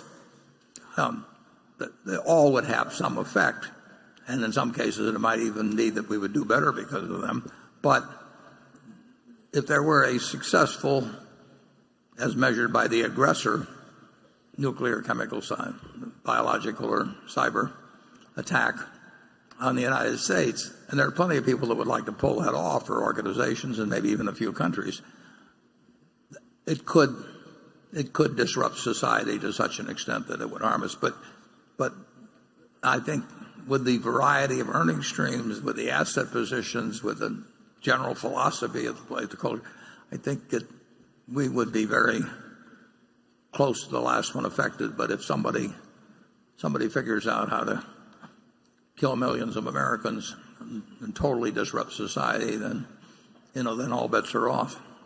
Charlie? Well, I agree. It would take something really extreme. Yeah. And just take the question, like British Petroleum took a huge loss with one oil well blowing. And Berkshire has all these independent subsidiaries, and they really are independent. And the parent company is not on it. If there's one horrible accident somewhere, we would tend to pay, of course, maybe more than our legal liability. But we are not one accident in one subsidiary that caused a big lot of damage. We're better protected than most companies. Yeah. In every way, Berkshire is structured to handle stresses.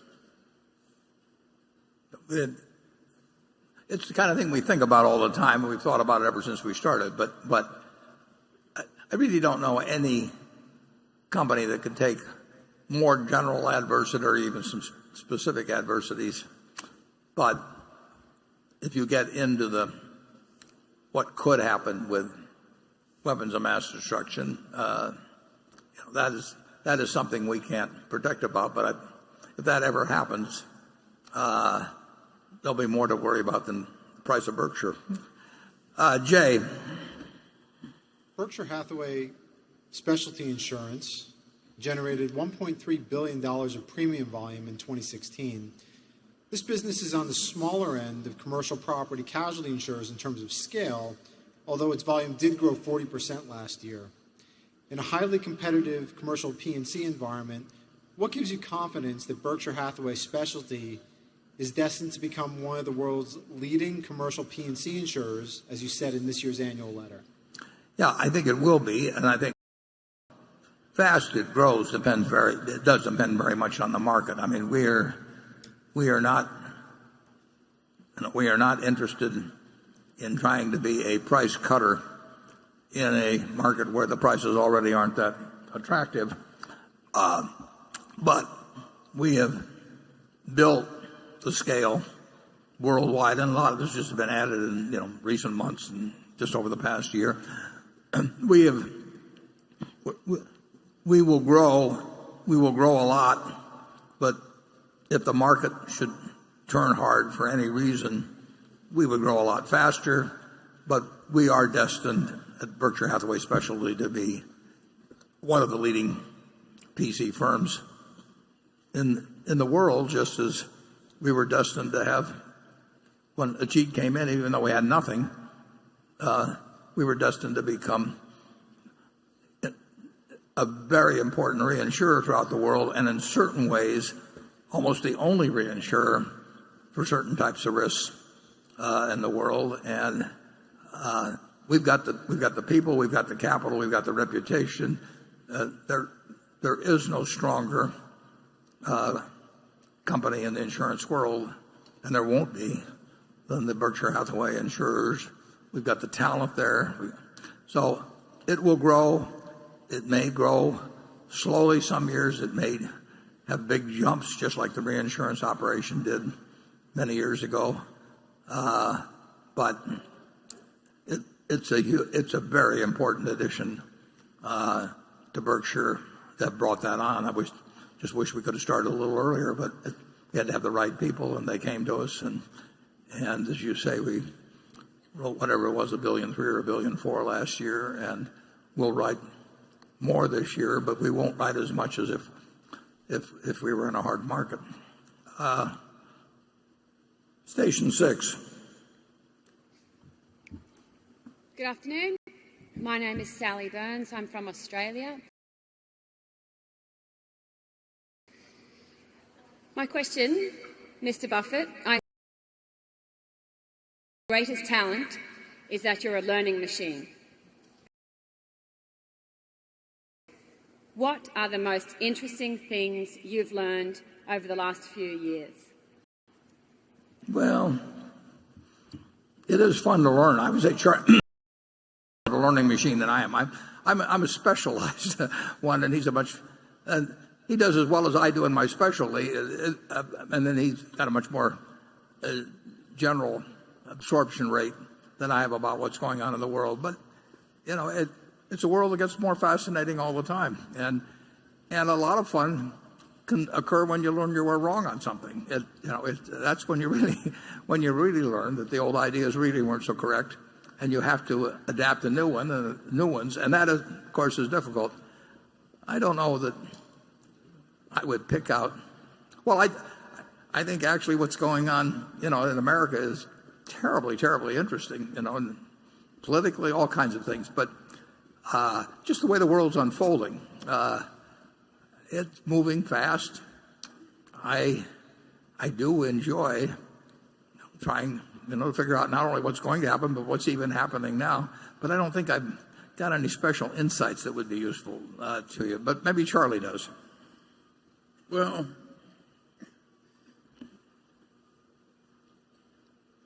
I think buying the Apple stock is a good sign in Warren. And now he did run around Omaha and ask if he could take his grandchildren's tablets away. And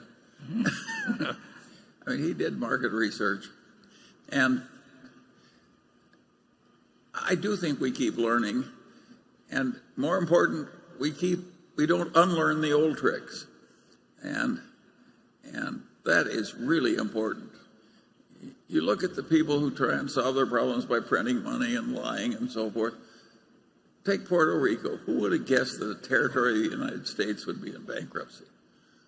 Well, I would have predicted it because they behaved like idiots.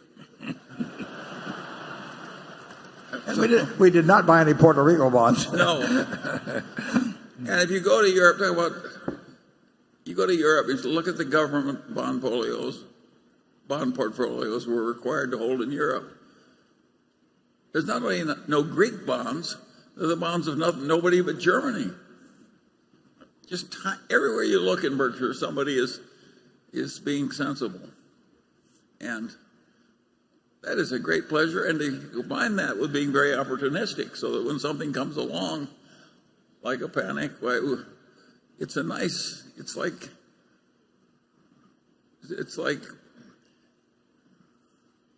it's like playing with two hands instead of one in a game that requires two hands. It helps to have a fair-sized repertoire. And, Warren, we've learned so damn much. There are all kinds of things we've done in the last 10 years we would not have done 20 years ago. Yeah, that's true, although if you take... It's interesting. I've mentioned this before, but one of the best books on investment was written, I think in 1958. I think I read it around 1960. by Phil Fisher called Common Stocks and Uncommon Profits. And all the companies went to hell eventually. But it talked about the importance, or the usefulness of what he called the scuttlebutt method. And that was something I didn't learn from Graham, but every now and then it's turned out to be very useful. Now, it doesn't solve everything, and there's a whole lot of more aspects. I saw you do it with American Express and the salad oil scandal. Yeah. You're still doing it on Apple, decades later. Yeah, in certain cases, you actually can learn a lot just by asking a lot of questions. And I give Phil Fisher credit. That book goes back a lot of years, but as Charlie said, some of the companies he picked as winners forever did sort of peter out on him. But the basic idea, you can learn a lot of things just by asking in some cases. I used to, if I got interested in the coal industry, just say to pick one out of the air, when I was much younger, more energetic, if I went and talked to the heads of 10 coal companies and I asked each one of them way later into the conversation after they got feeling very, it felt like talking. And I would just, I'd just say, if you had to go away for 10 years on a desert island and you had to put all of your family's money into one of your competitors, which one would it be and why? And then, then I'd ask them if they had to sell short one of their competitors for 10 years, with all their family money, why? And everybody loves talking about their competitors. And if you do that with 10 different companies, you'll probably have a better fix on the economics of the coal industry than any one of those individuals has. There's ways of getting at things, and sometimes they're useful, sometimes they're not. But sometimes they can be very useful. And the idea of just learning more all the time about, I'm more specialized than that by far than Charlie. He wants to learn about everything, and I just want to learn about something that will help Berkshire. But it's a very it's a very useful attitude toward the world. And of course, I don't know who said it, but somebody said the problem is not in getting the new ideas, but shedding the old ones. And there's a lot of truth to that. We would never have bought ISCAR if it had come along 10 years earlier. We would never have bought Precision Castparts if it had come along 10 years earlier. We are learning, and my God, we're still learning. Okay, Andrew. Hi, Warren. This is my final question. In 2012, you were quoted as saying, "I think the healthcare problem is the number one problem of America and of American business. We have not dealt with that yet." Right. Do you believe that the current administration's plan to repeal and replace ACA will ultimately benefit the economy and Berkshire or not? Yeah. Well, I'll answer. I'll give you two answers here. The first one being that if you go back to 1960 or thereabouts, corporate taxes were about 4% of GDP. They bounced around some. And now they're about 2% of GDP. And at that time, healthcare was 5% of GDP, and now it's about 17% of GDP. So when American business talks about taxes strangling our competitiveness or that sort of thing, they're talking about something that as a percentage of GDP has gone down from 4 to 2, while medical costs, which are borne to a great extent by business, have gone from 5 to 17%. So medical costs are the tapeworm of American economic competitiveness. If you're really talking about it, and business knows that. They don't feel they can do much about it, but it is not. The tax system is not crippling Berkshire's competitiveness around the world or anything of the sort. Our health costs have gone up incredibly and will go up a lot more. And if you look at the rest of the world, there were a half a dozen countries that were around our 5% if you go back to the earlier years. And while we're at 17 now, they're at 10 or 11. So they have gained a 5 or 6 point advantage, the world, and even in these countries with fairly high medical costs. And that's with socialized medicine. Yeah. So it's a huge. Whatever I said then goes and is accentuated now. And that isn't a problem. I mean, that is a problem this society is having trouble with and is going to have more trouble with. And regardless of which party's in power or anything of the sort, it almost transcends that. In terms of the new act that was passed a couple days ago versus the Obama administration act, it's a very interesting thing. All I can tell you is the net effect of that act on one person is that my federal income taxes would have gone down 17% last year if what was proposed went into effect. So it is a huge tax cut for guys like me, and you'll have to figure out the effects of the rest of the act. But the one thing I can tell you is if it goes through the way the House put in, I mean, anybody with $250,000 a year of adjusted gross income and a lot of investment income is going to have a huge tax cut. And when there's a tax cut, either the deficit goes up or they get the taxes from somebody else. So as it stands now, that is the one predictable effect if it should pass. Is that the Senate will do something different and go to a conference and who knows what happens. But that is in the law that was passed a couple of days ago. Charlie? Well, I certainly agree with you about the medical care. What I don't like about the medical care is that a lot of it, we're getting too much medicine. There's too much chemotherapy on people that are all but dead. And all kinds of crazy things go on in Medicare and in other parts of the health system. And there's so many vested interests that it's very hard to change. But I don't think any rational person looking objectively from the outside at the American system of medical care, we all love all the new life-saving stuff and the new chemotherapies and the new drugs and all that. But my God, this system is crazy. And the cost is just going wild. And it does put our manufacturers at a big disadvantage with other people where the government is paying the medical costs. And so I agree with Warren totally. If you had to bet 10 years from now, will it be higher or lower than 17% of GDP? Well, if present trends continue, it'll get more and more. There are huge vested interests in having this thing continue the way it is. And they're very vocal and active, and the rest of us are indifferent. So naturally we get a terrible result. And I would say that on this issue, both parties hate each other so much that neither one of them can think rationally. And I don't think that helps either. It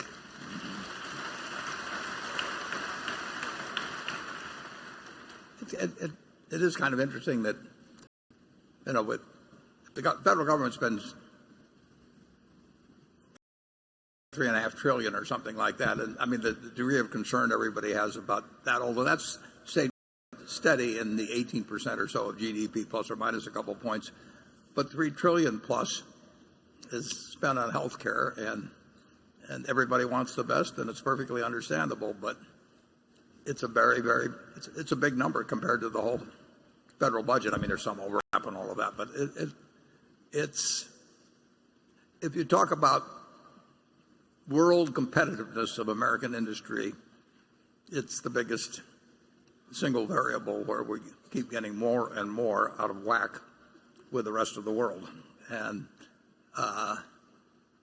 it's very tough for political parties to attack it. Yet basically it's a political subject. But a lot of it is deeply immoral. You have a group of hospital people and doctors that are sort of feasting on the carcass of some dying person. It's not a pretty sight. Tell them about that group out in California that. Oh yes, this is one of my favorite stories. There are a bunch of very ambitious cardiologists and heart surgeons in Reading, and they got the thought that really what a heart was a widowmaker. So every patient that came in, they said, "You've got a widowmaker." in your chest, and we know how to fix it. And so they recommended heart surgery for everybody. And, of course, they developed a huge volume of heart surgery, and they got very wonderful results because nobody comes through heart surgery better than the man who doesn't need it at all. And they made so much money that the hospital chain, which was Tenet, brought all its other hospitals. Why can't you be more like Reading? And this is a true story. And it went on and on and on. And finally, there was some beloved Catholic priest, and they said, "You've got a widowmaker in your chest." And he didn't believe them, and he blew the whistle. He was a priest, you can see why he didn't believe him. And at any rate,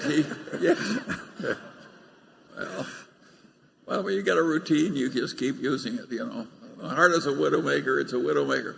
Later, I met one of the doctors who threw these people out of the medical profession, and I said to him, in the end, did they think they were doing anything wrong? He said, "No, Charlie. They thought that what they were doing was good for people." That is why it's so hard to fix these things. The delusion that comes into people as they make money and get more successful by doing god-awful things should never be underestimated. And there's a lot of that goes on, and you get onto such gross craziness.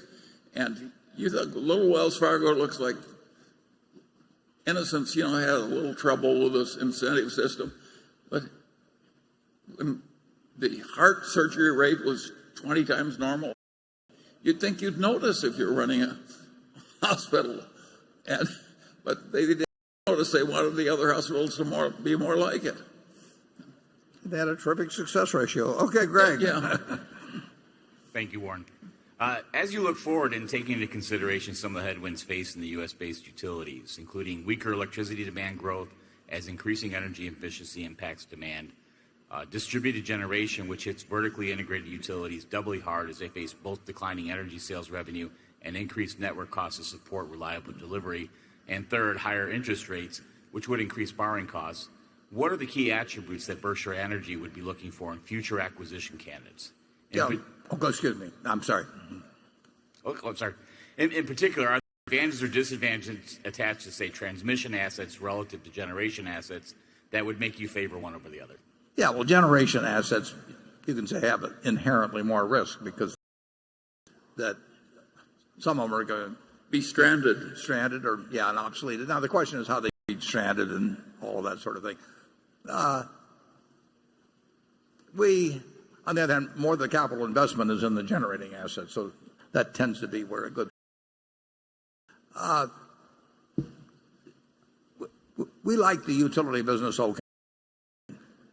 Electricity demand is not increasing like it was, as you point out. They're going to be stranded assets. If they're stranded because of rank foolishness, they will probably be less inclined, or the utility commissions will be less inclined to let you figure that in your rate base as you go forward, as opposed to things where societal demands are just changing. But we still think the utility business is a very decent asset. The prices are very high, but that's what happens in a low interest rate environment. I'd be surprised if 10 years from now we don't have significantly more money in not only wind and solar, but we'll probably own more utility systems than we own now. We're a buyer of choice with many utility commissions. In fact, if we can put up the slide, there's a slide which shows something about our pricing to other utilities. And Greg Abel and his group have done an extraordinary job. They've done it in safety. They've done it in reliability. They've done it in price. They've done it in renewables. It's hard to imagine a better run operation than exists at Mid-American Energy. And people want us with that record, people want us to come to their state in many cases. But when prices get to the level they have, I mean, some utilities have sold at extraordinary prices, and we can't pay them and have it make sense for Berkshire shareholders. But just because we can't do it this year doesn't mean it won't happen next year or the year after. So I think we'll get a chance. And our utilities are not normal. The way Greg has run those things, they're so much better run in every way than normal utilities. They're better regarded by the paying customers. They're better regarded by the regulators. They have better safety records. It just everything about it is way the hell better. And it's a pleasure to be associated with people like that and to have assets of that quality. And it's a lot safer. If somebody asked Berkshire to build a $50 billion nuclear plant, we wouldn't do it.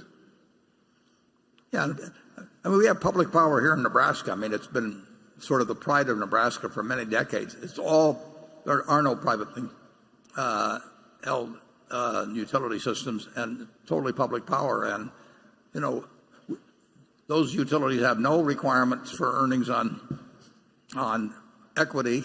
They can borrow at tax-exempt rates. We have to borrow at taxable rates. And Nebraska, the wind selling electricity across the river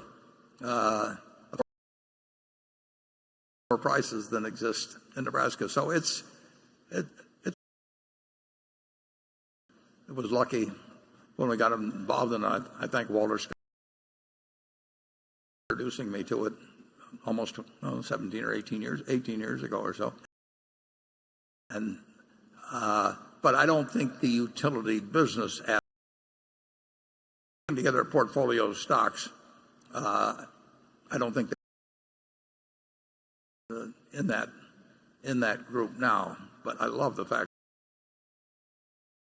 But it's different, radically different, and better.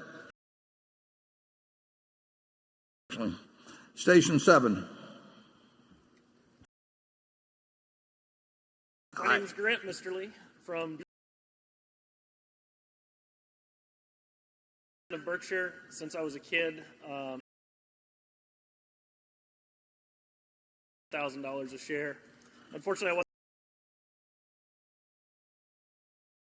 was an adult, and I'm here with my daughters, Mabel, who's 7, and Willa, who's letter every year. And I love the and C's, BNSF that kind of teach investment information in the back. I noticed that one company, McLean, controls a portion of Berkshire's revenue, and to a lesser extent, earnings in the annual report. So I'm curious why we don't hear more about that company. Lessons like we get from C's and Geico that you can share about that company. Yeah, their figures separately is because the SEC has certain requirements that are based on sales. And McLean is a company that has an extraordinary amount of sales in relation to intrinsic value or to net income. It basically is a distributor of it's a huge customer, for example, of the food companies, the candy companies, the cigarette companies that go up and down the line of anything that goes into convenience stores. But we bought it from Walmart, and Walmart is our biggest customer. I can't tell you the precise volume, but to get Walmarts and Sam's together, you're getting up to 20% plus. But it's nationwide.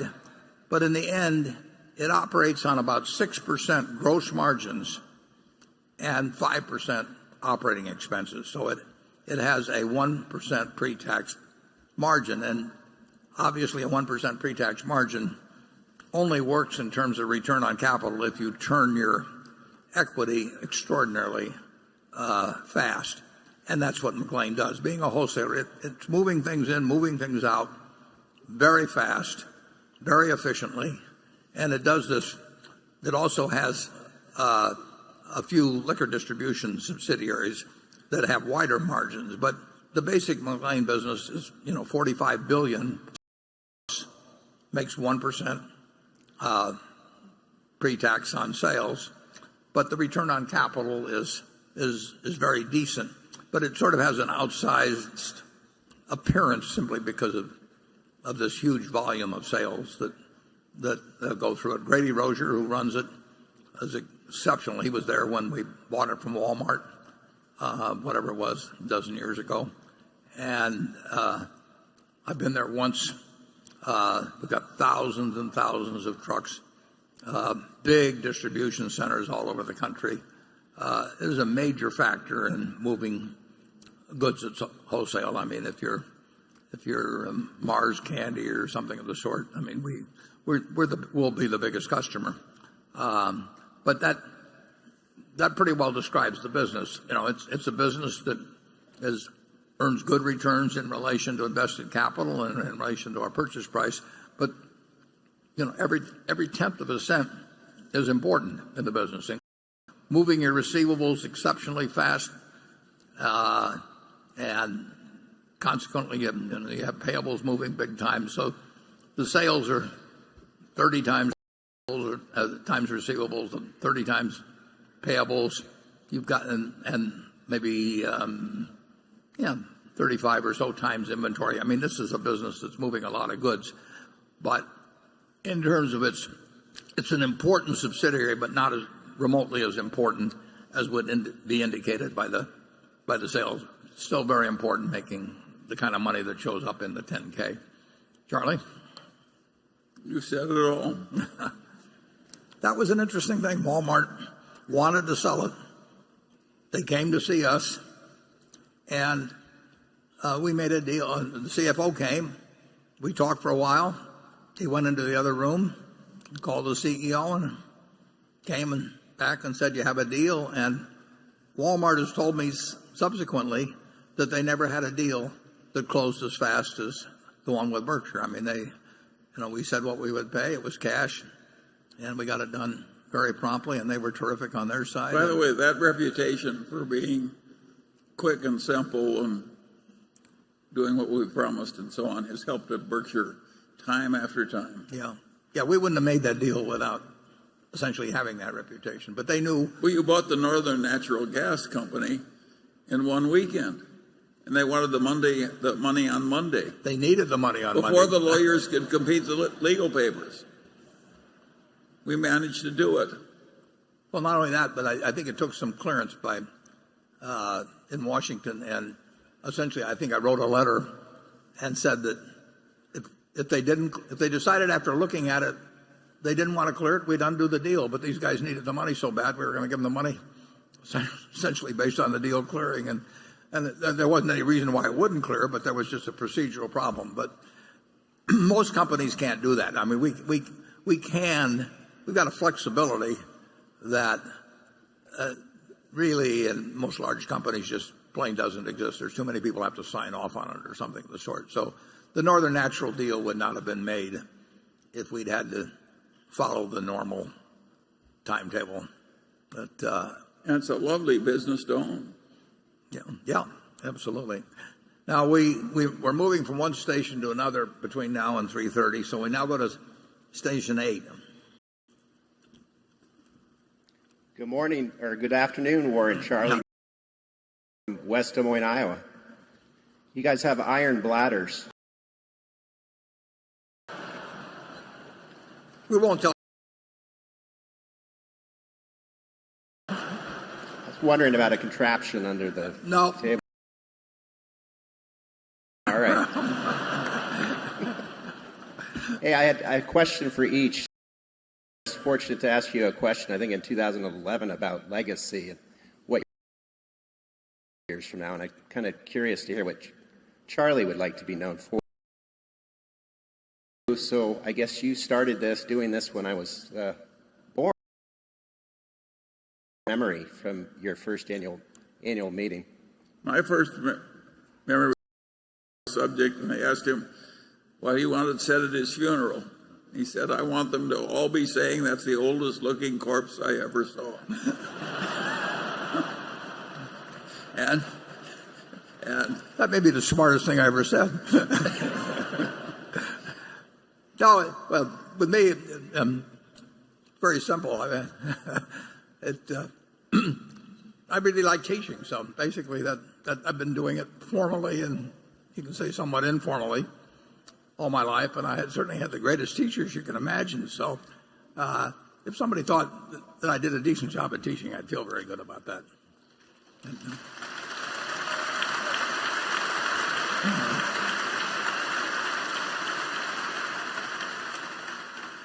Yeah, to make the teaching endurable, it has to have a bit of wiseassery in it. And that we've both been able to supply.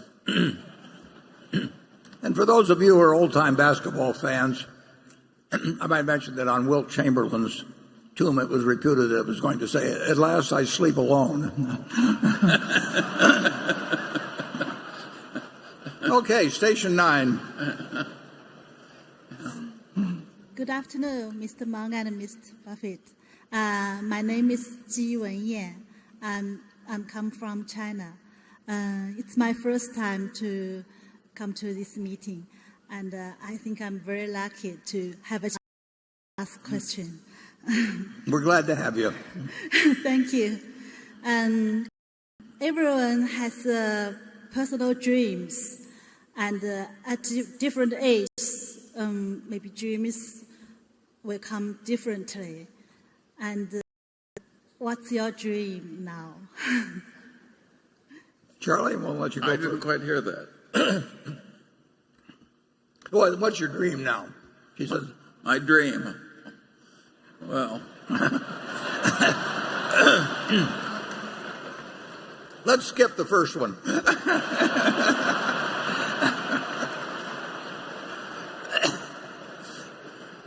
sometime when I'm especially wishful, I think, oh, to be 90 again.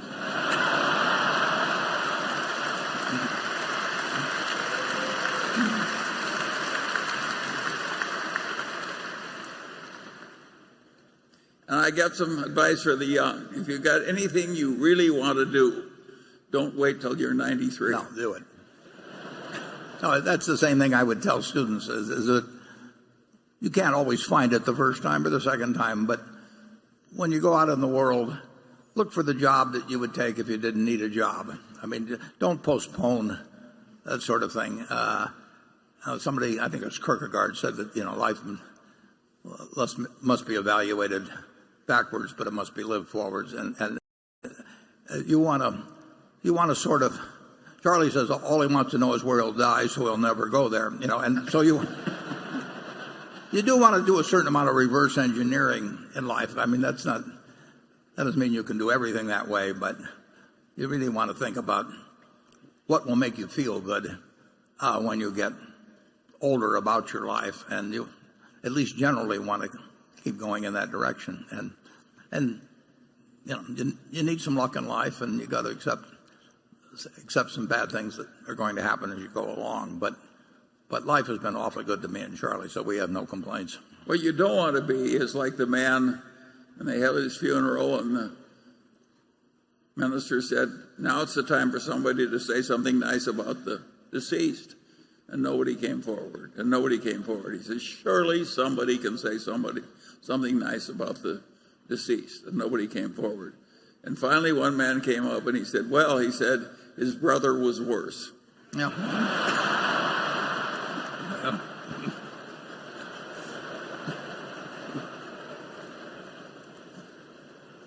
Okay, we'll move to station 10 and see if we can improve on it. Hi. My name is Andy Li Junling from Royal Valley Innovation Capital from Shanghai. This is my 6th year from Shanghai to here. I have to say to you too, Warren and Charlie, you are highly respected and deeply loved by millions and millions or even billions globally. I have 2 questions today. First question, in your letters to shareholders, you said you believe EBITDA is not a good parameter to value a business. Why is that? Second question,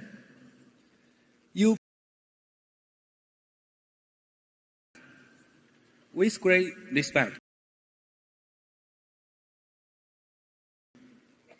in retrospect, do you have regret? Thing you would have done differently? Family, personal? Yeah, I don't think you should expect us to answer that on personal, but if in business, I would say I wish I'd met Charlie earlier. We've had a lot of fun ever since I was 29 and he was 35, but it would have been even more fun if we'd started many years earlier. We had a chance to. We worked in the same grocery store, but not at the same time. In respect to EBITDA, depreciation is an expense, and it's the worst kind of an expense. We love to talk about float, and float is where we get the money first and we have the expense later. Depreciation is where you spend the money first, and then record the expense later. And it's reverse float, and it's not a good thing. And to have that enter into a multiple, it's much better to buy a business that has, everything else being equal, has no depreciation, because it has essentially no investment in fixed assets and makes X, than it is to buy a company that where there's a lot of depreciation in getting to X. And I may write a little bit more on that next year, just because it's such a mass delusion. And of course, it's in the interest of Wall Street enormously to focus on something called EBITDA, because it results in higher borrowing power, higher valuations, and all of that sort of thing. So it's become very popular in the last 20 years. But it's a very misleading statistic, can be used in very pernicious ways. Charlie, on either one of those subjects? I think you've understated the horrors of the subject and the disgusting nature of the people that brought that term into the valuation of business. It would be like a leasing broker of real estate you had a 1,000 square foot new suite to be leased, and he says it's got 2,000 feet in it. That's not honorable behavior, and that's the way that term got into common usage. Nobody in his right mind would think that depreciation is not an expense. Yeah, but it's very much in the interest of Wall Street. Yes, that's why they did it. Yeah. It made the multiple seem lower. And what's amazing is the way it's accepted, actually. But anyway, it just illustrates how people use language, and sell concepts that work to their own use. And 2 and 20 has the same sort of thing. I mean, the number of people, the amount of money that's overperformed after paying 2 and 20 compared to the expenses that have been incurred, I will assure you, makes for an indictment of that particular arrangement. But as long as it can get sold, it will get sold. And now they use it in the business schools. Now that is horror squared. I mean, it's bad enough that a bunch of thieves start using a term, but when it gets so common, business schools copy it. That's not a good result. Okay. Station 11. Good afternoon. I'm Whitney Tilson, a shareholder from New York. My question is related to the ones asked earlier about job cuts. Perhaps the only thing that makes American workers angrier than layoffs is to shut down an operation entirely and move the jobs overseas. Ask anyone in Ohio or Michigan, and they'll tell you stories about companies that have been operating in those states for decades, benefiting from the educational system, infrastructure, and so forth, things that were paid for by local taxpayers. But then some high-paid consultants came along and showed the company how it could reduce its costs by relocating production to Mexico or China, and poof, the good U.S. jobs disappeared. My observation is that most investors and those in corporate America today worship at the altar of maximizing shareholder value, which is code for doing whatever is necessary to boost as possible. But in doing so, companies are taking actions that make millions of workers feel at best fearful and left behind, and at worst deeply harmed by corporate America. It makes so many people so angry that I think it's testing the post-World War II economic order, which is rooted in free trade and even the strength of our democracy. I'd argue that it was decisive in our last election. So my question to you is, do you think that businesses should consider factors outside of pure economics when making these types of decisions? What obligations, if any, do they have to their employees and communities in which they operate? And lastly, if a Berkshire CEO came to you and asked for your approval to close a U.S. operation and relocate it overseas to save money, what questions would you ask beyond the economics of this decision? Thank you. Yeah, well, the truth is that in certain cases, production that would otherwise, that formerly been in the United States has definitely been some that come from other parts of the world. Originally, I was there when it was called Union Underwear and bought by Graham Newman Corp. In 1955, I believe, and it was probably all domestic then. And the truth is, if it was all domestic now, it wouldn't exist. We had the same thing happen with Dexter Shoe, and it was a wonderful company and workers. And in the end, if we sold the shoes at a price that yielded what they they were not competitive with shoes from around the world. Now, trade, I would argue, both ways, export, import, massive trade should be and is actually enormously beneficial, both the United States and the world. Greater productivity will benefit the world in a general way, but to be roadkill, to be the textile worker in New Bedford that was put out of a job eventually, to be the Dexter to be was put out of work, it would be no fun to go through life and say, I'm doing this for the greater good. Shoes or underwear was sold for 5% less or something. So what you need is two things, in my view. You've got an enormously prosperous country. You've got $60,000 of GDP per capita. It's unbelievable. 6 times terms. So we've got the prosperity, and that prosperity is enhanced. We were only exporting 5% of our GDP back in 1970, and that was 12% or something like that. Now, we are doing what we do best.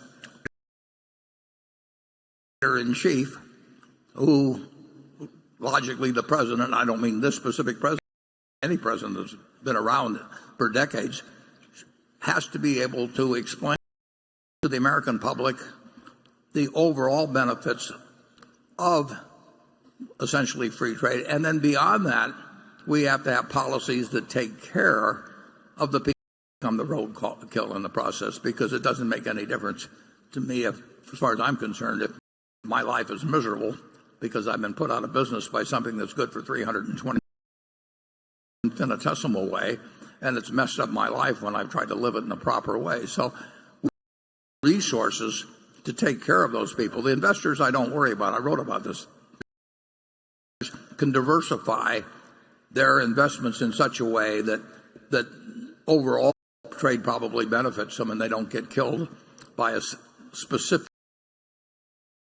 But the worker, in many cases, can't do that. You're not going to retrain some 55-year-old worker who may not even speak English in our textile mill or something. I mean, if they get destroyed by something that's good for society, they get destroyed, unless government puts in some policies that takes care of people like that. And we've got a rich society that can do that, and we've got a society that will benefit by free trade, and I think we ought to try to hit both objectives of making sure that there is not roadkill, and that at the same time we get 320 get the benefits of free trade.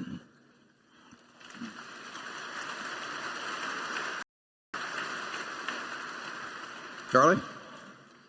Well, I don't quite have unemployment insurance for that exact reason, but The capitalist system is always going to hurt some people as it modifies and improves. There's no way to avoid it. Yeah, well, capitalism is brutal to capital. And like I say, you can diversify those results. Capitalism is brutal. That have the bad luck to be skilled or have developed their skills for decades. But a very rich society can actually, if it's beneficial to society overall, it can take just, the new tax, the bill that was passed reduces my taxes, by 17%, and is that the government or anything of the sort? I wouldn't start spending the money. No, but that was the will. No, I agree. I don't think. Who knows what happens with the bill? That happened, and I don't think that. I think if you polled 1,000 people in shopping center as to whether my tax bill had been cut by some very large sum, many people would have the faintest idea what happened there in terms of the coverage of it and all of that. We do have. It's probably more like $57,000 or $58,000. A family of four, $230,000. But nobody should be rogue in this sort of Remember society. what Bismarck said? There are two things that nobody should have to watch. One is the making of sausage, and the other is the making of legislation. Yeah. Well, I would say this: somebody ought to watch. Anyway, we've 30. We'll reconvene at 3:45 to have a formal formal shareholders meeting, and that may take a while. So you're welcome to stay and watch the shop, and I might even have a small preference to that. But go ahead, do whatever you wish. Okay.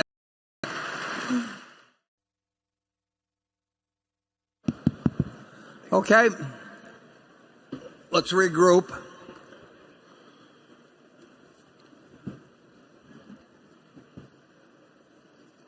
You'll all take your seats. We'll begin the formal meeting. And I'll work from a script in this. The meeting will now come to order. I'm Warren Buffett, Chairman of the Board of the Directors of the company. I welcome you to this 2017 annual meeting of shareholders. Hathaway directors that are present. Also with us today are partners in the firm of Deloitte. Sharon Heck is Secretary of Berkshire Hathaway, and she will make a written. Becky Ammett has been appointed Inspector of Elections at this meeting, and the votes cast in the election for directors and the motions to be voted upon at this meeting. For this meeting are Walter Scott and Mark Hamburg. Does the Secretary standing? If you don't mind, keep the lights on a little more so I can read this. Outstanding, entitled to vote, and represented at the meeting. Yes, I do. As indicated in the proxy sent to all shareholders of record on the meeting, there were 770,000 Class A Berkshire Hathaway common on motions considered at the meeting, and 304,247 common stock outstanding, with each share entitled of one vote on motions considered at the meeting. 915 4,450,000 are represented at this meeting by 5th. Thank you, Sharon. We will therefore directly proceed with the meeting.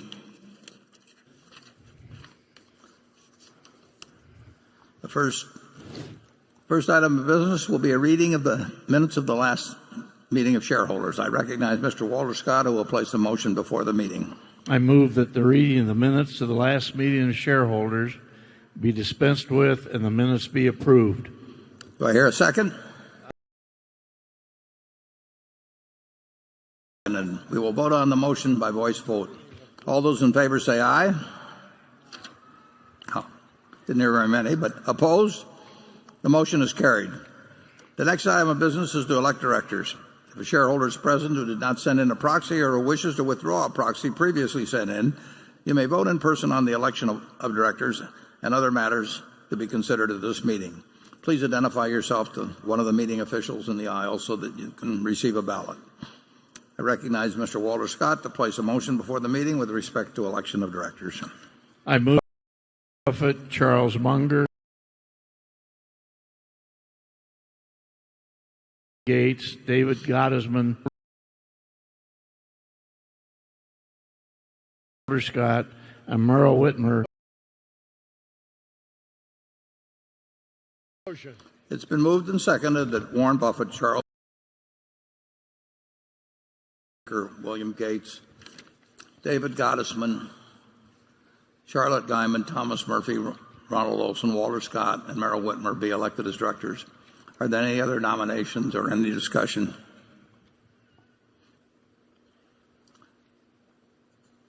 The nominations are ready to be acted upon.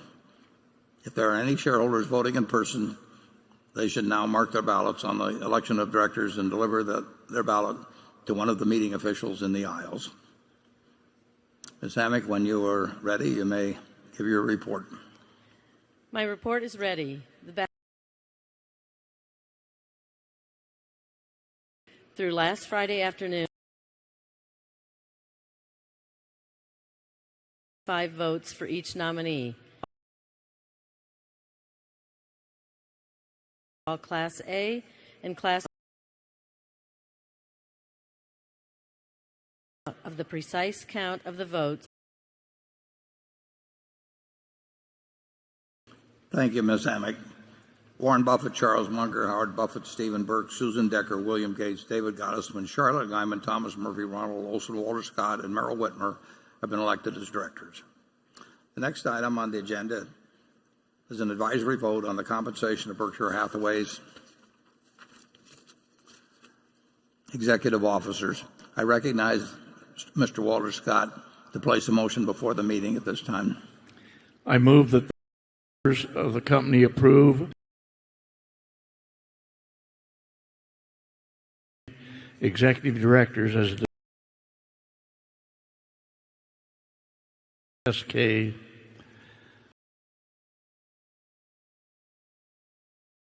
and the accompanying compensation table 2017 annual. Second the motion. It has been moved. Compensation paid to the company's named executive officers. Ms. Amick, when you are ready, you may give your report. My report is ready. The ballot received through last Friday afternoon 65 votes to approve the company's named executive officers of all Class A and Class law of the precise count of the votes. Thank you, Ms. Amick. Named executive officers is passed. The next item on the agenda is an advisory vote on the frequency of a shareholder advisory vote on compensation of Berkshire Hathaway's executive officers. I recognize Mr. Walter Scott to place a motion before the meeting on this item. I move that the shareholder company determine on an advisory basis triennial with which they shall have named executives annual meeting proxy statement. Shareholders of the company determine the frequency with which they shall have an advisory vote on compensation of named executive officers, with the option being every 1, 2, or 3 years. Ms. Amick, when you're ready, you may give your report. My report is ready. In response to proxies that were received, 31,268 votes for 954 votes for a frequency of 76,661 votes of an advisory vote on the compensation paid. The certification required by Delaware Secretary to be placed with the minutes. Advisory basis that they shall have an advisory vote on the compensation paid to the company's named executive officers every 3 years. The next item of business is a motion put forth by Clean Yield Asset Management on behalf of shareholders Tom Beers and Mary Durfee. The motion is set forth in the proxy statement. The motion requests that the company provide a report on its political contributions. The directors recommended that the shareholders vote against the proposal. I will now recognize Eileen Dury, I hope I'm pronouncing that right, to present the motion. To allow all interested shareholders present their views, I ask to limit her remarks to 5 minutes. And the microphone at Zone 1 is available for those wishing to speak for or against the motion. Zone 1 is the only microphone station in operation. For the benefit of those present, I ask that each speaker for or against the motion, with the exception of the original proposer, limit themselves to 2 minutes and confine your remarks solely to the motion. And do we have at Station 1 the representative of Clean Yield Management? Clean Yield Asset Management. Yep. Good afternoon, Mr. Chairman, Board of Directors, and my fellow shareholders. My name is Eileen Dury, and I have been asked to read the following statement by the filers of this proposal, Tom Beers and Mary Durfee. Our proposal, number 4 on the proxy ballot, calls on Berkshire Hathaway to fully disclose the extent of its political spending. Why do we ask for this? Corporate political spending is a controversial activity that must be carefully managed and overseen at the most senior levels of management. Mismanagement or misjudgment around political contributions can bring reputation damage, political risks, and legal consequences. In recent years, at the urging of shareholders and other stakeholders, scores of companies have adopted stronger disclosure and better oversight of political contributions. Best practices in this area include full disclosure of direct and indirect political contributions, descriptions of policies and procedures to ensure full legal compliance, and a commitment to board oversight. But our company's policies in this area are so non-existent or hidden that they have earned it a score of 0 for 6 years running on the leading rating system for corporate political disclosure and accountability, the CPA-Zicklin Index. In contrast, 56% of the S&P make public a detailed policy governing political expenditures from corporate funds. Peers such as GE, Travelers, Unum, CSX, and Norfolk Southern disclose political spending. In contrast, all we know about Berkshire's political spending is contained in the 2-paragraph response to our proposal in this year's proxy statement, which seeks to reassure us that Berkshire's political spending is small relative to its size. But management's statement raises more questions than it answers. It says nothing, for example, about whether Berkshire gives to third-party-like trade associations and 501c4s, which are leading sources of dark money contributions that are nearly impossible to trace. Since 2012, over $670 million in dark money was spent in the U.S. elections with no disclosure of who the underlying donors were. But our company is a large and complicated enterprise. Berkshire Hathaway ranks number 4 in the Fortune 500. At a time when the trend among large companies is to be more open about their political spending and their policies regarding dark money vehicles, it doesn't behoove or benefit Berkshire Hathaway to be so secretive if it has nothing to hide. If you agree, please vote in favor of proposal number 4. Thank you. Are there other people who wish to speak on the motion? Not that I know of. Okay. Thank you. I will tell you that, to my knowledge, in 52 years, Berkshire Hathaway, at the parent company level, has not made a political contribution. I personally disagree strongly with the Citizens United decision, which was a 5-4 vote, and I think that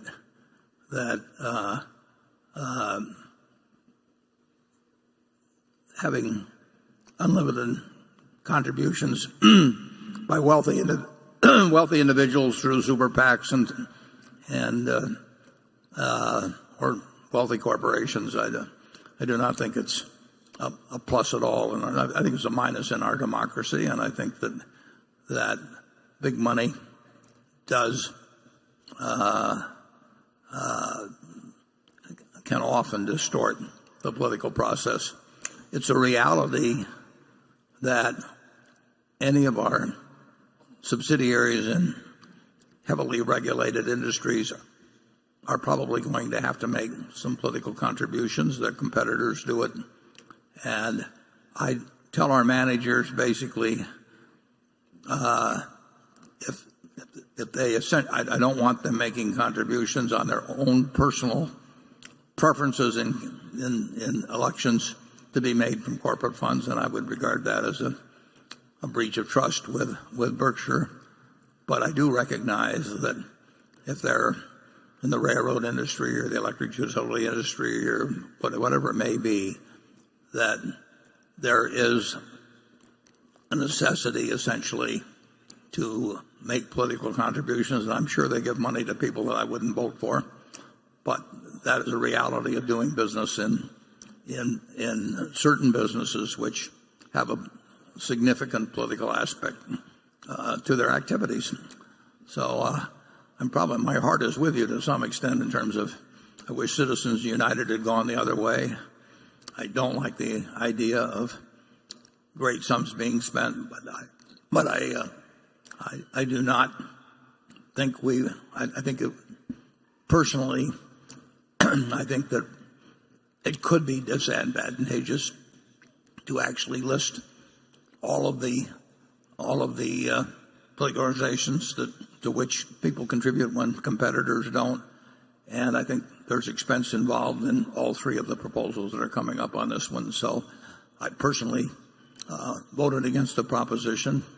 But I do hope, like you, that money plays a lesser part in politics, big money in the future and undisclosed money than it does now. And I don't think the odds are good that the Supreme Court is going to reverse Citizens United. So with that, I would say the motion is now ready to be acted upon. If there are any shareholders voting in person, they should now mark their ballot on the motion and deliver their ballot to one of the meeting officials in the aisles. Ms. Amick, when you're ready, you may give your report. My report is ready. The ballot of the proxy holders in response to proxies that were received through last Friday afternoon cast 4,300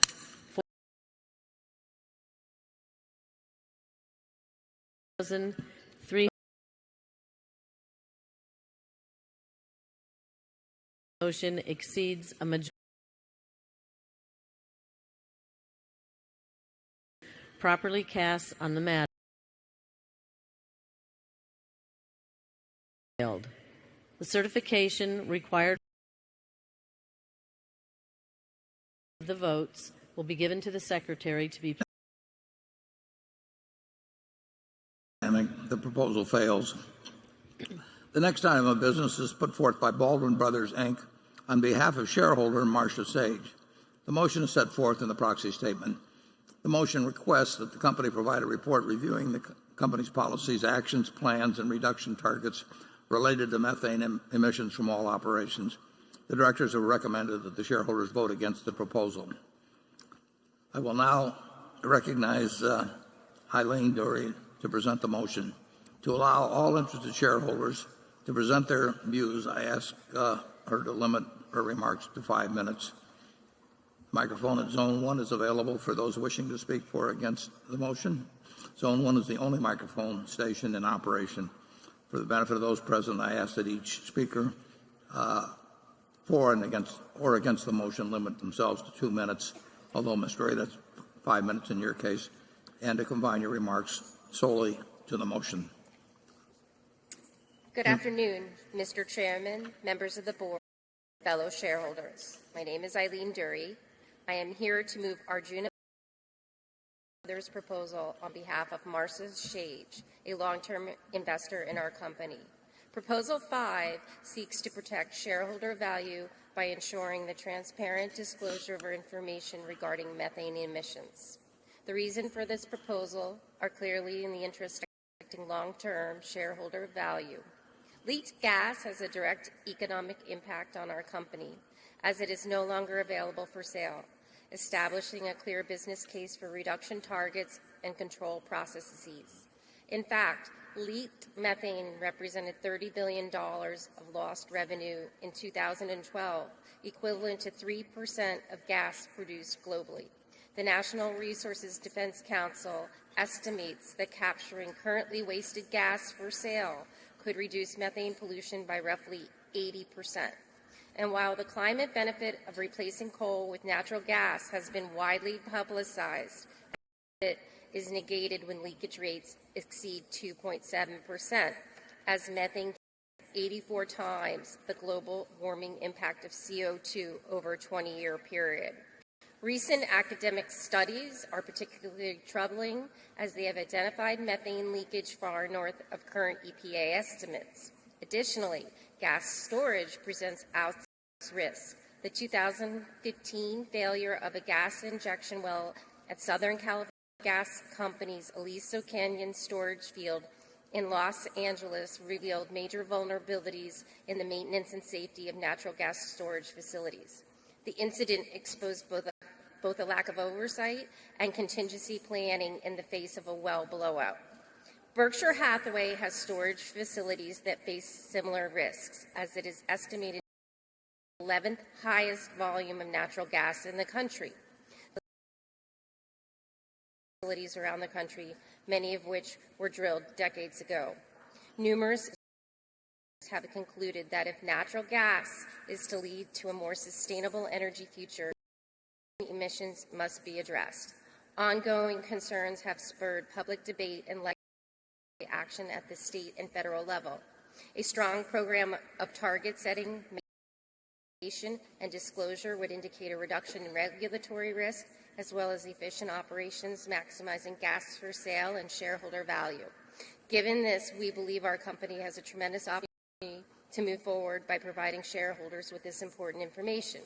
IS provider of proxy voting advice agrees and has recommended a vote. Disclosures would allow shareholders to better understand the company's management emissions and any related risks. Thank you for your consideration. Other people who wish to speak on this motion? I don't believe so. Okay. The motion is now ready to be acted upon. If there are any shareholders voting in person, they should now mark their ballot on the motion and deliver their ballot to one of the meeting officials in the aisles. Ms. Amick, when you're ready, you may give your report. My report is ready. The ballot of the proxy holders in response to proxies that were received this afternoon cast 52,870 votes. Exceeds a majority of the number of votes cast on the matter, as well as all required by Delaware law of the precise placed with the minutes of this meeting.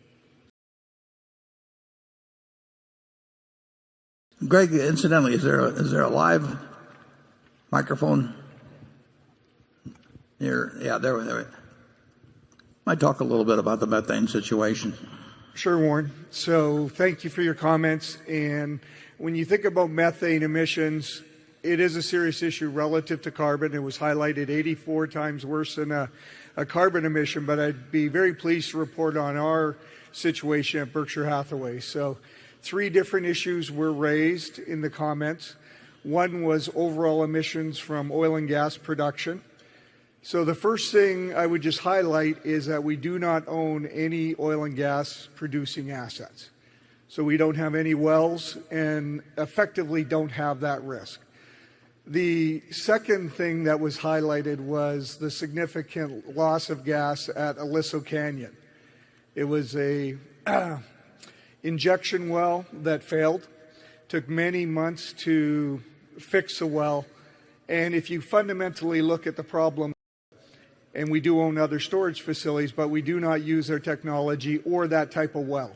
All of our wells are cased to the top, which creates a very different risk and literally can be mitigated within hours. And then the third issue which was raised was leak. And it was highlighted, at least in a proposal, that the leading companies in the industry have a leakage rate of 1%. Or they've put together programs to achieve a leakage rate of 1%.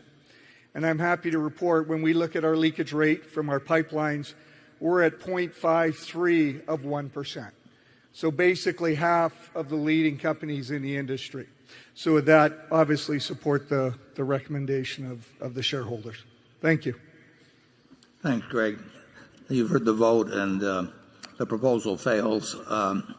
The next item of business is a motion put forth by a shareholder, the Nebraska Peace Foundation. The motion is set forth in the proxy statement. The motion requests that the company divest of its holdings in companies involved in the extracting, processing, or burning of fossil fuels. The directors have recommended that the shareholders vote against the proposal. I will now recognize Mark Vecina to present the motion. And again, to allow all interested shareholders to present their views, I ask him to limit his remarks to 5 minutes.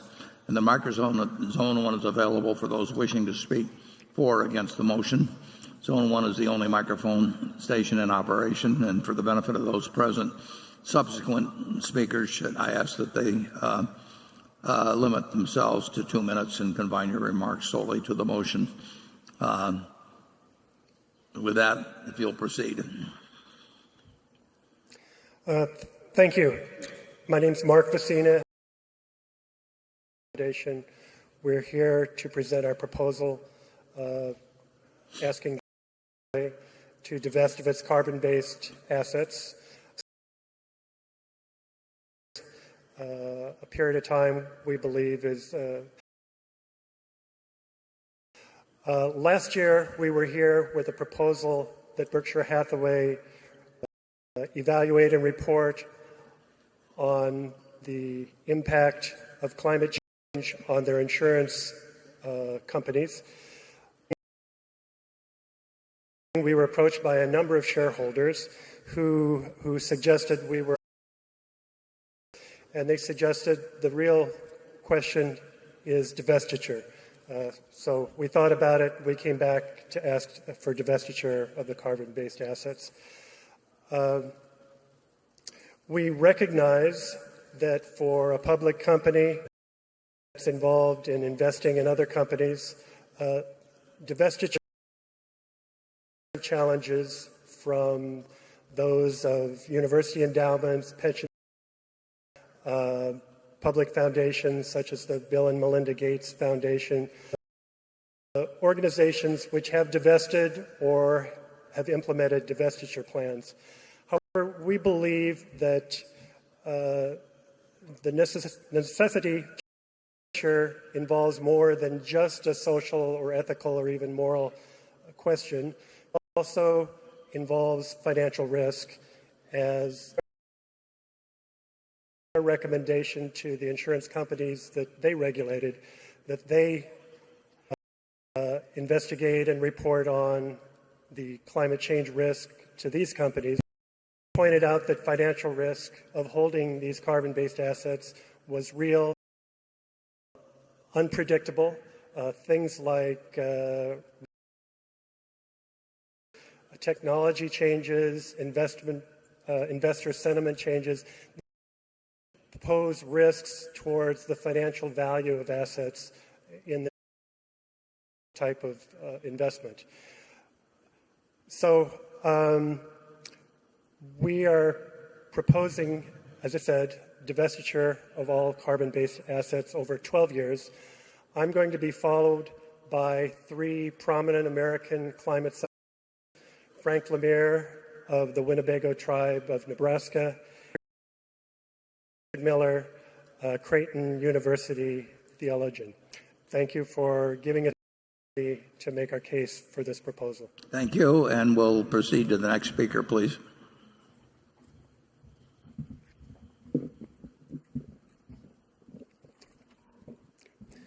Chairman Buffett, board members, and shareholders. My name is Michael Mann. I'm a professor at Penn State University and a climate scientist. And as a scientist, communicating the reality and threat of climate change, it's an honor to have this. Warren Buffett, known as the Wizard of Omaha, is an inspiration to many, a simple view of work ethic, self-made success, and the great reward that comes with foresight. Now, foresight means recognizing both opportunity and risk. And when it comes to risk, there is no better example than climate change. I recently co-authored an article in the journal Scientific Reports, for example, demonstrating that climate change played a key role in the onslaught of unprecedented, devastating droughts, floods, and heat waves in recent years. And the impacts we're seeing now are just the veritable tip of the iceberg. Carbon emissions must be brought down dramatically within the next few years if we are to avert the worst impacts of climate change. Mr. Buffett coined the term Noah's Law in his 2015 shareholder letter to describe the risk posed by climate change, stating, "If there is only a 1% chance the planet is heading toward a truly major disaster and delay means passing a point of no return, inaction now is foolhardy." Well, I couldn't agree more. And the science tells us that we are heading toward disaster in the absence of reductions in greenhouse gas emissions. Board member Bill Gates demonstrated bold leadership a year ago when the Bill and Melinda Gates Foundation announced it was divesting of fossil fuel holdings. Were Mr. Buffett to follow suit, it would send a profound message to the rest of the global business community, a message that we can both mitigate risk and seize opportunity in the form of massive growth in clean energy technology by tackling this problem now head-on before it's too late. Thank you. Thank you. And I believe there's another speaker, or maybe 2. If you'll identify yourself, please. My name is Richard Somerville. I'm a climate scientist and a professor at the University of California, San Diego. Chairman Buffett, board, and shareholders, the world is warming. It is due to human activities. It is getting worse. The observational evidence is overwhelming. All the warmest years globally are recent years. We see the weather changing. We see more severe floods and droughts. Sea level rise is accelerating. Ice sheets and glaciers are shrinking worldwide. Climate change will become more and more serious unless emissions of heat-trapping gases and particles are quickly and drastically reduced. The climate is human behavior. Everything depends on what humanity does now. We have our hands on a thermostat that controls the climate of our children and grandchildren. In 2015, the world agreed in Paris on how much warming can safely be allowed. The Paris target was enforced. The science shows that to meet the target, emissions need to be reduced drastically.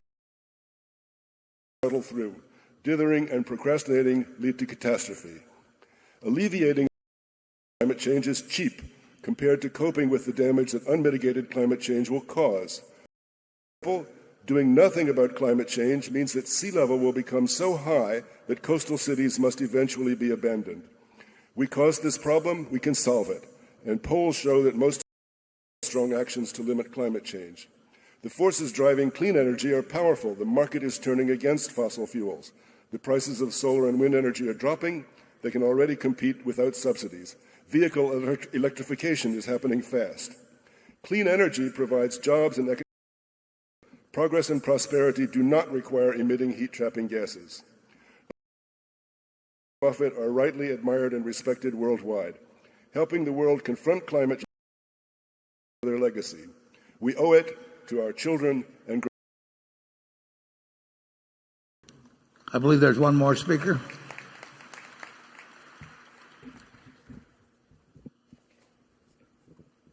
Thank you, sir. I am David Titley, retired Rear Admiral, former oceanographer of the Navy, and now a professor of practice at Penn State.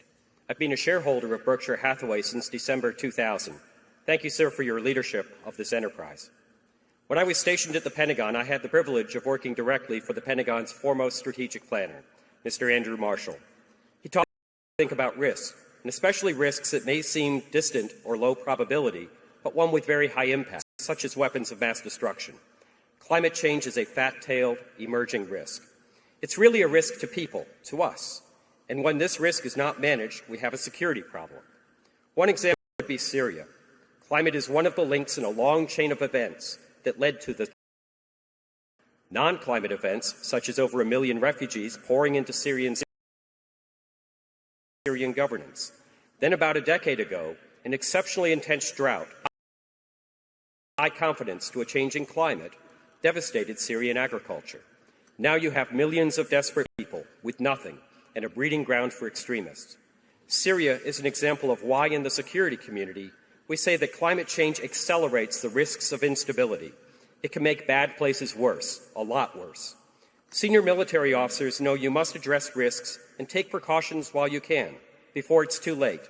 The U.S. Defense Department understands the risks of climate change and has been working quietly to adapt to the changing climate for years.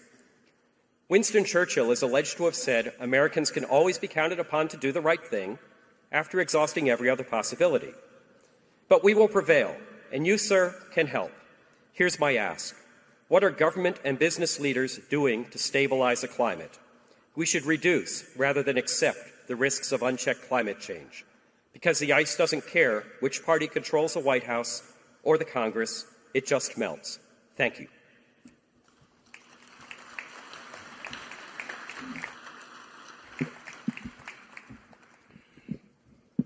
I am Frank Lemire, the Bear Clan of the Winnebago tribe of Nebraska.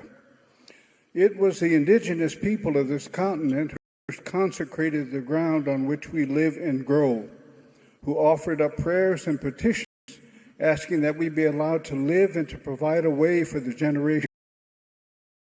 In exchange for the blessings given by the Creator, our forebears agreed to be good stewards of the land.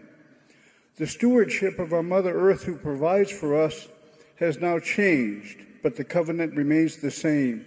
Let there be no mistake about that. If we continue to disrespect our Earth Mother, those things given us, bountiful harvests, protection for the elements, and good clean water, will surely be taken from us. Our elders speak of this. It has been foretold. On Christmas Eve, my son came from Standing Rock to visit us for 1 hour. His mother and I worried about him.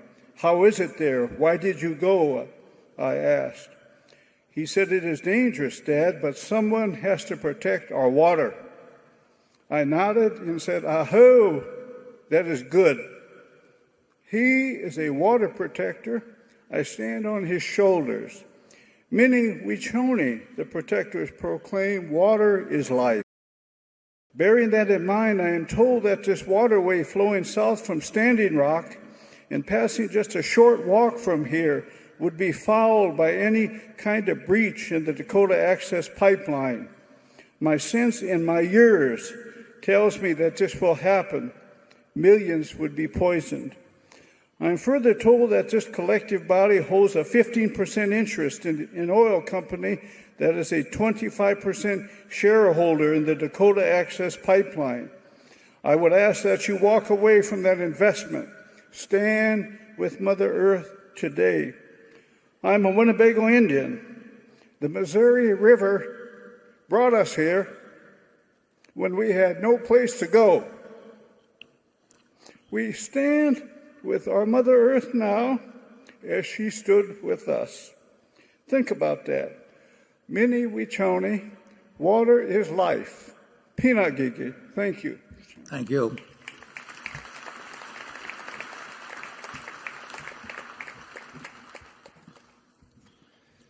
Dear Chairman Buffett, board members, and shareholders, I am Richard Miller.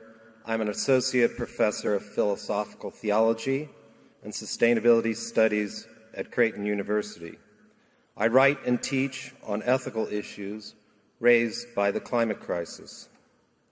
As a rationale for voting no on the divestment resolution, the board maintained that Berkshire should not limit its universe of potential investments based upon complex social and moral issues, and that following state and federal laws was sufficient to meet your obligations. There is not only an overwhelming consensus in the scientific community about the reality and dangers of climate change, but there is also an overwhelming consensus among all major ethical theories that one is not morally justified to use increased profit as a rationale for doing harm to others. By continuing to invest in and thus promote the extracting, processing, and burning of fossil fuels, Berkshire is doing harm to people around the world and creating conditions that will threaten future generations. While one is not morally justified to use increased profits as a rationale for doing harm to others, one cannot also opt out of ethical considerations by appealing to moral complexity. When you're doing harm to others, especially at this scale, there is no neutral space. Nor can you simply appeal to the fact that Berkshire is following state and federal laws, when those laws are themselves unethical and that they allow the United States to violate the human rights of people around the world and set in motion catastrophic future for young people. The consensus among ethical theories will in due time become self-evident to the average person, analogous to the way slavery as an evil is self-evident today. Indeed, the recognition of the immorality of investing in fossil fuels is rapidly gaining ground as more and more institutions divest their fossil fuel holdings. Mr. Buffett, you're standing on an ethical house of cards, and it is only a matter of time before it comes tumbling down. Like the thousands gathered here and the millions on live stream, I admire your considerable achievements, but I am afraid that if you do not change course very soon, history will not judge you kindly. Thank you for your time. Okay, thank you. The motion is now voting in person. They should now mark their ballots on the motion and deliver their ballot to one of the meeting officials in the aisles. Ms. Amick, when you're ready, you may give your report. My report is ready. The ballot of the proxy holders in response to